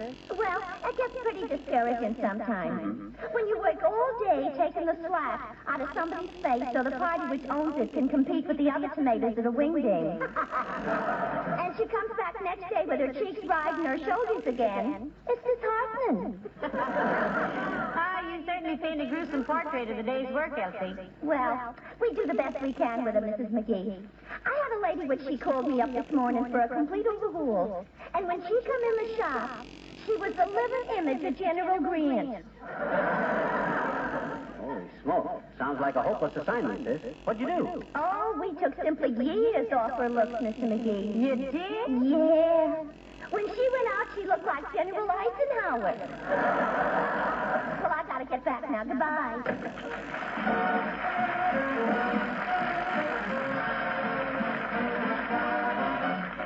The King's Men, and it's a pity to say goodnight. 5 minutes more, then you gave me the door. It's a pity, it's a crying shame to be wasting this moon. It's a pity to say goodnight, because I never saw stars so bright. But if you gotta go home, you gotta go home. Give me a good night kiss. It's a pity to say farewell, because the man in the moon won't tell. But if you gotta go home, you gotta go home. Give me a good night kiss. How about tomorrow night, just you and me? I'll be waiting for you, darling, underneath our apple tree. Underneath our apple tree. It's a pity to say goodnight, because I want you to hold me tight. But when you gotta go home, you gotta go home. Give me a good night kiss. It's a pity to say goodnight, my darling. It's a pity to leave this moon aglow. And here it is, good night time. We hardly had time for hello. It's a pity to say goodnight, because I want you to hold me tight.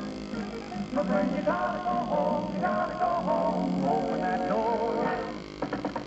Just give me one more good night kiss.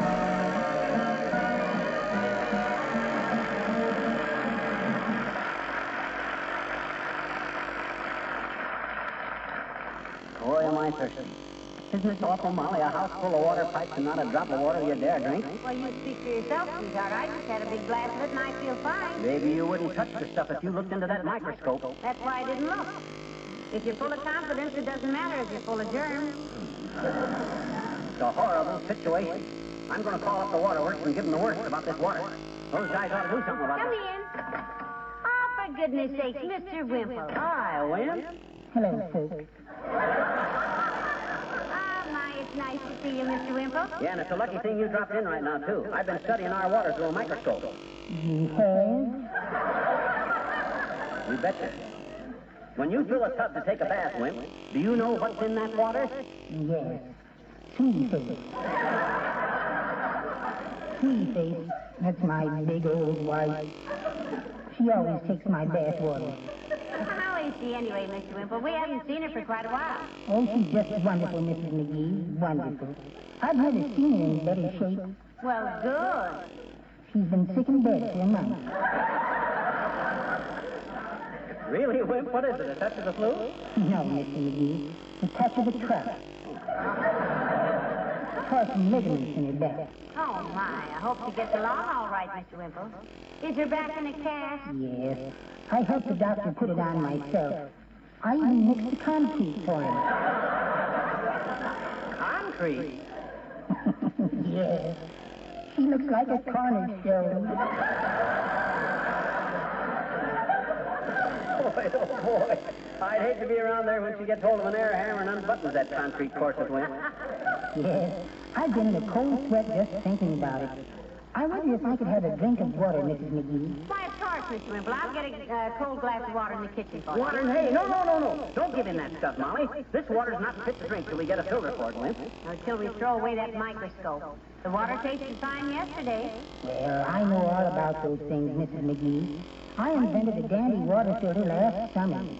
Yes, it slipped right over the faucet and held back every bit of impurity in the water. Oh, sounds wonderful, Mr. Wimple. Dirt couldn't get through it, huh? No, but there was one drawback, Mrs. McGee. Water wouldn't go through it either.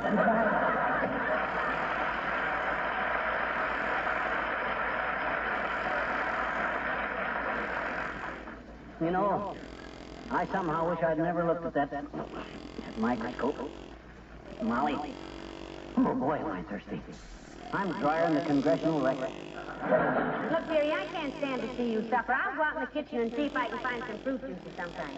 Better sit down and relax now. Okay, kiddo. Ah, there goes a good kid. Must break her heart to see me suffer from malnutrition like this. But she'd never show it. No, sir. Come in. There, I said, come in. Oh, hi, Jeannie. What's on your mind? Hi, mister. You got a cold or something? You got a cold? No, I'm just dry, sis. I quit drinking water. I am now a member of Hydraulics Anonymous. See that? Huh? Skip it. Okay. You mean you don't drink any water, mister? Not any? Not a drop, sis. Very dangerous stuff. I know it, mister. You do, eh? I said you do, eh? Do what? Know it. Know what? That the water is dangerous. I'll say it is, mister.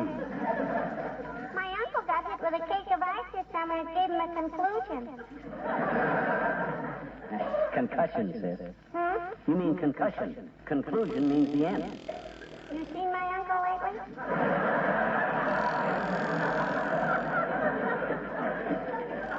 Come to think of it, I guess. Look, sis, have you ever seen a drop of our city water through a microscope? No. Have you? Have I? Yes, and it scared the junior out of me. I would have fainted if I hadn't been scared somebody'd throw water on me. You want to take a peek, sis?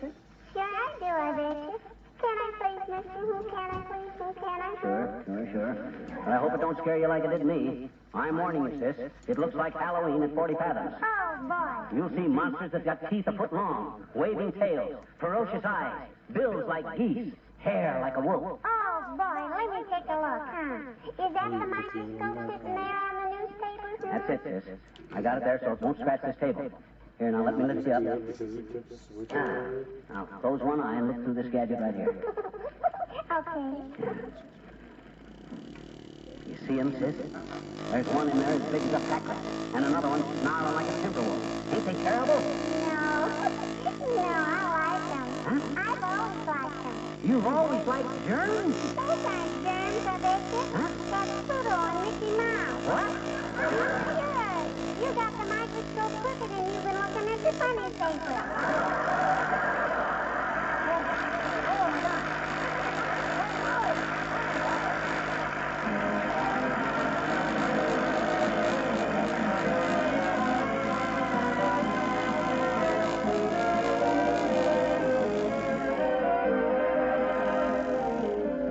If your kitchen linoleum could talk to you, I bet I know what it would ask for. A little more protection against the rain and snow that winter brings. And I have an idea it would add. How's about some Glo-Coat? Seriously, for real honest-to-goodness protection, there really is nothing quite like Johnson's self-polishing Glo-Coat. You know how easy it is to use. There's no rubbing or buffing. Yet in 20 minutes, Glo-Coat dries to a hard, long-lasting wax polish that protects every square inch of your linoleum and other floors. When you spill something or when wet feet track in mud, This tough film of Johnson's Glo-Coat stands between the dirt and the floor. Wipe the shining surface with a damp cloth and the stains vanish. And right away, your linoleum is beautiful again, colors bright and fresh as ever. It stands to reason that with protection like this, your linoleum will last longer, too. So why not start having better protected, more beautiful floors right away with Johnson's self-polishing Glo-Coat.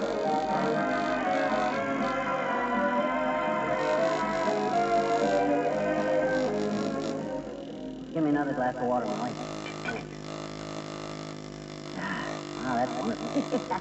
And to think you were looking at magnified pictures of Pluto and Mickey Mouse. Yeah. Isn't that silly? Give me another glass of water. Thanks. You should have realized it when you started feeling that way, dearie. What way? Sort of weak in Disney. Sort of weak. Here, you have a drink of water. Thank you. Good night. Good night, all.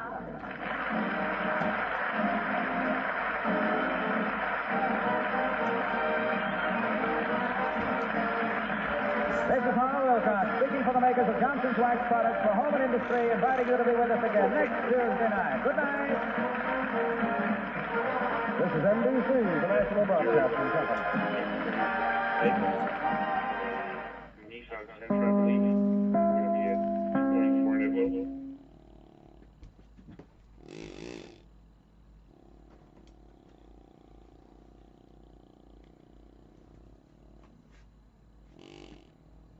The Johnson with Fibber.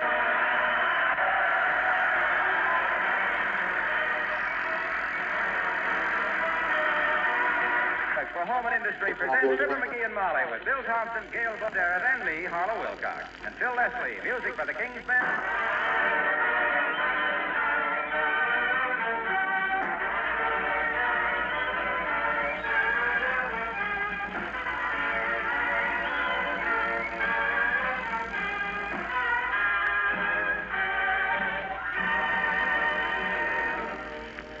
That some homes seem to have so much more charm than others.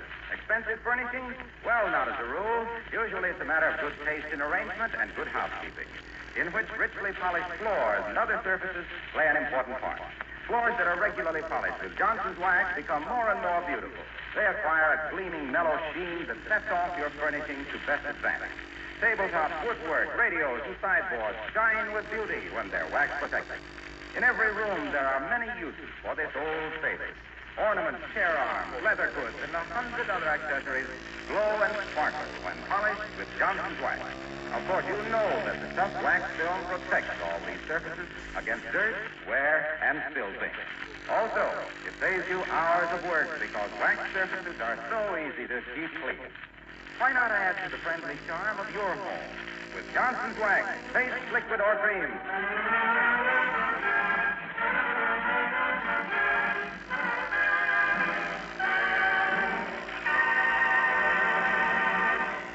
Molly McGee of 79 Wistful Vista loves her little home and everything in it. But there are certain things in the living room which she thinks could be freshened up a little, such as the coats, pants, and shoes on the fellow lying on the sofa. Listen to her now addressing the poor man's Adolphe Manjou as we meet Fibber McGee and Molly.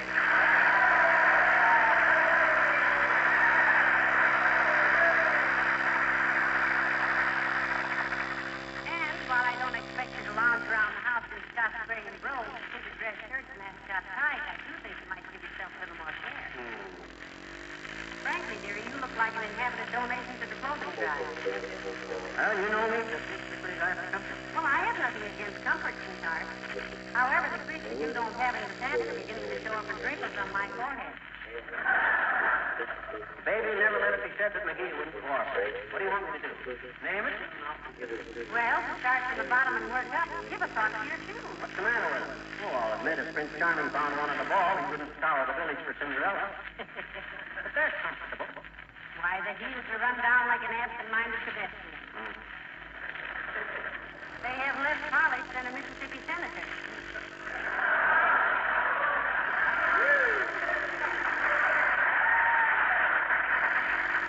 And the lowers are definitely on their uppers. Really, dearie, a man in your position should have new shoes. A man in what position? Lying down on the sofa. how worn your soles are. And the shoelaces.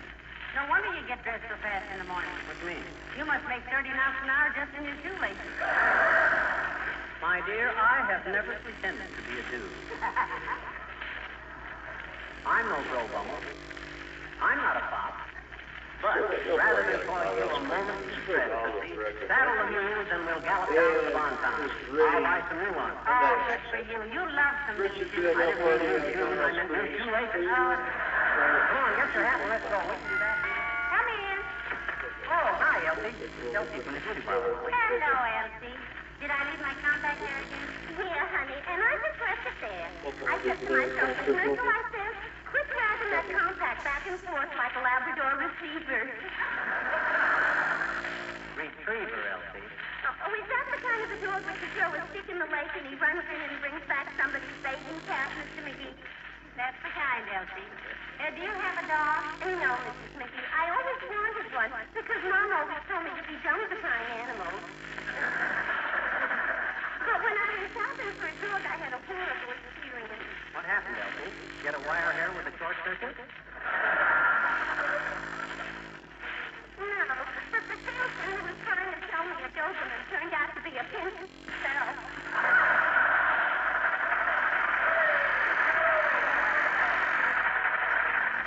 Heavenly days, how revolting.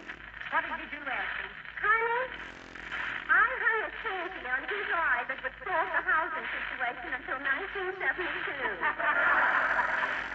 I was so perturbed that when I got back to the Wistful Business Saloon of Beauty, I turned out 3 clients with purple hair. Sounds rather attractive, Elsie. Beauty parlor work must be kind of interesting. Incidentally, you know the best way to avoid falling hair? How, Mr. McGee? Just to one side. Get it, girls, to avoid falling hair. It's the fun involving a trick. Ain't funny, McGee. It's certainly safe. Well, that's odd. I've used that joke for 22 years. Hey, you gotta go, Elsie. Yeah, I think it's safe now. Safe, Elsie? Yeah, Mrs. McGee. There's a certain fella which has been following me for several days now, wherever I go. And I don't want to stay out of sight too long, so he might get discouraged. Goodbye.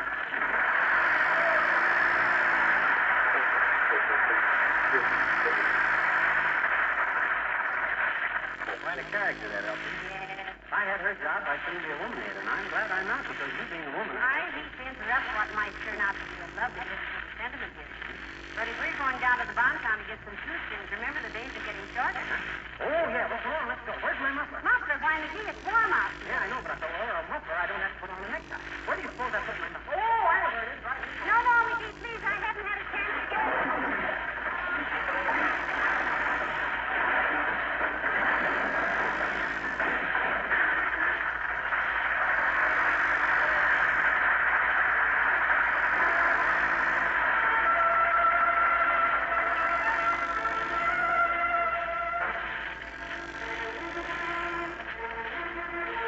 Billy Mills and the orchestra and South America, take it away.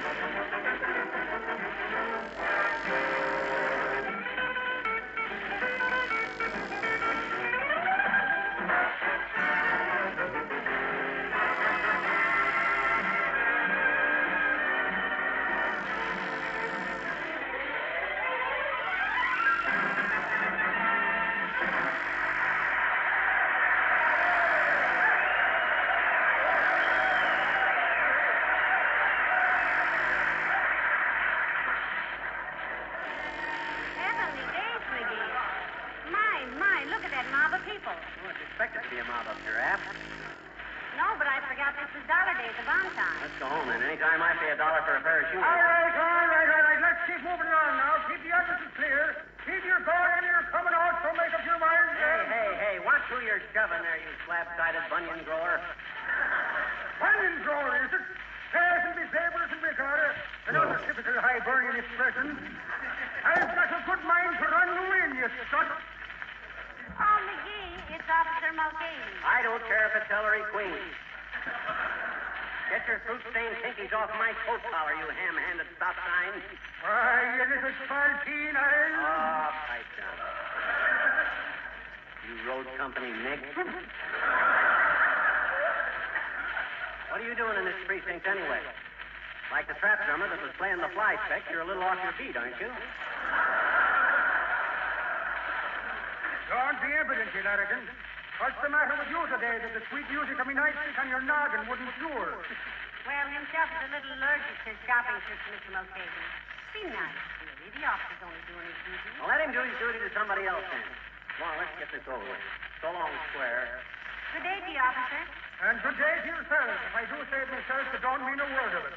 Take care of yourselves and may your cars never go dry. All right, now keep the engine clear for all of your calling. Are you coming out? Are you coming out?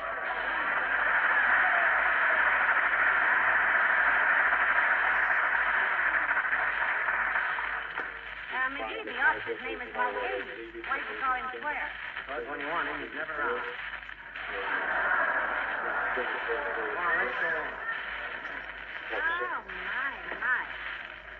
Quite a crowd, isn't it? Yeah. I suppose you'll find the same things in the notion department. Let's ask the floor walker. Can you see him any place? That's him right over there. How do you know? He's the only guy in the store that's standing still.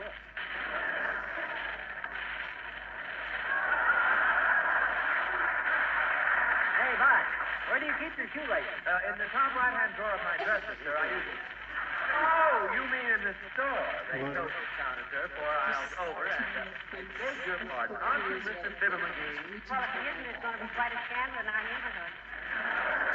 Why, Bud? Well, I'm so glad you came in, sir. The new suits you ordered in 1942, 43, 44, and 45 have arrived.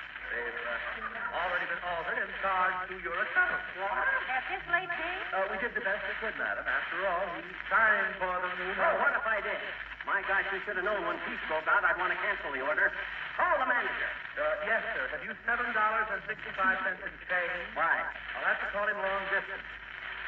He's in Palm Springs at a menswear convention.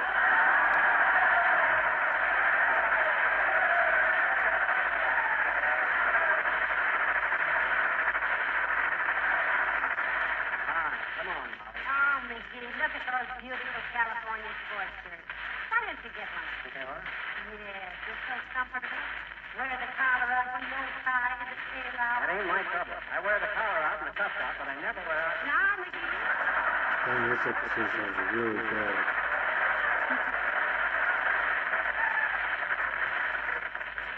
Well, we're poor to find an old expression. Good day, Molly. Hello, Dr. Gamble. Hi, Kenny Grafton. If you're looking for the cutlery department, it's in the basement, and for a low price, I'd like you in the basement. Oh, McGee, mind your manners. Never mind him, my dear. One can't expect courtesy and refinement from one whom the stork delivered on the wrong side of the airport. Whom delivered whom on the wrong side of what airport?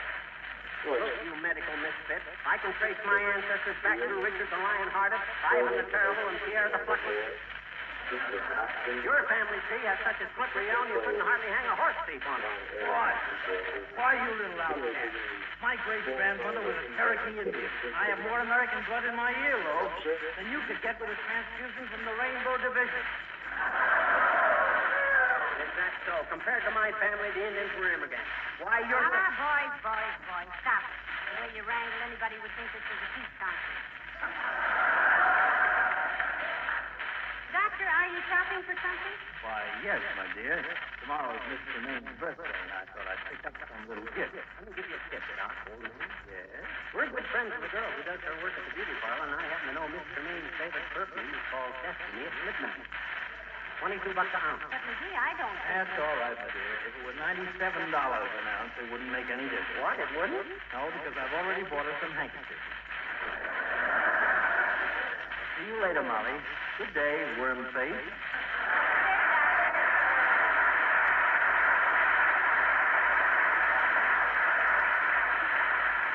McGee, are you trying to stir up trouble? Elsie Merkel said Mr. Maine hated destiny at midnight. Fairly safe suggestion, you know. Gamble thinks no more of $22 than anyone thinks of the crown jewels. Hey, which way is the notion counter? Let's get those shoelaces and scram out. All right, dear. He said 4 aisles over. And I said, Glo-Coat. What is Mr. and Mrs. Divinity? No, sis, I'm Mr. Molotov, and this lady is Catherine of Russia. We're shopping for some iron curtains.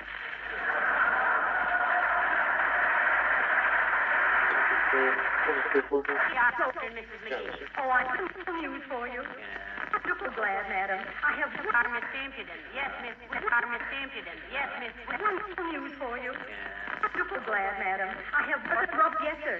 The $5. Isn't that marvelous? Come back here.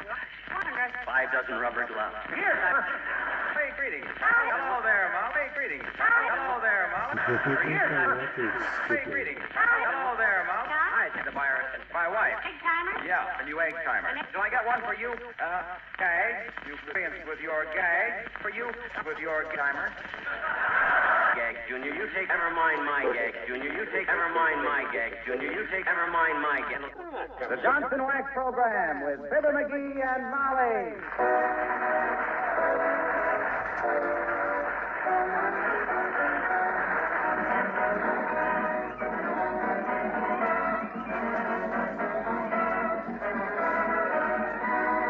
The makers of Johnson's Wax Products for home and industry present Fibber McGee and Molly with Bill Thompson, Gail Gordon, Arthur Q. Bryan, B. Benaderet, and me, Harlow Wilcox. The script is by Don Quinn and Phil Leslie. Music by the Kingsmen and Billy Mills Orchestra.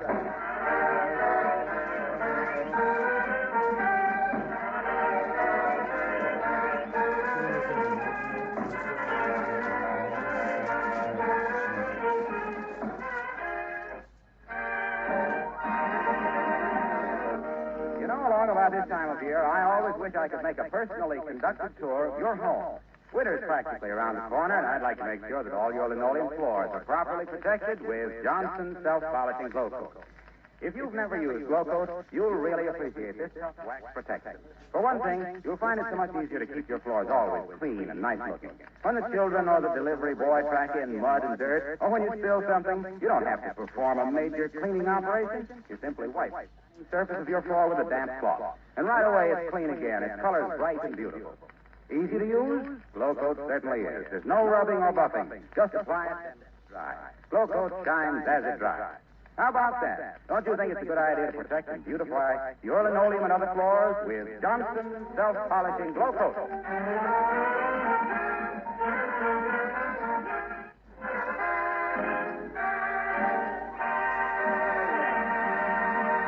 Well, now that the meat markets are again echoing to the happy laughter of contented butchers, a roast in the oven is not something you have to hide from the neighbors, like Aunt Sarah taking snuff. Meet two people at 79 Wistful Vista right now who have a roast in the oven. Yes, we mean Fibber McGee and Molly.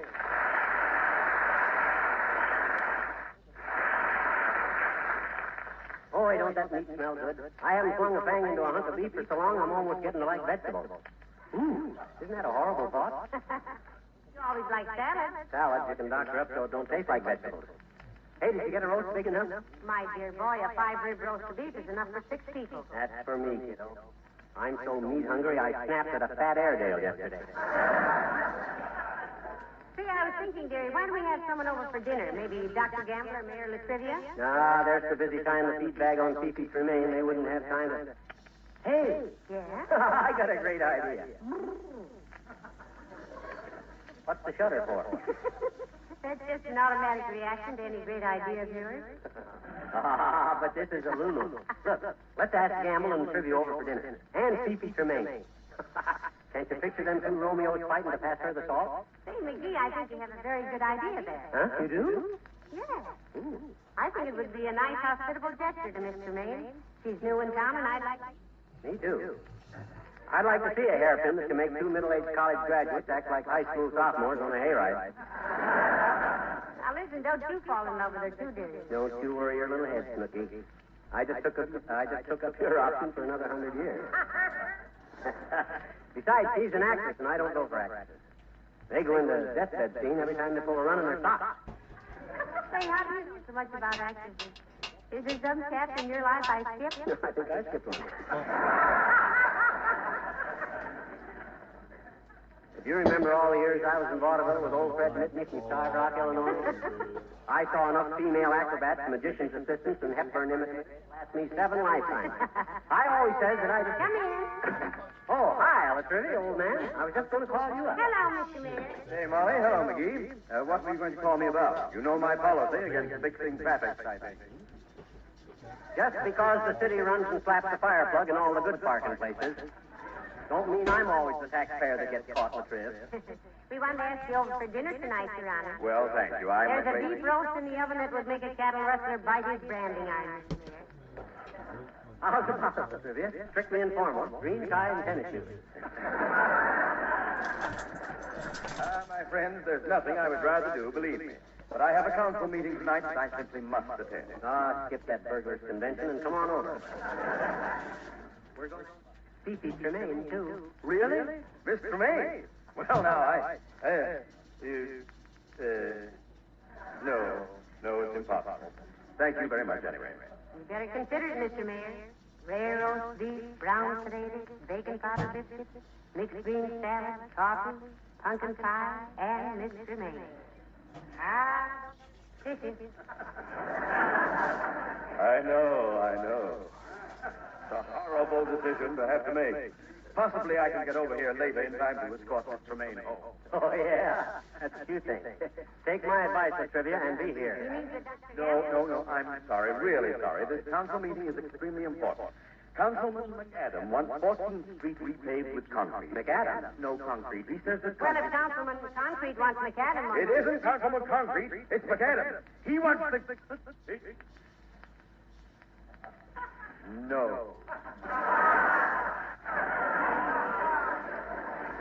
No, thank you. I have no desire to get embroiled in one of those things today. Thank you for the invitation, Molly. Well, sorry you can't make it, Miss Triv. Some other time, maybe. I hope so. Good day. Good day, Your Honor. Well, that kind of ruins my plans, kiddo. I don't think we ever did tell him that Dr. Gamble was coming. If you don't know that... What? Gamble coming? Sure, that's why we're... Set a place for me, Molly. I'll be... well. That guy can change his statements faster than a politician. What am I saying? He is a politician.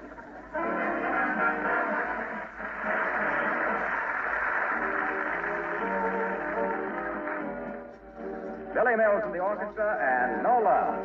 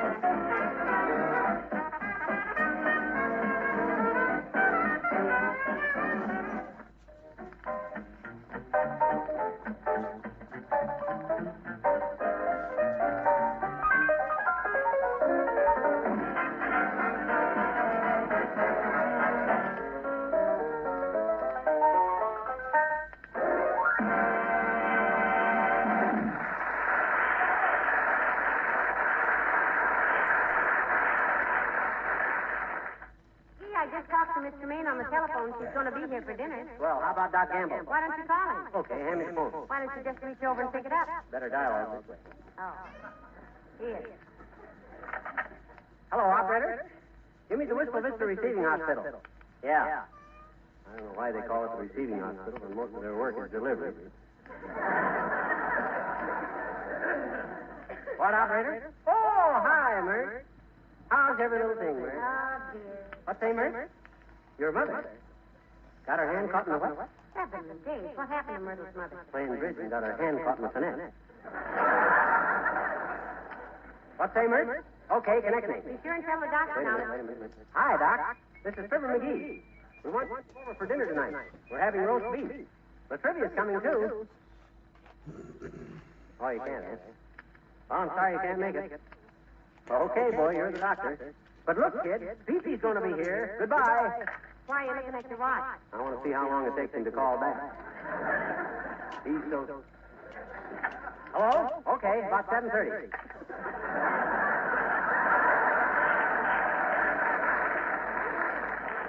He'll be here.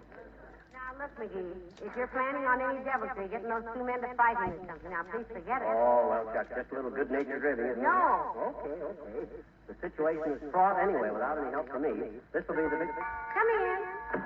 It's just me, Mrs. McGee, Elsie Merkel from the Beauty Saloon. Oh, hello, Elsie. Hi, Elsie. I'll take the compact. All right, here it is. Thank you, Elsie. I hope it wasn't too much trouble. Oh, not in the least likely, Mrs. McGee. Anyway, it was such a nice day for a walk, I thought I'd go out to my daily conversational. The word is constitutional, Elsie. Not the way I do it, Mr. McGee. I'm a regular talkie-walkie. Besides, I just love to go for a long walk in the rain. It's a kind of poetic or something.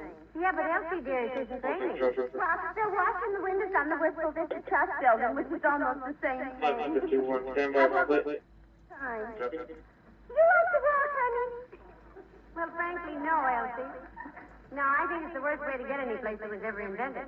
Me, too. I had a job once delivering mail back in Peoria. My feet got so tired people complained I wasn't giving them civil service. Got fired. They let me keep my uniform and mail pouch, though. Yeah, like so many government jobs, you get left holding the bag. Did you ever have a government job, Elsie? Honestly, Mrs. McGee, I used to run the beauty shop in the Pentagon building. Oh, in Washington. Yeah, and did I have customers? The biggest society women in Washington used to come over to my shop all the time. No kidding. They have their hair done? Not just the telephone. My, those Washington women always look so well-groomed, don't they, Elsie? Especially those lady congressmen. You know, I saw that Mrs. Bills from our district in the paper today, and her hair was such a beautiful blonde. Is that natural, Elsie? I'm sorry, Mrs. McGee, but in Washington, that's known as a top secret. Besides, she swore me not to tell when I bleached it for her the first time. Well, we don't want you to break any promises, Elsie. It kills me, though, the trouble some women go to stay beautiful. I'm glad men don't have to go through all that. Ho, now. Some men are just as bad as women, McGee. Aren't they, Elsie? You never spoke to her, honey. I've got a gentleman friend, which he's all the time admiring his hands, and he sews all afternoon on his nails. Spends all afternoon on his nails. My gosh, he must be a dude. No, a carpenter. He sits on a keg and plays gin rummy. I gotta go now. Goodbye.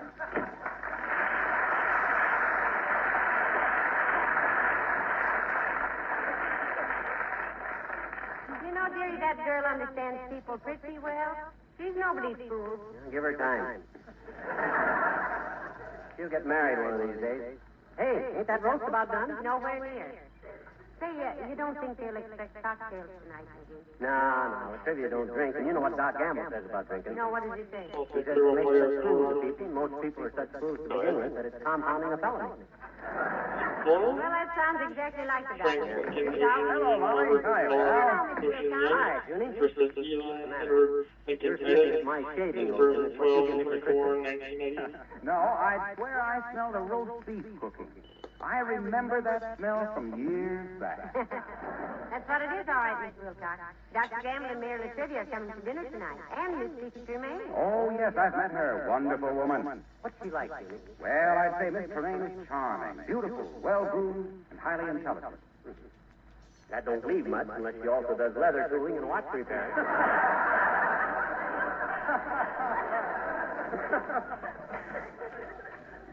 She's kind of smooth, eh? Oh, yes, a very cosmopolitan woman. That's what I judged from some of her subscribers. Well, look, I don't want to keep you kids when you're busy here. I just dropped in to read this wire from Racine. Listen. Carlo Wilcox, representative, S.C. Johnson & Son Incorporated, makers of Glo-Coat, which gives your linoleum and other floor coverings that beautiful glossy effect. Wistful Vista.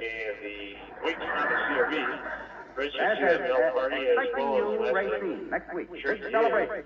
Signed, S.C. Johnson & Son Incorporated, makers of Glo-Coat. The shine visit dries in 20 minutes or less to a bright, gleaming finish. Racine, Wisconsin. Western Union must love those guys, Waxy. 7-word telegram with 7 minutes of signature on it. My gosh, they use up 3 miles of telegraph wire just for the address. That's not what bothers me about the wire, Mr. Wilcox. Is that all it says? Oh, yeah, how about Oh, no, there's a postscript here. It says, P.S. Bring the McGee. Oh. Signed, Glo-Coat, which gives you linoleum and other... We know who it's from. You told us. Yes, and we'll be there next week, Mr. Wilcox. Oh, swell. Well, I've got to scram now. Spaniel Eyes and I are entertaining at dinner tonight, too. I promised I'd get home and lend her a hand with it. Well, good for you. Do you cook, Mr. Wilcox? No, not much, but I told her I'd help her get the stuff out, spread it around on the floor. Spread the food on the floor? Why, that's the most... No. The Johnson self-polishing Glo-Coat. Leaves a beautiful, glossy effect. You gotta go now, Junior. Well, I hope your dinner is a success. Oh, it will be. We're going to the best restaurant in town. Restaurant? Well, then why spend that time slicking up your kitchen linoleum, Mr. Wilcox? Well, gee whiz, suppose as we went out the front door, a burglar should sneak in the back. Can I, a Johnson's wax representative, afford not to have a bright, gleaming linoleum? Why, I'd be the laughing stock of the underworld.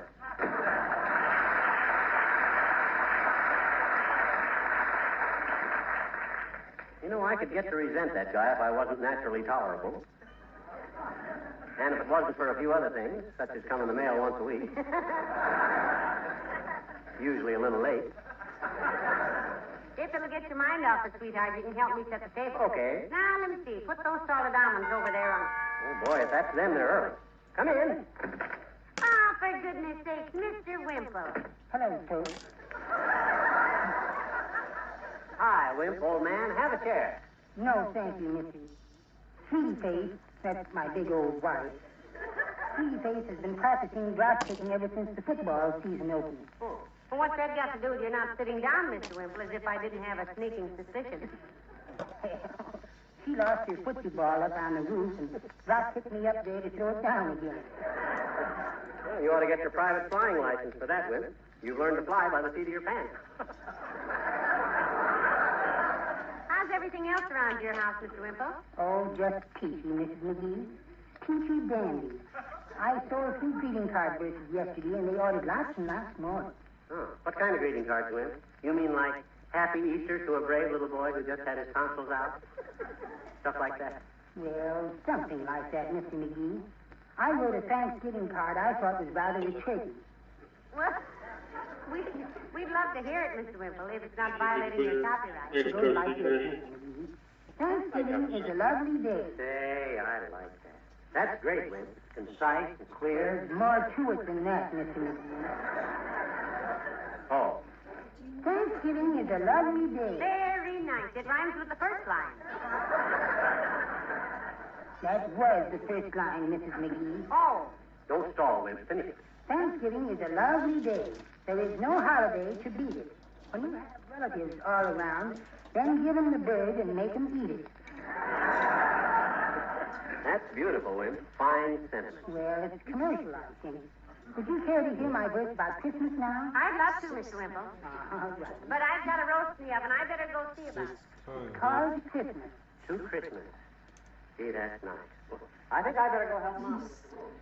Oh, Christmas morn is a time of joys, of children making awful noise, slugging each other with their toys, their little faces glistening. When Santa brings them sleds and snow, crashing into trees they go. Just try to sleep. They're screaming so. Oh, gee, nobody's listening.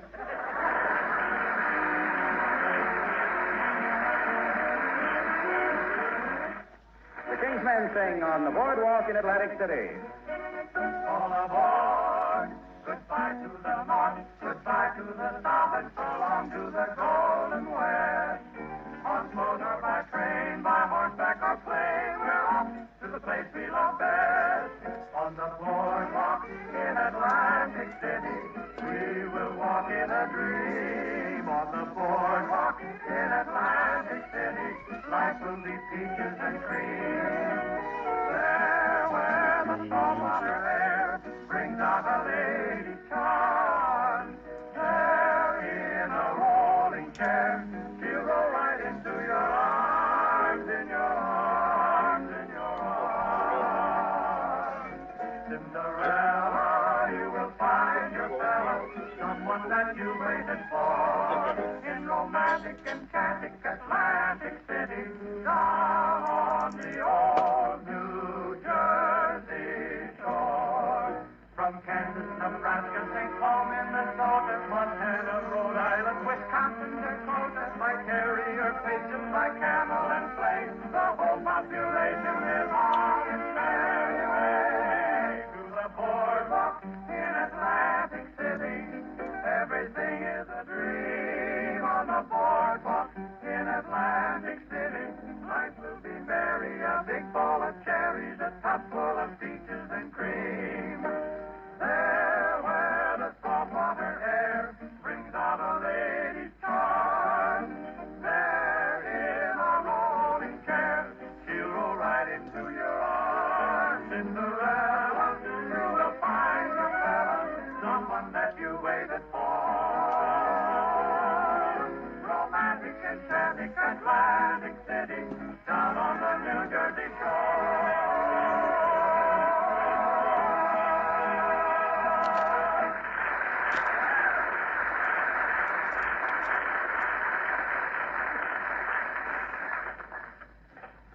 Well, I guess that's everything, McGee. Let me see now. Napkins, silver, ashtray, water. How about iodine? Iodine for what? With these sharp knives and Gamble and the trivia not taking their eyes off of Fifi Tremaine, somebody's bound to stab themselves.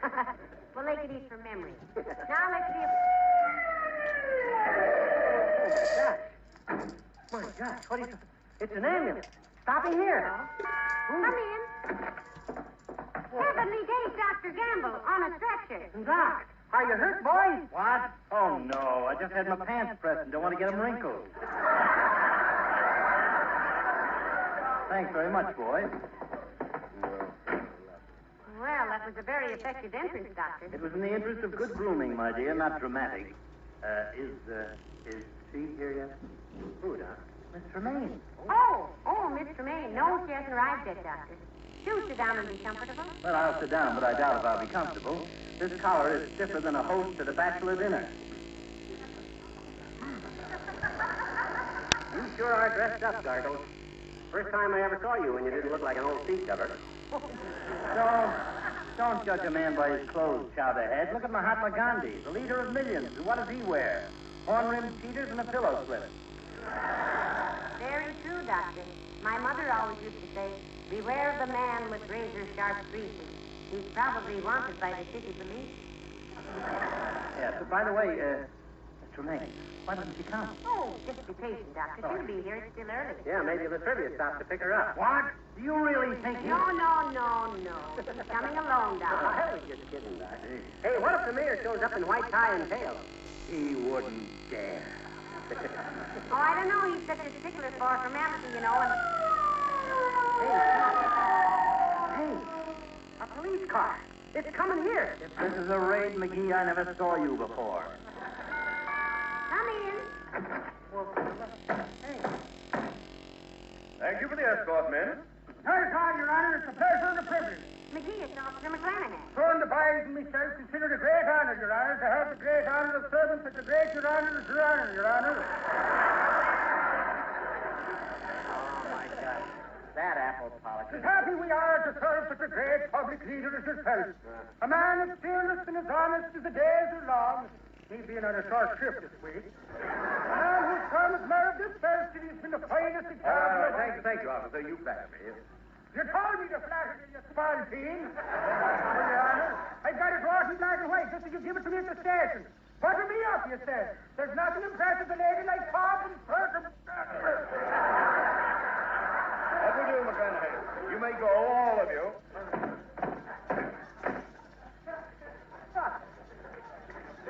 And you can relax, Lucretia. Fifi's not here yet. Oh.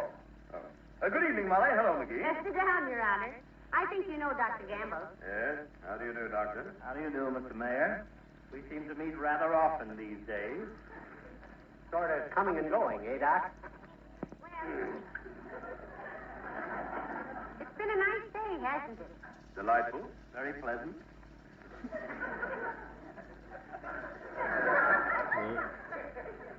You guys must bowl Fifi over with your snappy repartee. I suppose you've both been very busy lately. Yes? Very? Yes, quite.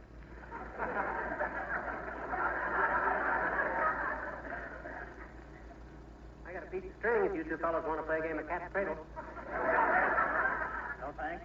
Thanks. As people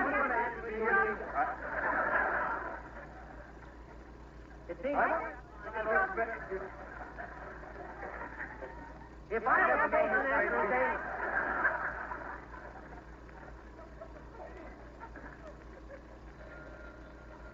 Oh, I'll get it. 79 with Vista, Molly McGee speaking. Oh? Oh, yes, Mr. May. Let me speak. Sit down, sit down. Both of you. My wife will tell you if you want it. What was that, Mr. May? Oh, sure, I realize how those things happen. Bring your friend along by all means. We'd love it. Goodbye, Mr. May. Setting up a place at the pastry. Mr. Maine had a friend drop in suddenly from out of town. Does that look good? Fifi's bringing a friend for you. Isn't that nice? You're the odd man here, Doctor. Mr. Maine is bringing a friend for you. Uh-oh. Who'd she say it was, Molly? Anybody we know? No, just someone she met on an Army Camp USO tour. Oh. I didn't recognize the name. She said he was very well known overseas. A man? Yes. His name was Kilroy. Kilroy? Good heavens. Kilroy here? Oh, this will be ridiculous.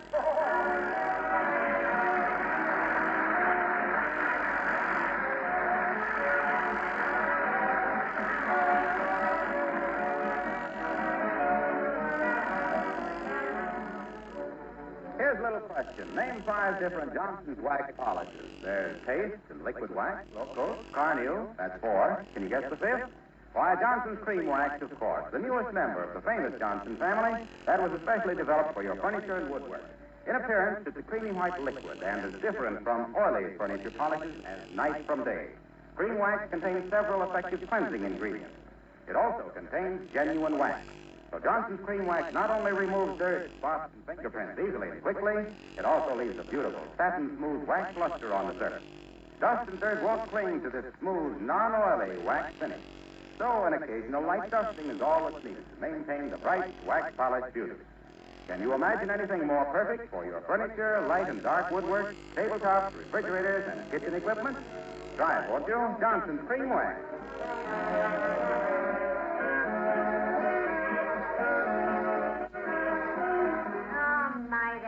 Kilroy was a nice man, wasn't he, dearie? Yeah, not in the class with Dr. LePeuse, but okay.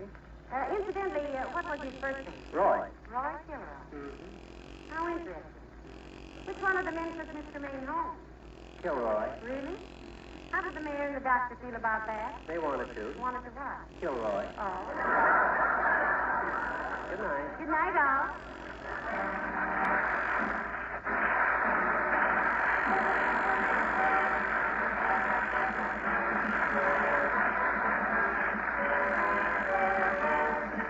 This is Harlow Wilcox, speaking for the makers of Johnson's Wax products for home and industry, inviting you to be with us again next Tuesday night when we'll be broadcasting from Racine, Wisconsin, where the Johnson Wax people are celebrating their 60th anniversary.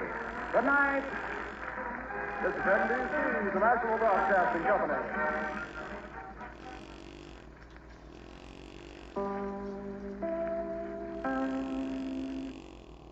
Again, at the conclusion of this program, NBC will bring you more of the latest election returns. In the meantime, we will interrupt for any outstanding election developments.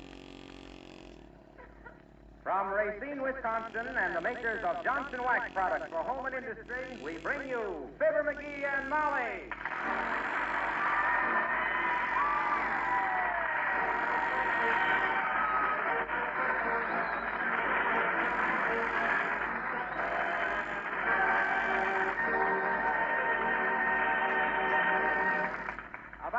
70 miles north of Chicago is the pleasant city of Racine, Wisconsin, population 70,000, whose principal industries include Johnson's Wax, Johnson's Self-Polishing Glo-Coat, Johnson's Carnew, Johnson's Cream Wax, Johnson's Drax, the newest... Hey, Harlow.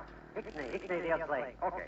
Anyway, as we stand in the railroad station in the pleasant city of Racine, a train is pulling in, bringing two people for a visit to the factory where they make Johnson's Wax, Johnson's Self-Polishing Glo-Coat, Johnson's Carnew, Johnson's Cream Wax, Johnson's... Please. Okay, so we find two people. Guess who?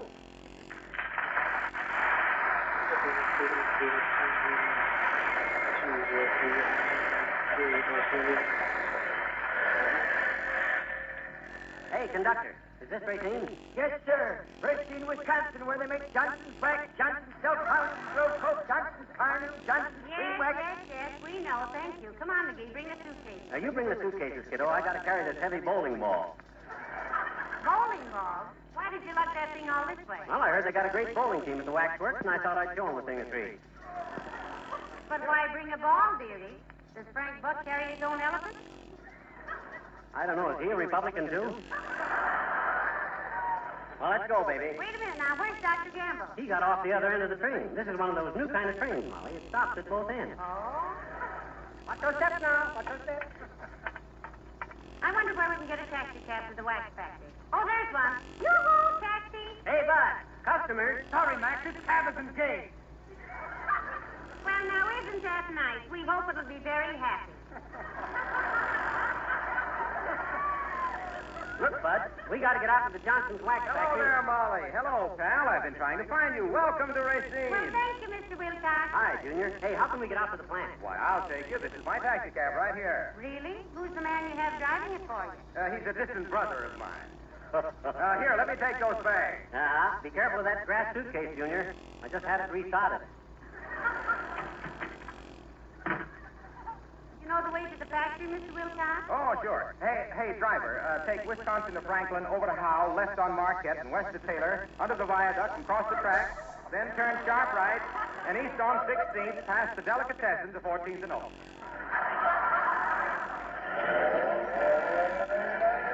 My goodness, Mr. Wilcox, you certainly know this town, don't you? Did you live here? Oh, I've been here a couple of times. That all? How'd you learn the town? I have a map of Racine at home. When other fellows are out dancing and frittering away the golden hours, I'm home studying my map of Racine. It's kind of like Napoleon in exile, marking a map of his beloved France. In the first place, Napoleon was a Corsican. And in the second place, he couldn't mark a map because he always had one hand in his vest. Well, gee whiz, hey, what's in that big bag, pal? You taking up head hunting? It's his bowling ball, Mr. Wilcox. He heard the Johnson Wax employees had a fine bowling team. Oh, they have, and a girls' softball team, tennis team, golf teams, all kinds of athletics. They make wax, too, or are they too busy? Do they make wax? Why, the production figures for 1945 were... Never mind, Mr. Wilcox. We know they're getting along all right. And the 60th anniversary... Hey, that reminds me. This 60th anniversary stuff. My gosh, don't they realize... Ooh. Johnson Wax Factory, largest wax manufacturers in the world. Makers of Johnson Wax, Johnson Self-Polishing Glo-Coat, Johnson Carnew, Johnson... Oh, now for goodness sake, we know all that. Come on, McGee. How much do we owe you, driver? Nothing, sir. Business has been good today, and your affairs have put me in another tax bracket.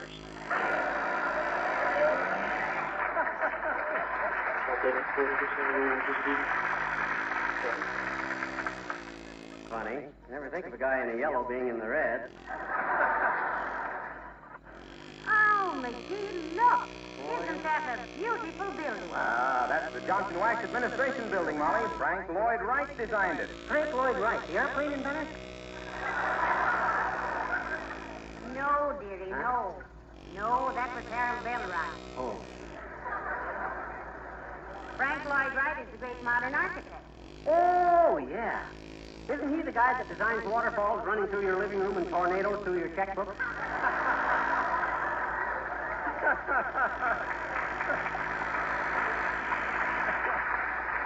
Hey, now, look, let me tell you something about this building, kid. Okay. In the first place, look, about this building now. In the first place, no windows. No windows? No. Heavenly days, in that case, you can't sit in a draft, catch a cold, and take 5 days off. And it's air conditioned, winter and summer. Well, let's go on in, Junior. I want to contact the captain of the bowling team. Hey, now, wait a minute. A few more facts about this building. It's one of the most unusual in America. The dendriform pylons. What's that? Watch your language, Junior. Dendriform pylons are pillars shaped like golf tees, used in this building for the first time. In here we have a cafeteria, moving picture theater. Is that all? Look, there's Mayor. Let's say you hello, Your Honor. Hello, Molly. Hello, McGee. How are you, Harlow? Hi, Mr. Mayor. Mayor. Have you been through this building? It's simply amazing. See that huge framework over there? That's going to be the finest wax research laboratory in the world. A 16-story glass tower. A glass research laboratory? That's the silliest thing I ever heard. How can you keep any secrets in a glass laboratory? See, have you been through the whole factory, Mr. Mayor? Oh, yes. I've seen them making Johnson's wax, Johnson's self-polishing Glo-Coat, Johnson's car new, Johnson's cream wax. Okay. Skip it. Gloss over that part. Incidentally, Mayor Latrivia, what are you doing in Racine? I received an invitation to the 60th anniversary celebration. Now, just a darn minute, Latrivia. This 60th anniversary stuff has got me confused. I don't... Quit interrupting. One of these days you'll be arrested for breaking and entering a conversation. Well, gee whiz, this 60th As I was saying, I may be chasing a wild goose, of course, but I'm going to make an effort to have the Johnson Wax Company move to Wistful Vista. You'll have to talk fast, brother. They're settled in here like Sidney Greenstreet in a tight armchair. Well, come on into Mr. Johnson's office as soon as you can, folks. All right, Mr. Wilcox. So you're trying to get him to move the factory to Wistful Vista, eh, Latrivia? Yes, this is the sort of business we need in Wistful Vista. Not only do they make one of the finest products in the world, but it's the kind of responsible business management that has made this country what it is. Personally, I'm getting a little weary of sneers at capitalism. It's made this country great. If some monkeys don't throw wrenches in the gears that can make it greater. Captain?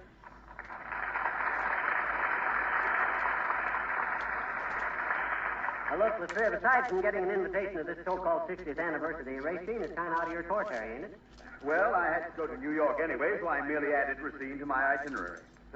Heavenly days. Are you an itinerant, Mr. Mayor? McGee slipped the mayor some money to eat on. I beg your pardon. I am not an itinerant. But you just said... I realize that you not having the advantages of a college education, you are slightly non-campus mentors. But for your information, the word itinerary means a schedule of travel. But you can't travel without money, Your Honor. Now, you just swallow your pride and let us lend you a few dollars. I don't want a few dollars. Well, how much do you want, Dad Rabbit? My gosh, if you're going to hold out for $1,000 or something... Please, I don't want $1,000. I don't want any money. I have money. Well, then why pose as an itinerant, Mr. Mayor? Traveling under false pretenses, eh? Pocket full of dough and probably rode the rods all the way from Wistful Vista. A man in your position, Latrivia... I am not a man in my position. I mean, I'm not falsing on travel. Look, when I said I was itinerary, an interlude, I didn't mean to... Now, let's keep this under control, Mr. Mayor. Let's not get excited. My gosh, if we can't help a friend out with a little money... Oh, don't be money. I don't need your money. Don't be funny. I don't need your money. The money. If I needed any money... What is this, Tuesday? Look, when I said I had an itinerary, there was no such thing in my mind. I didn't. You were the one. I didn't. Mother?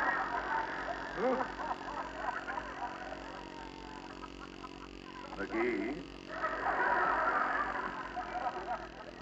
Yes? When we get home, let you and I go deer hunting. Oh, he'd love that, Mr. Mayor. Yeah, I'll be looking forward to it, Latrivia. So will I.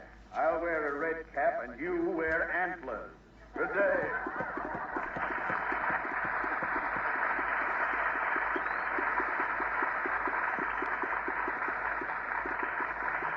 I still think we should have given him a few dollars, McGee. Oh, he's got dough. In fact, he was born with money. Really? How it must have astonished his mother. Well, let's check in with Mr. Johnson. Come on. Oh, isn't this a lovely office building, McGee? Yeah. And that lighting effect. It doesn't throw any shadows. They tell a strange story about that. One guy came in here, couldn't see his shadow, and thought he'd gone home.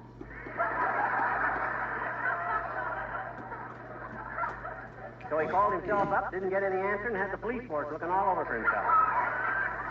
They said, oh, hey, sis, where's Mr. Johnson's office? Are you right-handed, sir? Yes, he is. Well, third door on the left, sir. Thank you. Boy, look at the shine on these floors, kiddo. I wonder what they used to make them. Oh, here's Mr. Johnson's office. Oh, how do you do? I'm Mr. Johnson's secretary, Miss Morris. Well, how do you do, I'm sure. Will you tell Mr. Johnson that Mr. and Mrs. Fibber McGee are here to see him? From Wistful Vista, sis. It's about the 60th anniversary. I don't think he I'm realizes... very sorry, Mr. McGee. Mr. Johnson had to go downtown to a community chess meeting. Oh. He said if you arrive to make you comfortable. Please come in and sit down. Well, thank you so much. My, what a beautiful office.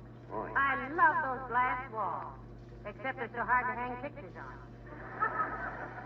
Boss sure laid himself out a snazzy GHQ to polish the world from. Very impressive.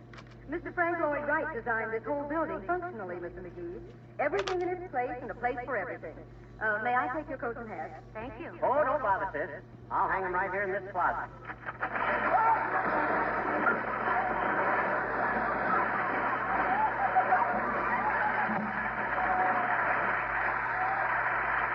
Imagine that. He's got one, too.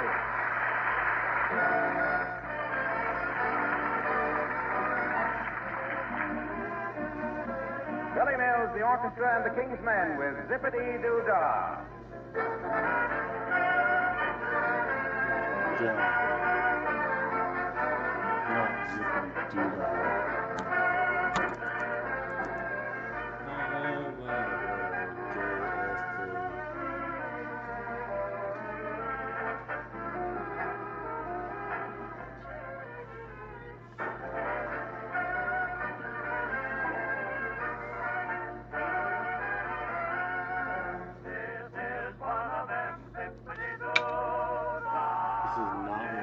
zippity-doo-dah.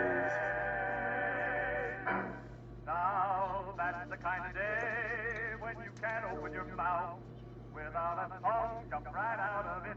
Zippity-doo-dah, zippity-yay. My, oh my, what a wonderful day. Plenty of sunshine heading my way. Zippity-doo-dah, zippity-yay. Mr. Bluebird's on my shoulder. It is the truth. It's actual. Everything is satisfaction. Zippity-doo-dah, zippity-yay. Wonderful feeling, wonderful day. Oh, zippity-doo-dah, zippity-yay. My, oh my, what a wonderful day. Plenty of sunshine heading my way. Zippity-doo-dah, doo-dah, zippity-yay. Mr. Bluebird's on my shoulder. It's really true. It's actual. Everything is Johnson's Waxel. Zippity-doo-dah, zippity-yay. What a wonderful feeling when you're feeling this way.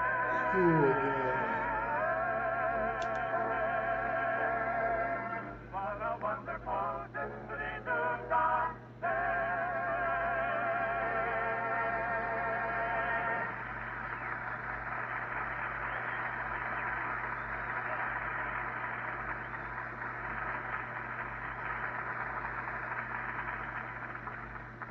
Now, really, do you think you ought to sit with your feet on Mr. Johnson's desk? Sure. You want us to feel at home, this is what I do at home. Yeah, but you got your shoes on here. This desk is wax protected. Oh, hey, sis. Yes, sir? When you get around to send the captain of the bowling team up to see me, will you? Certainly, Mr. McGee. Would that be all for now? Yes, I think so. Oh, one more thing. What is this gadget here? Oh, that's an intercommunicating system, Mrs. McGee. We have a public address system all through the office. Oh, there's a call on it now, Mrs. McGee. Just flip that little lever up there and talk into the microphone. Okay. Yes? Pilot to control tower. C-54 freighter on south runway with valuable cargo. Takeoff instructions. What cargo are you carrying, Bud? Johnson's wax, Johnson's self-polishing Glo-Coat. Johnson's cardo, Johnson's cream wax, Johnson's... Roger. Hey, this is a marvelous office, you know it? Got everything. Must be awful hard to work with all these conveniences. I'll bet... Mr. McGee, there's a gentleman to see you, Dr. Gamble. What? Doc Gamble? Find him an old magazine, sis, and keep him waiting a while. That's what he does to me. Now, don't be like that, McGee. Send him in, will you, please? Certainly. Go right in, Doctor. Thank you. Hello, McGee. Hello, my dear. Hi, Tommy Sculptor. Mighty nice to see you, Doctor. What brings you to Racine? I had an invitation to the 60th anniversary celebration. They said it was... There it goes again. 60th anniversary. What I'd like to know Don't is... talk so loud in this lovely office, dear. It doesn't go with the furnishing. Have a nice trip, Doctor? Oh, routine for me. Somebody on the train heard me call doctor, and the battle was on. I removed enough cinders from people's eyes to run the 100-yard dash on, bandaged a brakeman's elbow, removed a man's foot. Removed a man's foot? From a cuspidor. He'd stepped in it in the dark. Then I delivered twins in a roomette, dispensed enough sleeping tablets to quiet an Olsen and Johnson audience, and mistakenly gave a little boy's mother the devil for using so much iodine on his face. Well, why mistakenly, Doctor? The little boy was an Indian. That I can understand. It takes an Indian to get a reservation these days.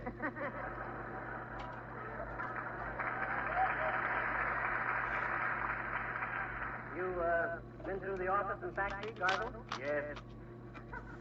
Yes, indeed. An amazing plant.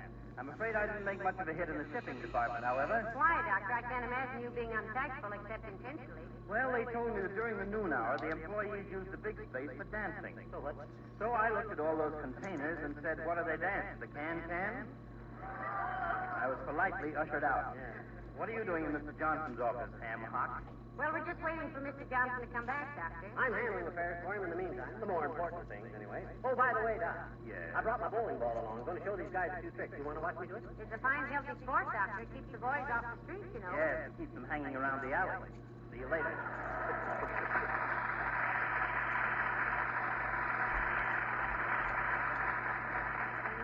My, isn't it nice to see all these old familiar faces, McGee? Yeah, and Doc's got one of the oldest faces I ever liked to see.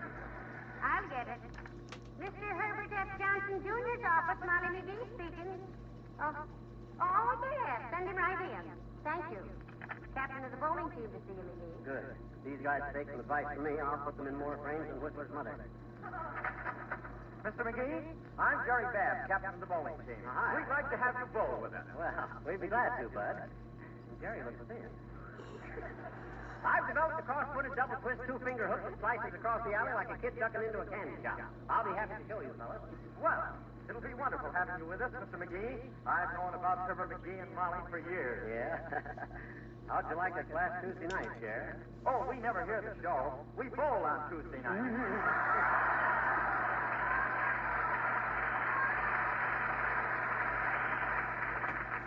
What did you want to see me about? It was a horrible mistake, Bud. Skip it. Okay. Remind me to have that guy fired. Oh, hey, Molly, look at all the push buttons on the desk here. My goodness, Mr. Johnson must have taken a course in boogie-woogie. You better play those. I'll try a couple and see what happens. Oh, heavenly days, the inkwell's changed lately. Let's see what this one's for. Nothing happened with that one. Oh, no? Look out the window. Huh? Oh, my God. Rain. You better turn it off, Jerry. We don't want to inconvenience people, you know. I'm afraid I busted it. I keep pushing it, and it's still raining.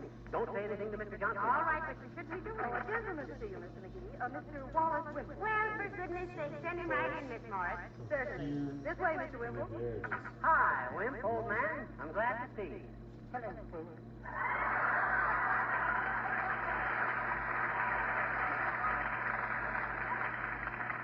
What on earth are you doing in Racine, Mr. Wimple? I came to see the advertising manager on business, Mrs. McGee. I've admired this company for a long time, and I want to do some work for you. What do you know about the company, Wimp? Well, I know they make Johnson's West, Johnson's Carnage, Johnson's Self-Polish and Glo-Coat, Johnson. Fine, Mr. Wimple, fine. But what did you want to work at? I wanted to help write the advertising, Mrs. McGee. Do you know the advertising manager, Mr. Conley? I'll say we do, kid, and he's tougher than a nightclub steak. You better screen it through me, boy. Show me what you got. Well, in connection with the 60th anniversary... What do you mean, 60th anniversary? Once and for all, I'd like to get this straight. In the first place... Gee, now, give Mr. Wimple a chance. Thank you. I have a couple of points which might fit very well into institutional advertising. Now, let's hear 'em, Wimp. If, in my executive opinion, they're worthy of inclusion in our fiscal expenditures, I shall issue orders for the consummation of the usual debentures, subject naturally to subsequent revocation. Meaning what? If we like, we use. Shoot, Wimp. All righty. The first one is about this wonderful building. It goes, Frank Lloyd Wright designed this place, so cheerful and so bright. He said we'd love it here, and time has proven Frank Lloyd right.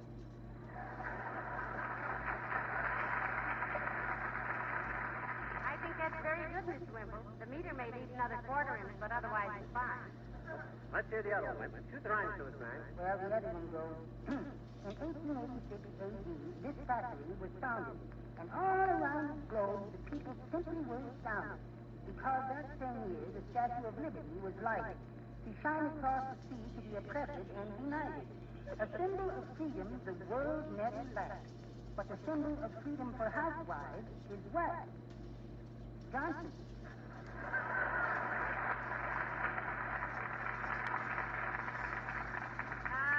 Mr. Wimple, you're a fine little poet. Were you always poetic? No, Mrs. McGee. Before I married Sweetie Face, that's my big old wife. Yeah, we know. Before I married Sweetie Face, I was a masseur. Oh, a blubber rubber. You know what I used to call myself? What, Mr. Wimple?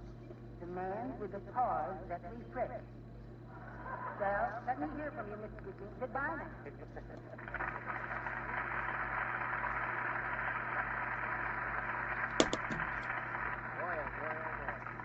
Did you ever hear any word poetry? Yes. Where? In high school. You wrote some to me that should have taken the Pulitzer Prize. Look, McGee. It's all very well now for us to... I'll get it. S.C. Johnson and Son, Mr. Johnson's office. Huh? Oh, hello, Mr. Johnson. Yeah, we're waiting for you, Mr. Johnson. Yeah. Oh, that's all right. The community cast is just as important as we are. Oh, yes, it is, Mr. Johnson. How true? Look, Mr. Johnson, I'd like to get one thing straight. This 60th anniversary stuff. Huh? Yeah, but my gosh. Look, we haven't been on the air for you 60 years. Huh? Oh, I see. Why? What did you say? He said the 60th anniversary ain't for us. The company's 60th anniversary. I knew that. Well, why didn't you say so? Well, I didn't think it was necessary. Nobody but a big... Well, let's go. Maybe I better.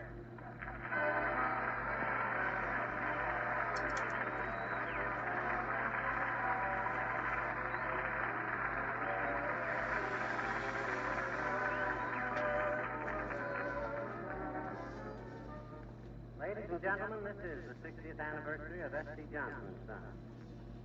It has been under the same family management all these years and has had an outstanding record for business integrity and sound employee relations. And since its founding, the company has been notable for its far-sighted employee benefit plan, job security, and profit-sharing programs. We want to congratulate the organization on its 60th birthday and to congratulate ourselves for having them as our sponsors.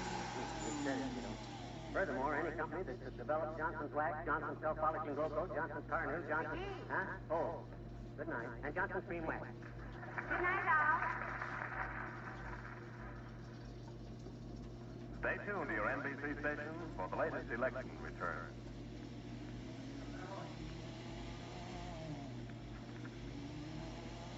This is Morgan Beatty with more election returns. The Republicans have battled one-third of the way along the road to control of the House of Representatives in the next Congress. It's still a definite trend. Landslide earmarks, however, have not appeared in this battle as yet. Here's the score at 9:50 Eastern Standard Time. The Republicans have won or are winning 9 seats in the doubtful zone, 6 in Connecticut, 2 in Rhode Island, 1 in Kentucky. They're holding their own in normal Republican territory as far west as the Mississippi River. The Democrats have, of course, a 61-seat edge when you subtract the Republican Midwestern advantage from the Democratic solid South. That leaves 283 seats still undecided, and all of them in range of the doubtful. The indicators we already have in Rhode Island, Connecticut, even in Kentucky, show that this Republican trend is very strong, but it has not been strong enough to unseat Democrats in their most important strongholds. Well, this is Richard Hartman. One of the major questions of this 1946 congressional election, control of the United States Senate, is still up in the air tonight. The Republicans plainly are making heavy inroads into the Democratic majority of the Senate of 10. The New York Times, which supported Herbert Lehman, the Democrat, has conceded Lehman's defeat by the Republicans. The Republican Irving Ives is the victor there. And the Republicans seem certain, too, to gain Senate seats in Ohio, Massachusetts, and Pennsylvania. In Philadelphia, the Philadelphia Record, the Democratic newspaper, has conceded the defeat of Senator Guthrie. But to get those 10 seats necessary to take over the Senate, the Republicans must unseat Democrats through the West as well. They must carry Wyoming. Patrick Hurley must hold his lead over Senator Dennis Chavez in New Mexico. And Senator William Nolan, the Republican, must hold his seat in California. So not until the West is in late tonight, tomorrow morning perhaps, will we know who will control the next United States Senate in Washington. Now, that's the top of the election news across the country. Now, latest Illinois and Midwest returns from the WMAQ newsroom. The ratios in the Congressman at Large race here in Illinois are changing. Emily Taft Douglas is still ahead. 321 precincts, Chicago and downstate together, give Mrs. Douglas 59,744. Stratton, 51,822. Roughly speaking, Mrs. Douglas is leading 10-7 in Cook County, while Stratton's downstate lead at this moment is just under 2-1. A projection of these ratios would give Stratton the election, for although Cook County is casting many more votes than downstate, the higher Stratton percent lead downstate would, in final totals, more than offset Mrs. Douglas' advantage here in Cook County. For state treasurer, 508 precincts give Keyes, Democrat, 94,469, Rowe, Republican, 84,557. Since these returns include twice as many Cook County as downstate precincts, that would look like a Rowe victory, even though Keyes now leads. Here is the Wisconsin return. For governor, 103 precincts give Goodland, Republican, 8,137. Holmes, Democrat, 3,639. For senator, this is still in Wisconsin, McCarthy, Republican, 7,708. McMurray, Democrat, 3,604. There has been no report from Cook County precincts as yet on the race for state superintendent of public instruction. However, as expected, Nickel, the Republican candidate, continues to show a substantial lead on the basis of downstate return. With 131 downstate precincts reporting, Nickel has 19,448 votes, as compared to 9,128 votes for Engel, his Democratic opponent. I have been just handed a late bulletin, which has just come in on the Congressman at Large race. It's later than the one given earlier in this program. With 471 precincts reporting, Emily Taft Douglas, Democrat, has 83,386 votes. Stratton has 79,751. Stratton has shown increasing strength in the past half hour of return. Mrs. Douglas was leading 5,000 votes with about 170 precincts reporting. She now leads by about 4,000 with 471 precincts out of the state's 9,045 heard from. Stratton has increased his lead downstate and is now running better than 2-1 ahead of his Democratic opponent. In Cook County, Douglas holds a percentage advantage of about 7-5 at the present time and shows signs of losing strength here in this city. I've just been handed another bulletin in 202 Cook County precincts, all but 2 of them from Chicago. For County Judge, Jarecki, 51,895. Hunter, Republican, 29,685. For Sheriff, Daley, 49,680. Walt, 31,303. For County Treasurer, Mulcahy, 50,090. Nelson, 32,002. Keep tuned to WMAQ for the latest news. This is NBC, the National Broadcasting Company.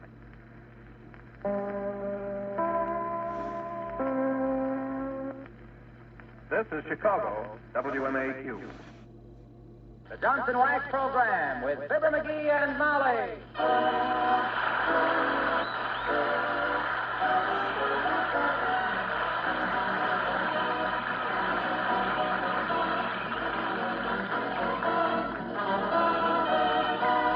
The makers of Johnson's Wax products for home and industry present Fibber McGee and Molly with Bill Thompson, Gail Gordon, Arthur Q. Bryan, and me, Harlow Wilcox.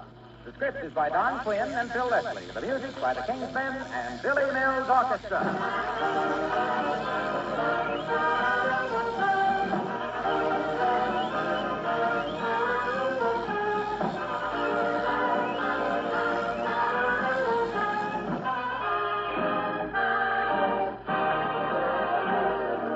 I see by the papers that more than 1 million newlyweds are setting up homes this year. Well, besides wishing you luck, may I say this.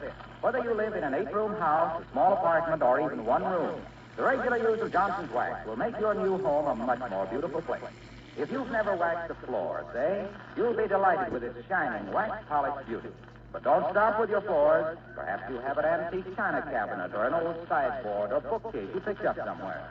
These pieces may look dull now, but a protective coat of Johnson's Wax will give them a bright, glowing sparkle you'll be proud of. All through your home, there are other things that need waxing with Johnson's Wax. Your new furniture, of course. Not to mention 100 other things like windowsills, tabletops, radios, and leather goods, whose smooth, richly polished appearance all adds up to shining beauty for your home. Use it regularly, won't you? Ask for Johnson's Wax, paste, liquid, or cream.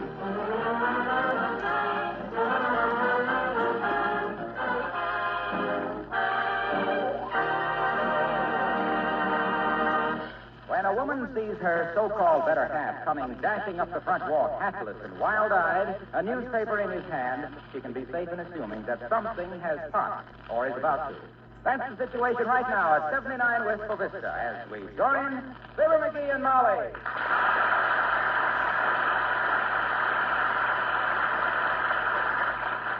Heavenly days, look at the lad run. He hasn't moved that fast since he got his muffler caught in a taxi cab door. I wonder what... Hey, Molly, give me $1, quick. This is the last day. Hurry up, kiddo. Give me $1. Get me an envelope. Hurry. Now, calm down, McGee. Take it easy. This is the last day for what? Or is it just the last day? It's the last day to send in $1.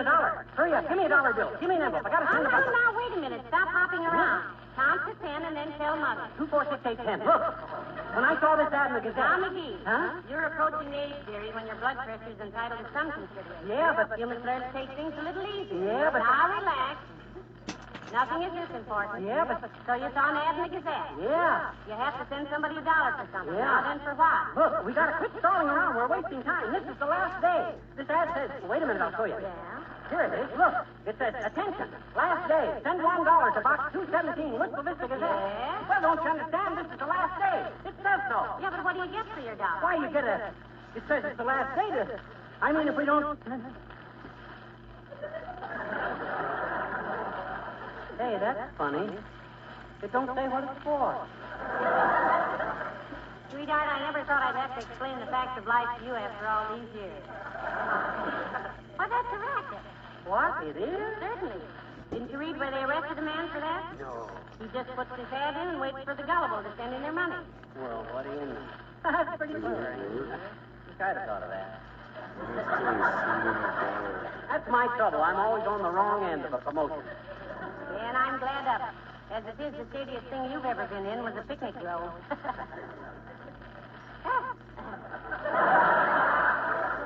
Well, now that we've taken care of that and saved $1, is there anything else new in the paper? Nah, just the usual stuff. Election news, labor trouble, and football scores. Politics, tickets, and fun. Whose picture is that on page 3? Huh, where? Oh, Ronald Coleman. My favorite actor. You know, I went to see Aerosmith so many times. I started using ether for perfume. What's the news about him? Nothing much. Says he's got to get away from Hollywood for rest. Says he... Come in. Mr. McGee here. I'm Mr. McGee, bud. State your business briefly. I'm a busy man. Telegram. I'll take it. Thank you. Sign here. Okay. There you are. Well, what are you waiting for? I realize, sir, that the custom of offering gratuities for services rendered is considered undemocratic and inclined to undermine the spirit of free enterprise, but who am I to fly in the face of established tradition? What's this little mug talking about? A tip kid. Huh? Oh! I get it. Well, here you are, bud. Here's a dime. A dime? Gee, won't mother be pleased? Now I can get her that string of polo ponies. 10 cents sure looks big to kids his age, don't it? He thinks he can buy horses with it. I remember when I was a lad. Telegram from dearie. Open it up. Oh, I can't open it. It ain't addressed to me. It just says, oh, my God. This isn't a coincidence. It says, Ronald Coleman, care of Mr. and Mrs. Fibber McGee, 79 Wistful Vista. Hold for arrival. Hold for arrival. What's that? Ronald Coleman coming here? Looks like it. But why? He doesn't even know us here. He knows me. I got his autograph once at the Union Station. I told him if you ever wanted to get away for a good rest, to drop in for a week or so.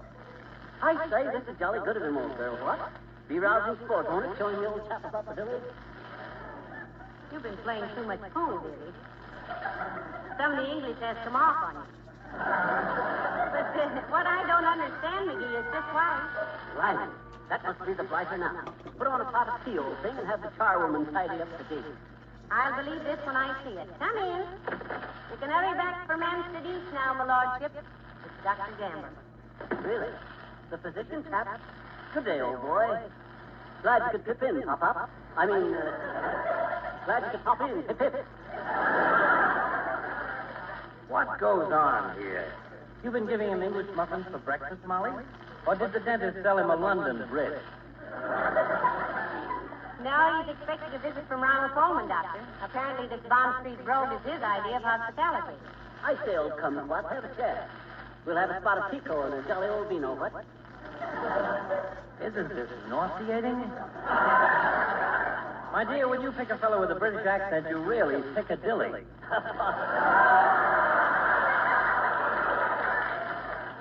By Jove, old boy, that was a ripper. Piccadilly, he said. Oh, blast me, I shall have to write a letter to the Times. Dearie, you have no idea how awful you sound. Why can't you just be your own corny self? In the first place, Bag Brit, you have about as much chance of a visit from Mr. Coleman as I have from the stork. What am I saying? I meet the stork every day. And if you'll mind your manners, Gargle, you can meet Ronald Coleman in person right here, right today. A wire came here for him a while ago. Strangely enough, it really did, Doctor. Addressing him, care of us. Saying hold for arrival. If you're not too busy, drop in later, huh? I'm afraid I will be, my dear. As I told Mr. May... As I told one of my patients... We heard you the first time, you big Romeo. Neglecting your practice to shilly-shally around with Fifi, eh? You ever stop to think you might wind up with a ring in your nose, lover boy? Why, you little gutter snake. I ought to tear you... No, boys.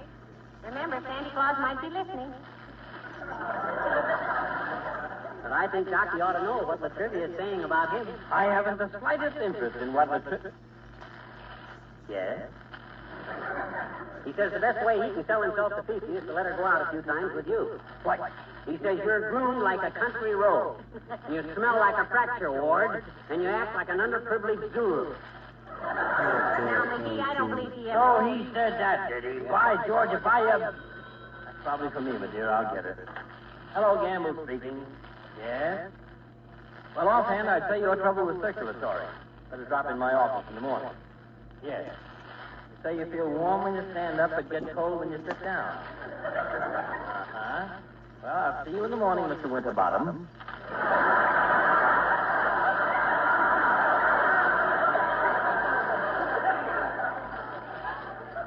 Oh, I say, old rutabaga, must you toddle off? Rather. Have a jolly visit from the cinema chap, won't you? Tally-ho, my dear. And I'll see you next Noel, coward.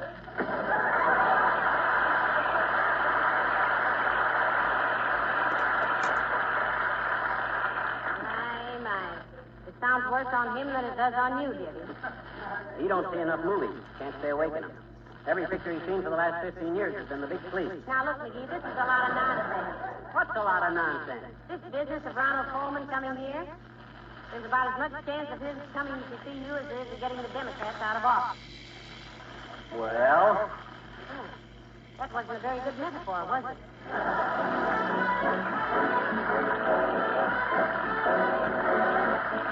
Billy Mayer from the orchestra, and why does it get so late so early?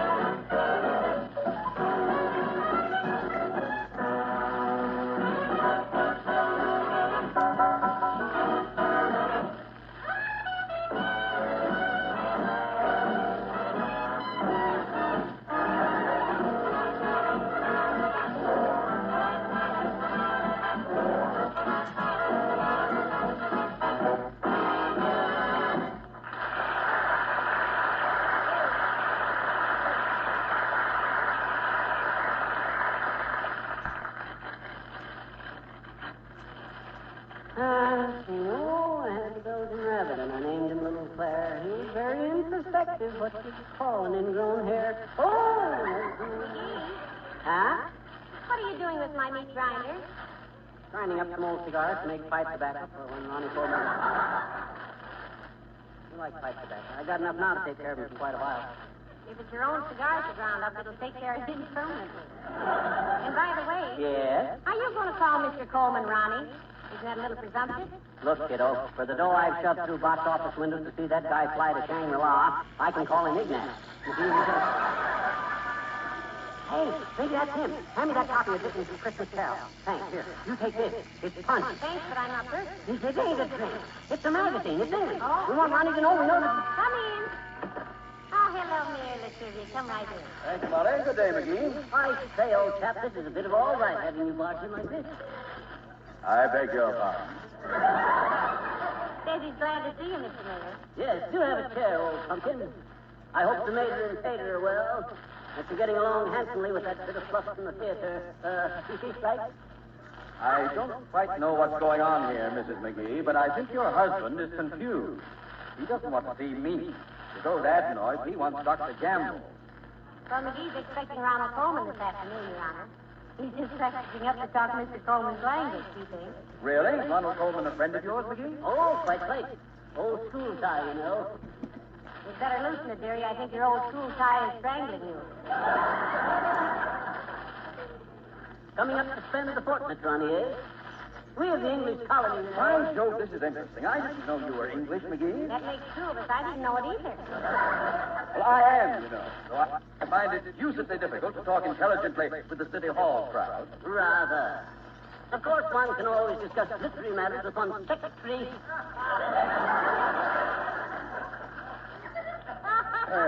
My secretary is absent today, old boy. Her boyfriend's runabout ran out of petrol last night. My goodness.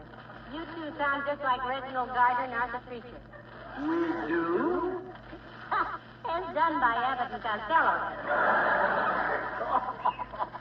I say, that's most amusing. But how about scrounging up a bit of refreshment, old gal?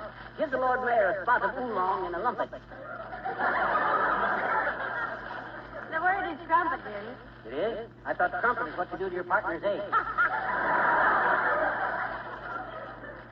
That's trumpet, McGee. Go on. A trumpet is a bugle with knobs on it.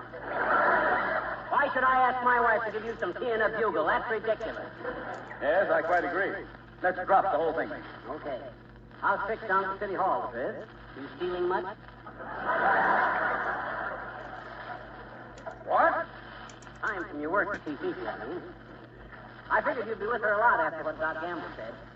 You know what he said? Oh, now, McGee, don't start. I'm not the least bit interested in what Dr. Gamble says about Miss Tremaine and myself. Of course not. What did he say? Doc says the best way he can sell himself to Fifi is to let you go out with her a few times. He says you're about as well-groomed as an alley cat. You got an air about you like a livery stable, and you act like an underprivileged buffalo. Oh, he said that, did he? By Jove, McGee, were there any monkeys in your family tree? Not that I know of, but there was. Then why do people like you always carry tails? Good day.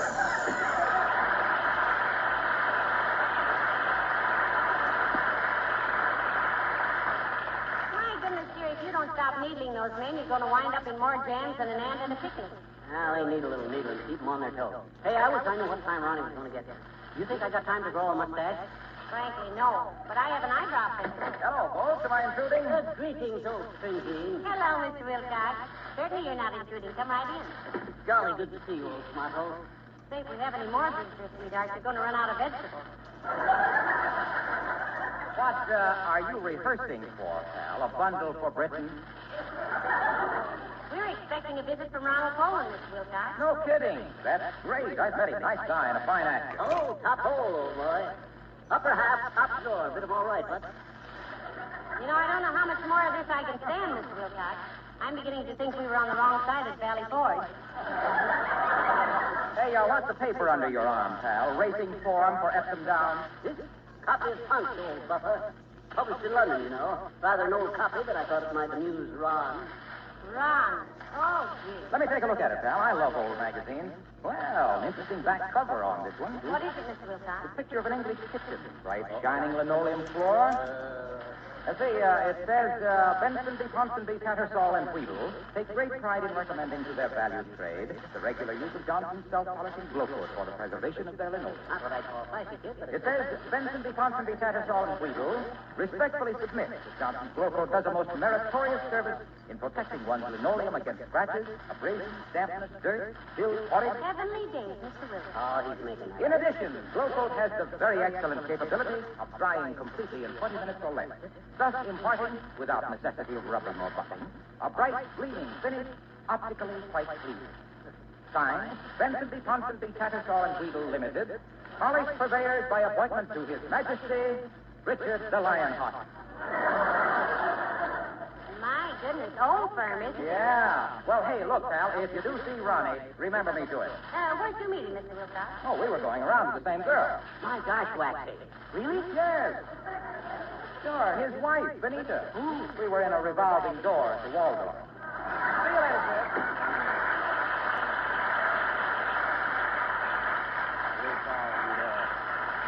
He must have been born in a revolving door. He tells the dizziest. Oh, hey, Molly, what's going to be for dinner when old Ronnie gets here? How about some Skittles? Englishmen love Skittles. I never cooked a skittle in my life. I've got some wonderful steaks in the icebox, though. I'll go call the grocer now. Okay, Tootsie, you go right ahead. Ah, there goes the good kid. He knows I'm about as English as the Dublin City Hall. But does she complain? No, sir. She just thanks her lucky stars I'm not expecting the Chinese ambassador for dinner.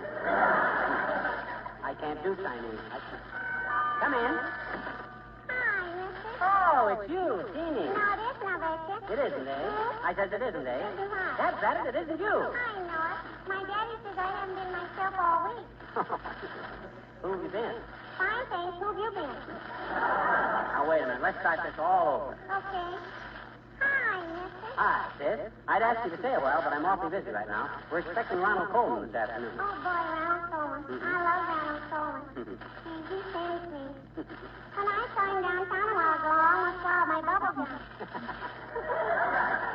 Well, you shouldn't ought to... Hey, you say you saw him downtown? I did, I betcha. Willie Toops and I were downtown, and we went in the Bontown department store, and I had a lollipop in the oscillator. No.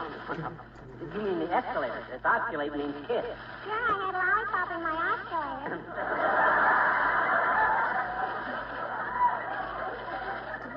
And I was riding on the escalator, and all at once there he was, and he spoke to me. Ronald Coleman? No, the floor walker. Oh. He told me to get off the escalator with my sticky hand. Oh. Look, sis, you said you saw Ronnie Coleman. Where'd you see him? You know, my memory's pretty bad, mister. Sometimes it takes a quarter to help me. Oh, okay. Here's a quarter. Oh, boy, thanks, mister. Now I can see him again. Huh? He's down at the Bijou in Lost Horizon. Ooh. Go on, mister. I still think that kid's the midget.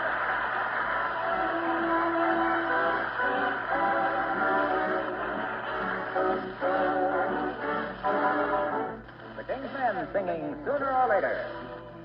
Sooner or later you're gonna be coming around, I betcha.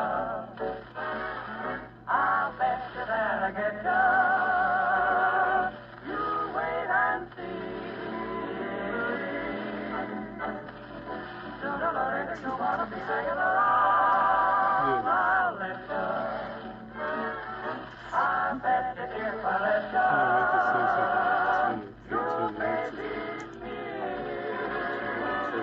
You're gonna knock on my door. You did it before. Matter of fact, I don't know exactly where. But sooner or later you're gonna be coming around and want my loving again. Sooner or later you're gonna be coming around. I bet you do. And then I'll get you. I bet you that I get you. Just wait and see. I know you'll be hanging around. I'll let you, I bet you I do. And when I let you, I bet you that you will baby me. my Lord. I'll almost just slam. You did it before, you'll do it again. Matter of fact, I expected you back to be there. All sooner or later, I knew you'd be coming around and want my loving again. Sooner or later, I know you'll be coming around to get my loving again.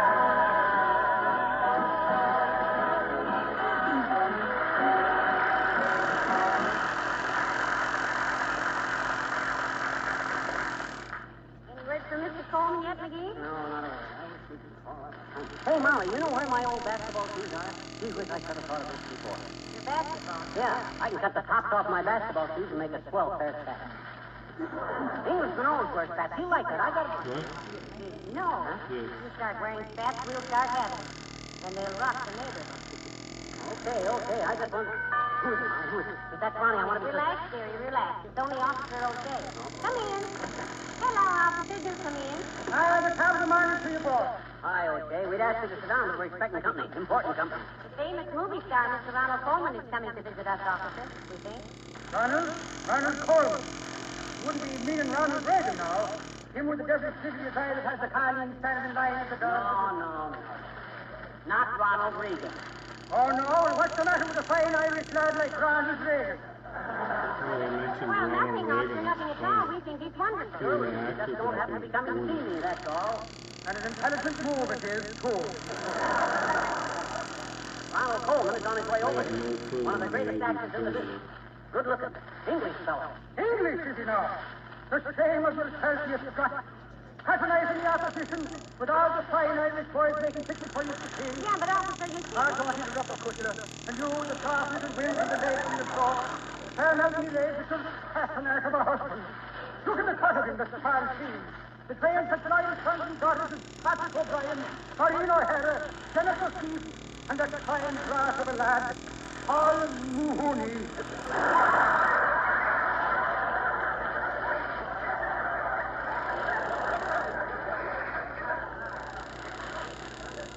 Get the shamrocks out of your teeth and quit faking names, you big Ronnie baby. Ronald Coleman was a great actor when you were still trying to learn that phony Irish brogue of yours. Just breaking me heart, Miss Mahoney. Turn his back and put the stalwart sons of Erin and Barney O'Brien. Ignoring that fine young singer, him with the blood of the black Irish in him and the young girls kicking each other in the bottom part and tearing the buttons off his coat. Which one is that, officer? That's Ronnie Cross of the baritone, Francis Ford Sinatra. Look, O'Shea, I'm getting... Stand out of me way, you dirty informer. I'm going down to a movie to apologize to his warriors, to the previous Irish party that ever tripped over the tripod, and I tripped over his road.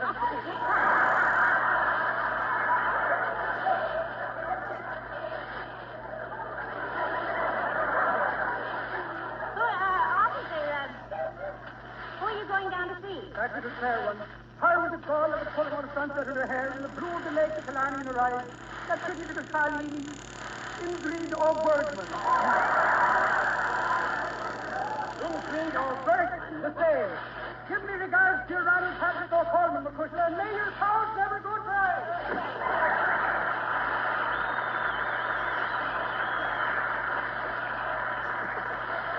Next time that guy rings the bell, make him show a search warrant before he gets in. My gosh, it'll take 2 hours to get the mush out of my ears. Yeah. He certainly is loyal, though, isn't he? What are you looking for? That telegram. Oh, here it is. I don't see why Ronnie doesn't come on. That is so... Oh, here he comes, Molly. Now get ready. Come in. Mr. McGee, actually call him Coulter. What's on your mind, Bob? I got that load of coal you ordered here. Oh, yeah, I'll show you where to put it. And by the way, should a telegram come here for me? Telegram? No, not the... Oh, sure. There it is, right on the table, addressed to me. Ron. Ronald? Sure. Ronald the coal man. The company